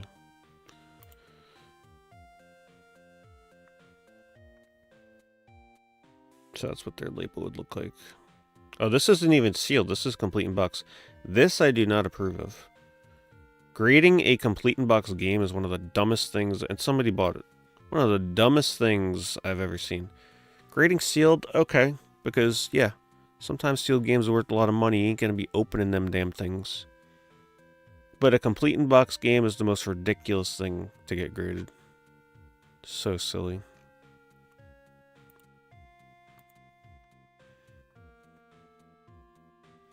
$26 for Klonoa 2. Wow. That is an all-time low. This game has not hit this price since, like, probably 15 years ago at this point. That is crazy. I want to remind you that before the remake, Klonoa 2 was, like, going for $100 to $120. So wild how the price on this has come down. But here's the thing. I think the reasoning behind it is Klonoa 2 is not actually rare. I'd argue that it's not even uncommon. Like, it's a pretty easy game to find. It's just that Klonoa was growing in popularity, and this was the only way to play Klonoa 2 on the PS2. So the demand for it kind of did outgrow the availability online. And then when the remake hit, which in my opinion is the way to play the game. The remake is a really good, for the Reverie Collection, is a good version of Klonoa 2. I guess a lot of people were just like, yep, well, time to get rid of my copy. I don't need the PS2 version anymore. I'll take $100 for it. And everybody was just started getting rid of them because they were happy with Reverie Collection. But there's still a reason to own the PS2 version because the cell shading's nice. The remake doesn't really have cell shading. At least as harsh as this one.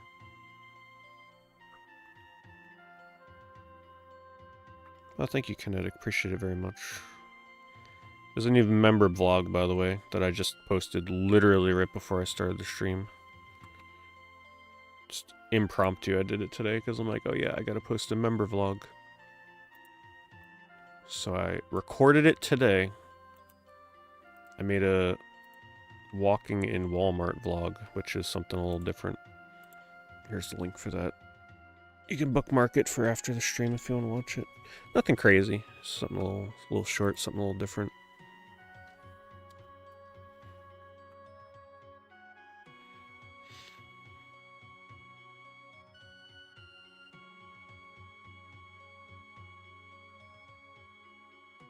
Favorite Sonic stage song? Well, if we're not including Sonic R, because every Sonic R song would be my favorite.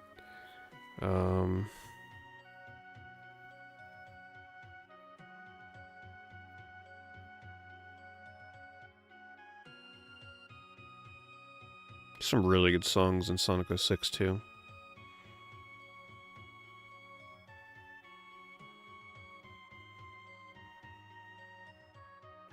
What was it called in the Saturn version of Sonic 3D Blast? What was it?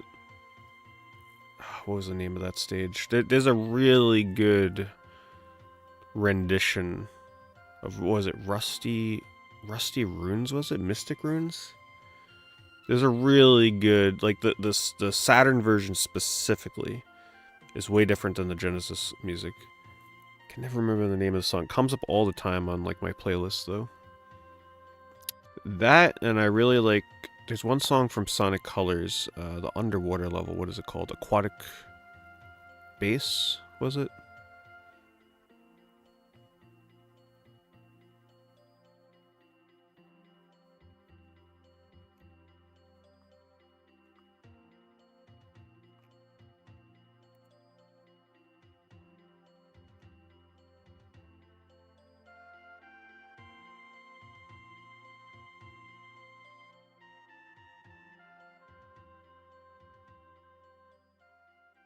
Any of you guys have this chromatic thing? Didn't they, like, sell this at GameStop or something when it came out?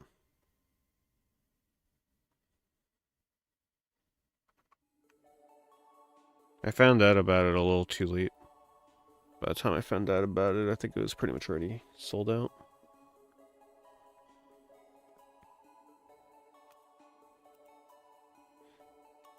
I just like the fact that they have physical boxes and carts for games for this thing. Like some homebrew Game Boy games. Kind of like that.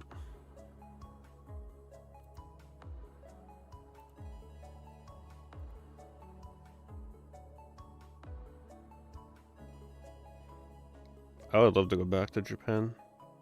I don't know when that would be, though. That would be a pricey trip.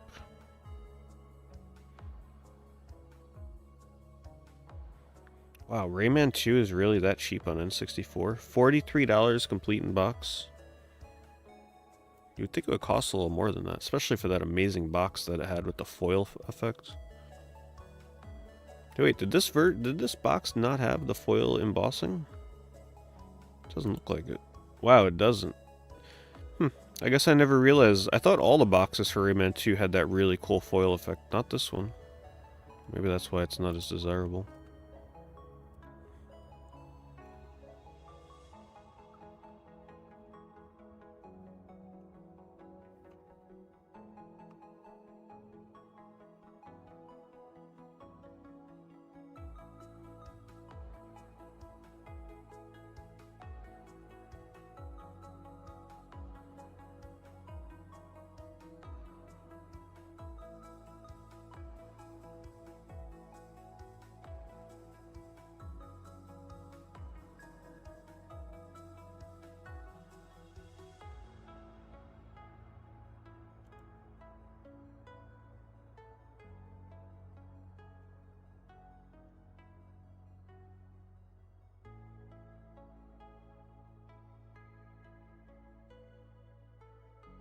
Wow.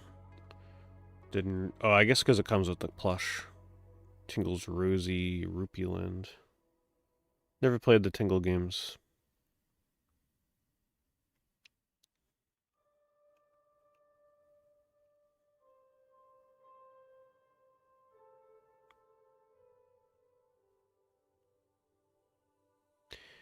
Wow, $100 for the Punisher on PS2. That game's going up. Last time I looked, it was like 60 bucks.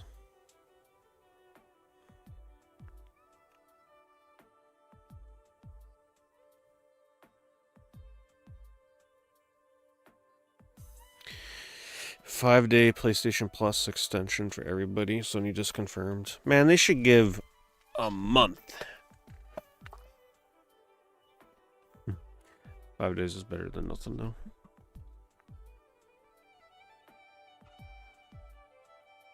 What are they doing about Monster Hunter? Are they extending the beta?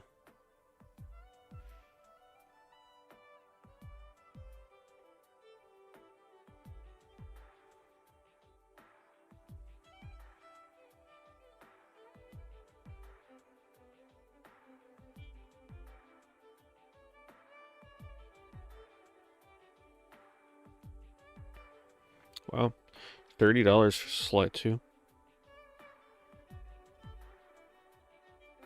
Sly games going up.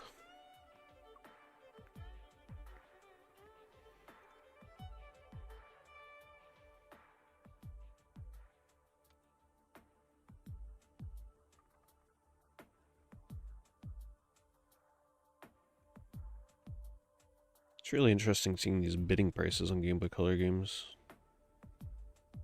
Some of these are way more expensive than they used to be.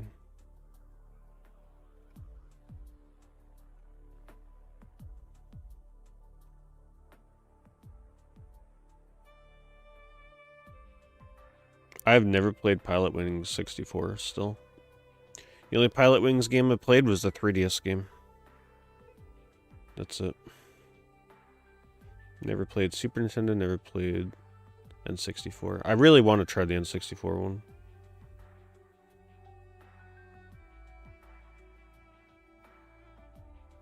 No, they counted it in a different way, Bovine.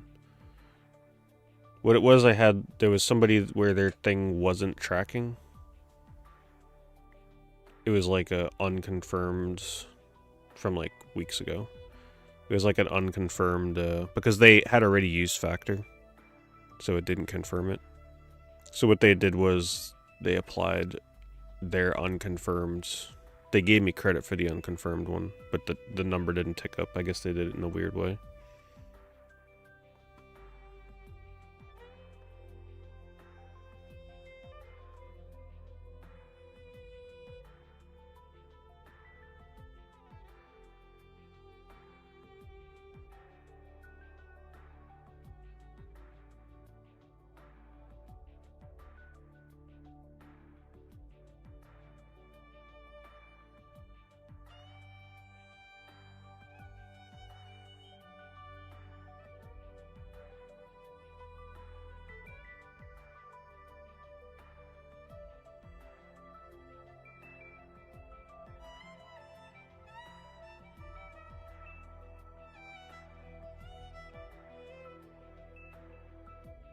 Yeah, let me know what you think of it.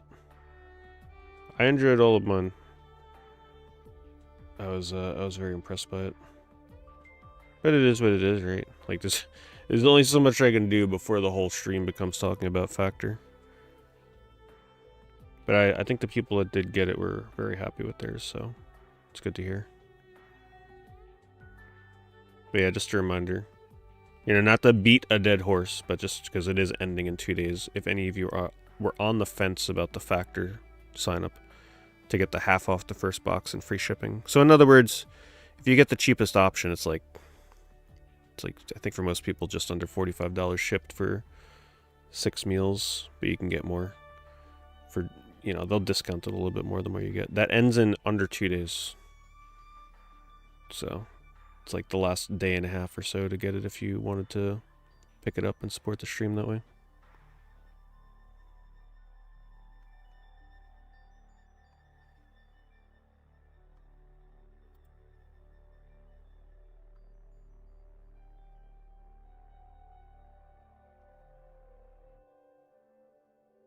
Huh. I don't remember this dual pack being a thing.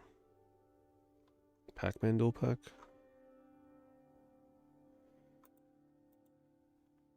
I'm usually not a fan of dual packs. Something about the covers I just never... This one's not too bad, though. This one's not as bad as other dual covers.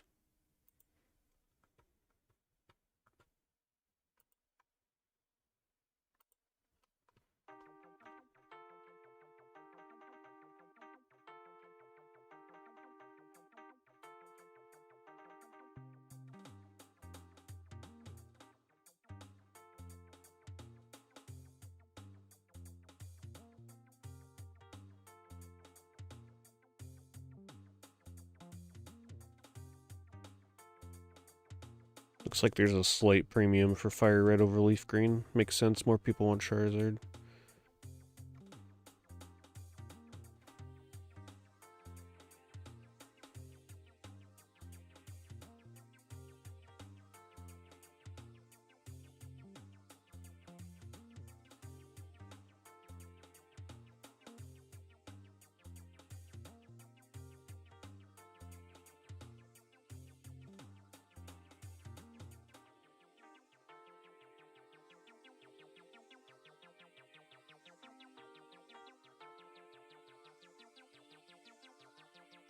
Dry battery. So I guess that means dead battery. Yeah, if you were to buy a game like this, I would definitely want a battery that's been replaced.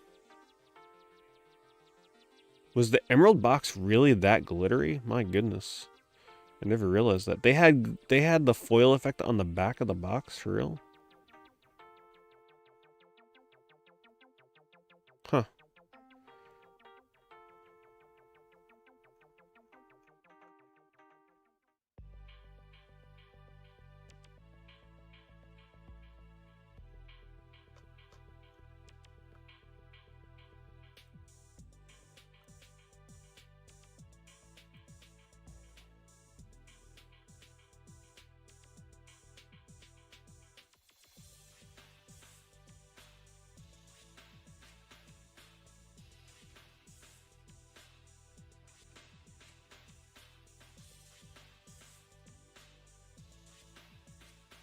Did they nominate Sonic the Hedgehog for anything?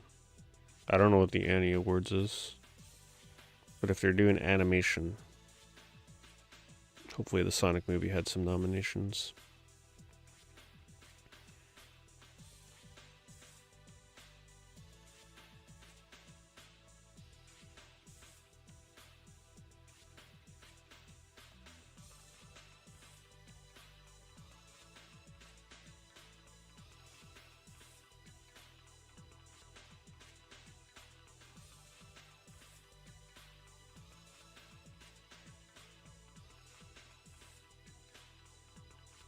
Damn, I didn't realize people are paying that much money for a PS1 in the box. $531? Are you serious? Wow. That's going to be one of the biggest markups, because the PS1 console by itself is not very expensive. Yeah, that's the PS1 box I have, I think. Pretty sure it's the one I have.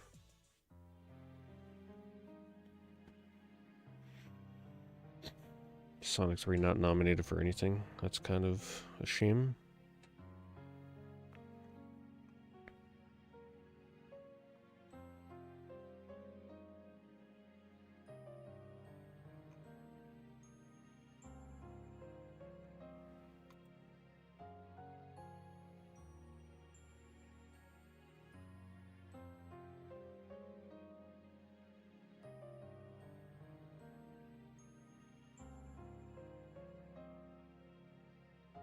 Why did the GBA have so many multi-packs? Yeah, I don't know. I guess it was a good way at the time for them to just double dip and make more money. Just re-release 2 of their games at once and it's like boom, free money. I guess because it was pretty easy for them to take 2 Game Boy Advance games and fit them on one cart, so they're like, you know what? Why not, right? Just re-release it. Might get more people interested if they perceive it as good value.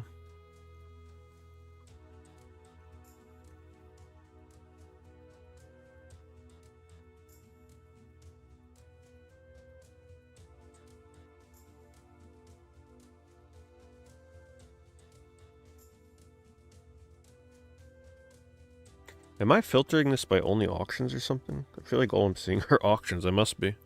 It's all auctions, but that's kind of cool in a way. I like seeing what people bid on games instead of just buy it now. Might be worth doing it this way in the future too. I like seeing the bids.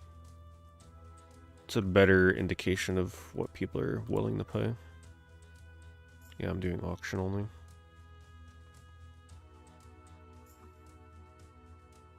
Oh my god. This is supposed to be the rarest 3DS game. Barbie, Groom, and Glam Pups high...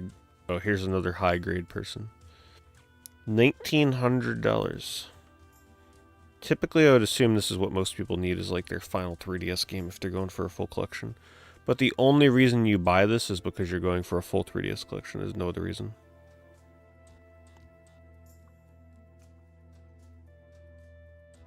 Unless you're a Barbie collector. $3,300 for Hot Slots on NES. Wow.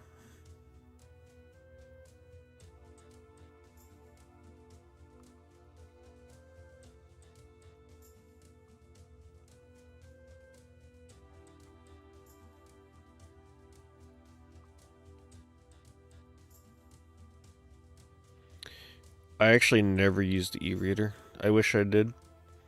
It's one of the few gimmicks that I never really even tried back when it was new. I wish.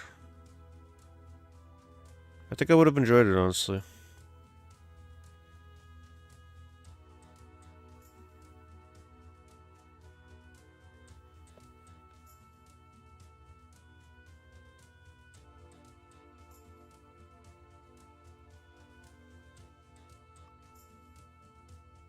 Oh my goodness. This isn't even sealed. Halloween is a very rare and expensive game, though. $4,100. Keep in mind, not sealed. They graded it complete.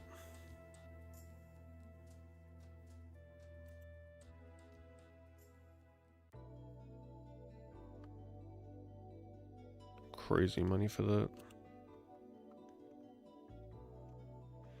I would love to play Halloween, but it would have to be a reproduction card or something. Yeah, not buying that. No, thank you. Not even like the authentic card. I'm assuming is hundreds. Some rare stuff that ended recently here. $4,200 for Sculptor's Cut. Some very rare stuff here. 700 Rule of Rose bidding.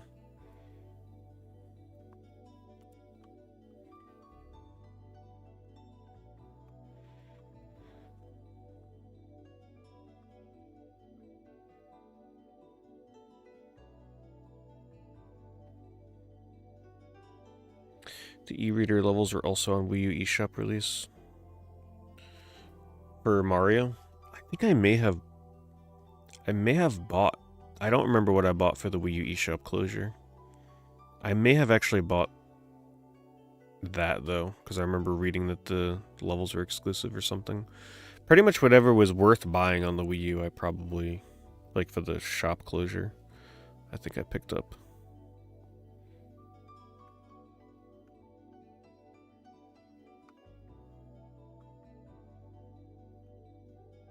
$200 for Parappa with the poster.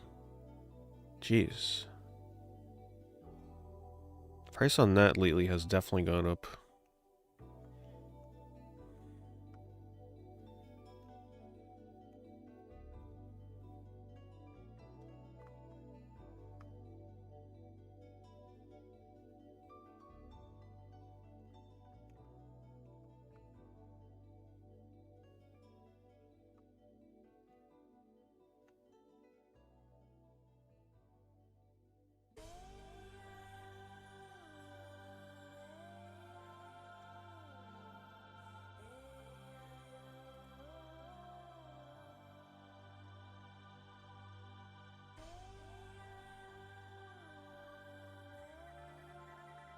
I saw this earlier. Or there was another copy for bid tonight. Skies of Arcadia. A lot of suspicion that that series is coming back soon. Man, the lewd adult games have been getting bid on a lot lately, it seems.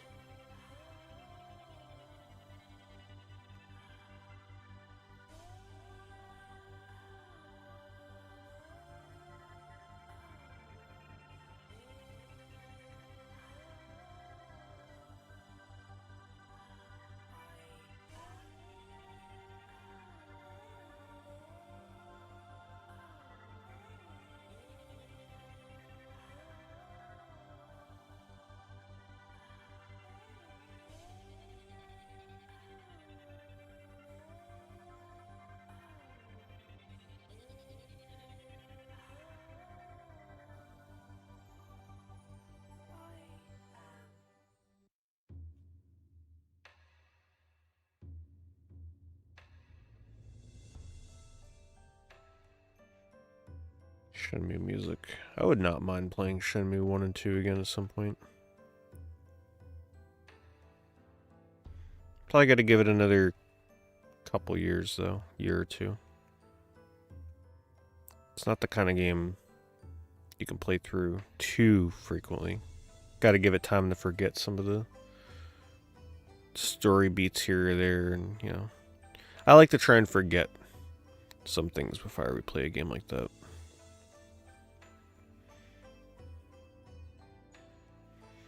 And then maybe I can find it in myself to try playing through Shenmue 3 again. Game was rough.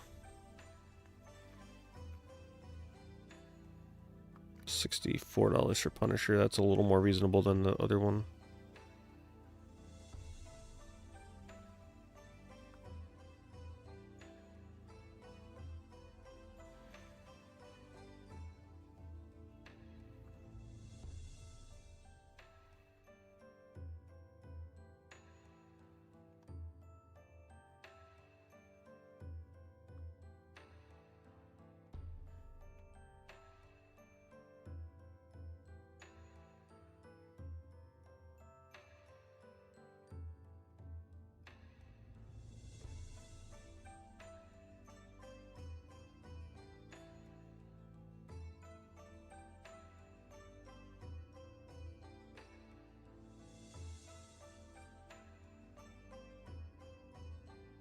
It's a cool little license slot.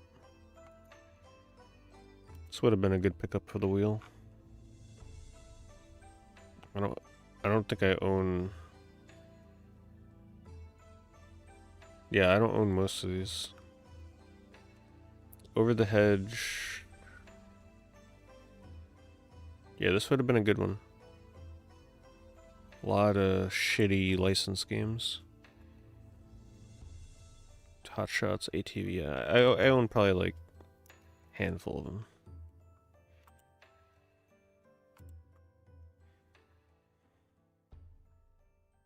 $12 for Brave Story New Traveler.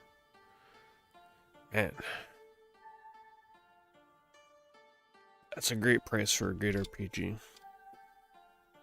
Wish they would have ported that somewhere at this point.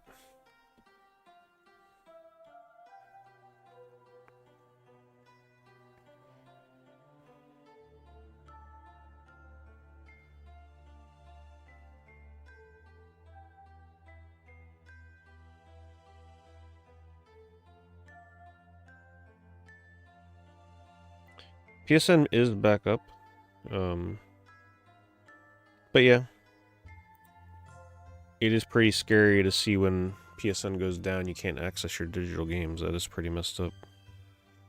I'm still okay with buying digital games, especially for stuff that is available digital only. Kinda is what it is. Kind of deal.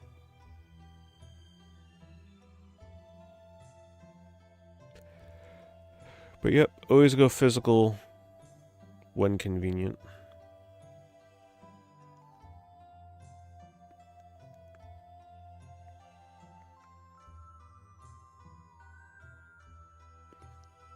It's got to be one of the most ugly banners to ever grace the cover of a game. It's like, yeah, let's just take a red smear and throw it across the middle of the box with GameStop's name on it. GameStop pre-order edition for Divinity 2.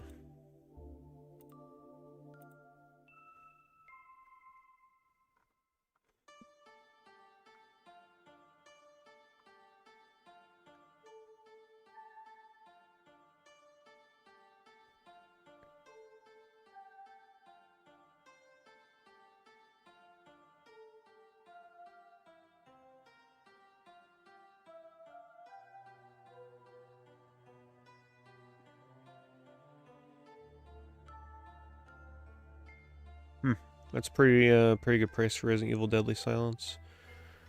But, you know, it's auctions, right? Sometimes you just get good deals with auctions. This is where the best deals are on eBay these days. If you're doing buy it now on Deadly Silence, you're paying typically at least like $85.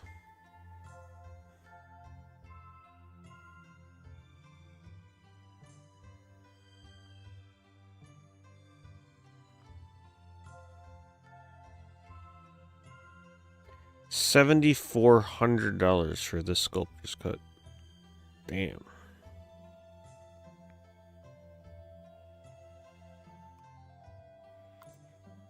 Would never want to be a completionist for the N64, that is for sure. That is a big hurdle. Good old Sky Odyssey. One of the best PS2 games, just kind of skating on by for $4. If people only knew.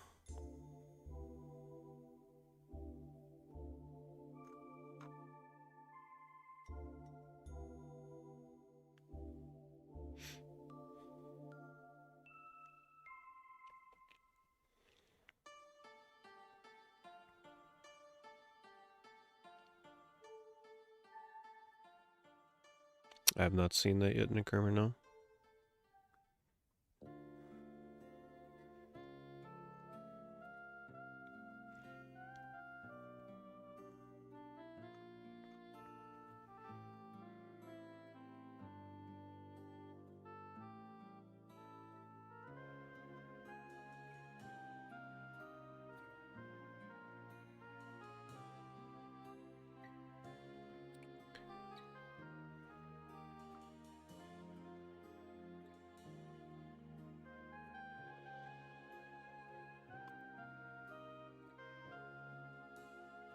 Wow, $20 for Monster Rancher 2?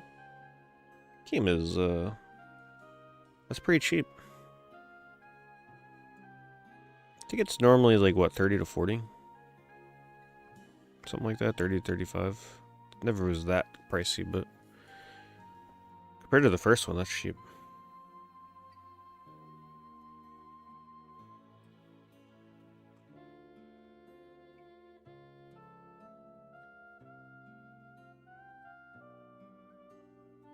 I love how all Metroid fans did was complain about Metroid Prime Federation Force. And now they're paying $82 for it. Isn't that funny how that goes around? It's like, this is not the Metroid we want. Until the game is out of print a decade later, then we want to pay $80+ for it.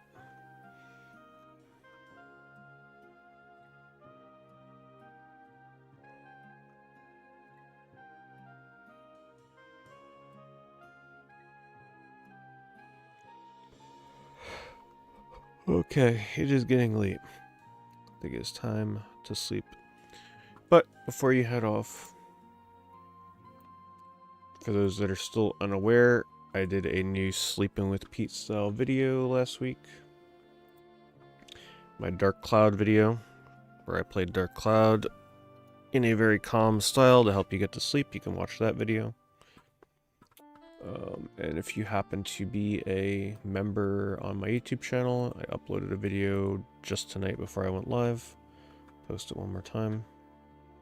Walking through Walmart. Just a little fun little video. Something a little different. Check that one out. So, a couple different options. But yeah, I'm going to call it here. It is late. I am tired. Thank you everybody for hanging out tonight. I'll see you next Saturday for another eBay stream. If you're new to the eBay streams, I do them every Saturday night. With some exceptions where sometimes they gotta be pushed around, but for the most part, Saturday nights.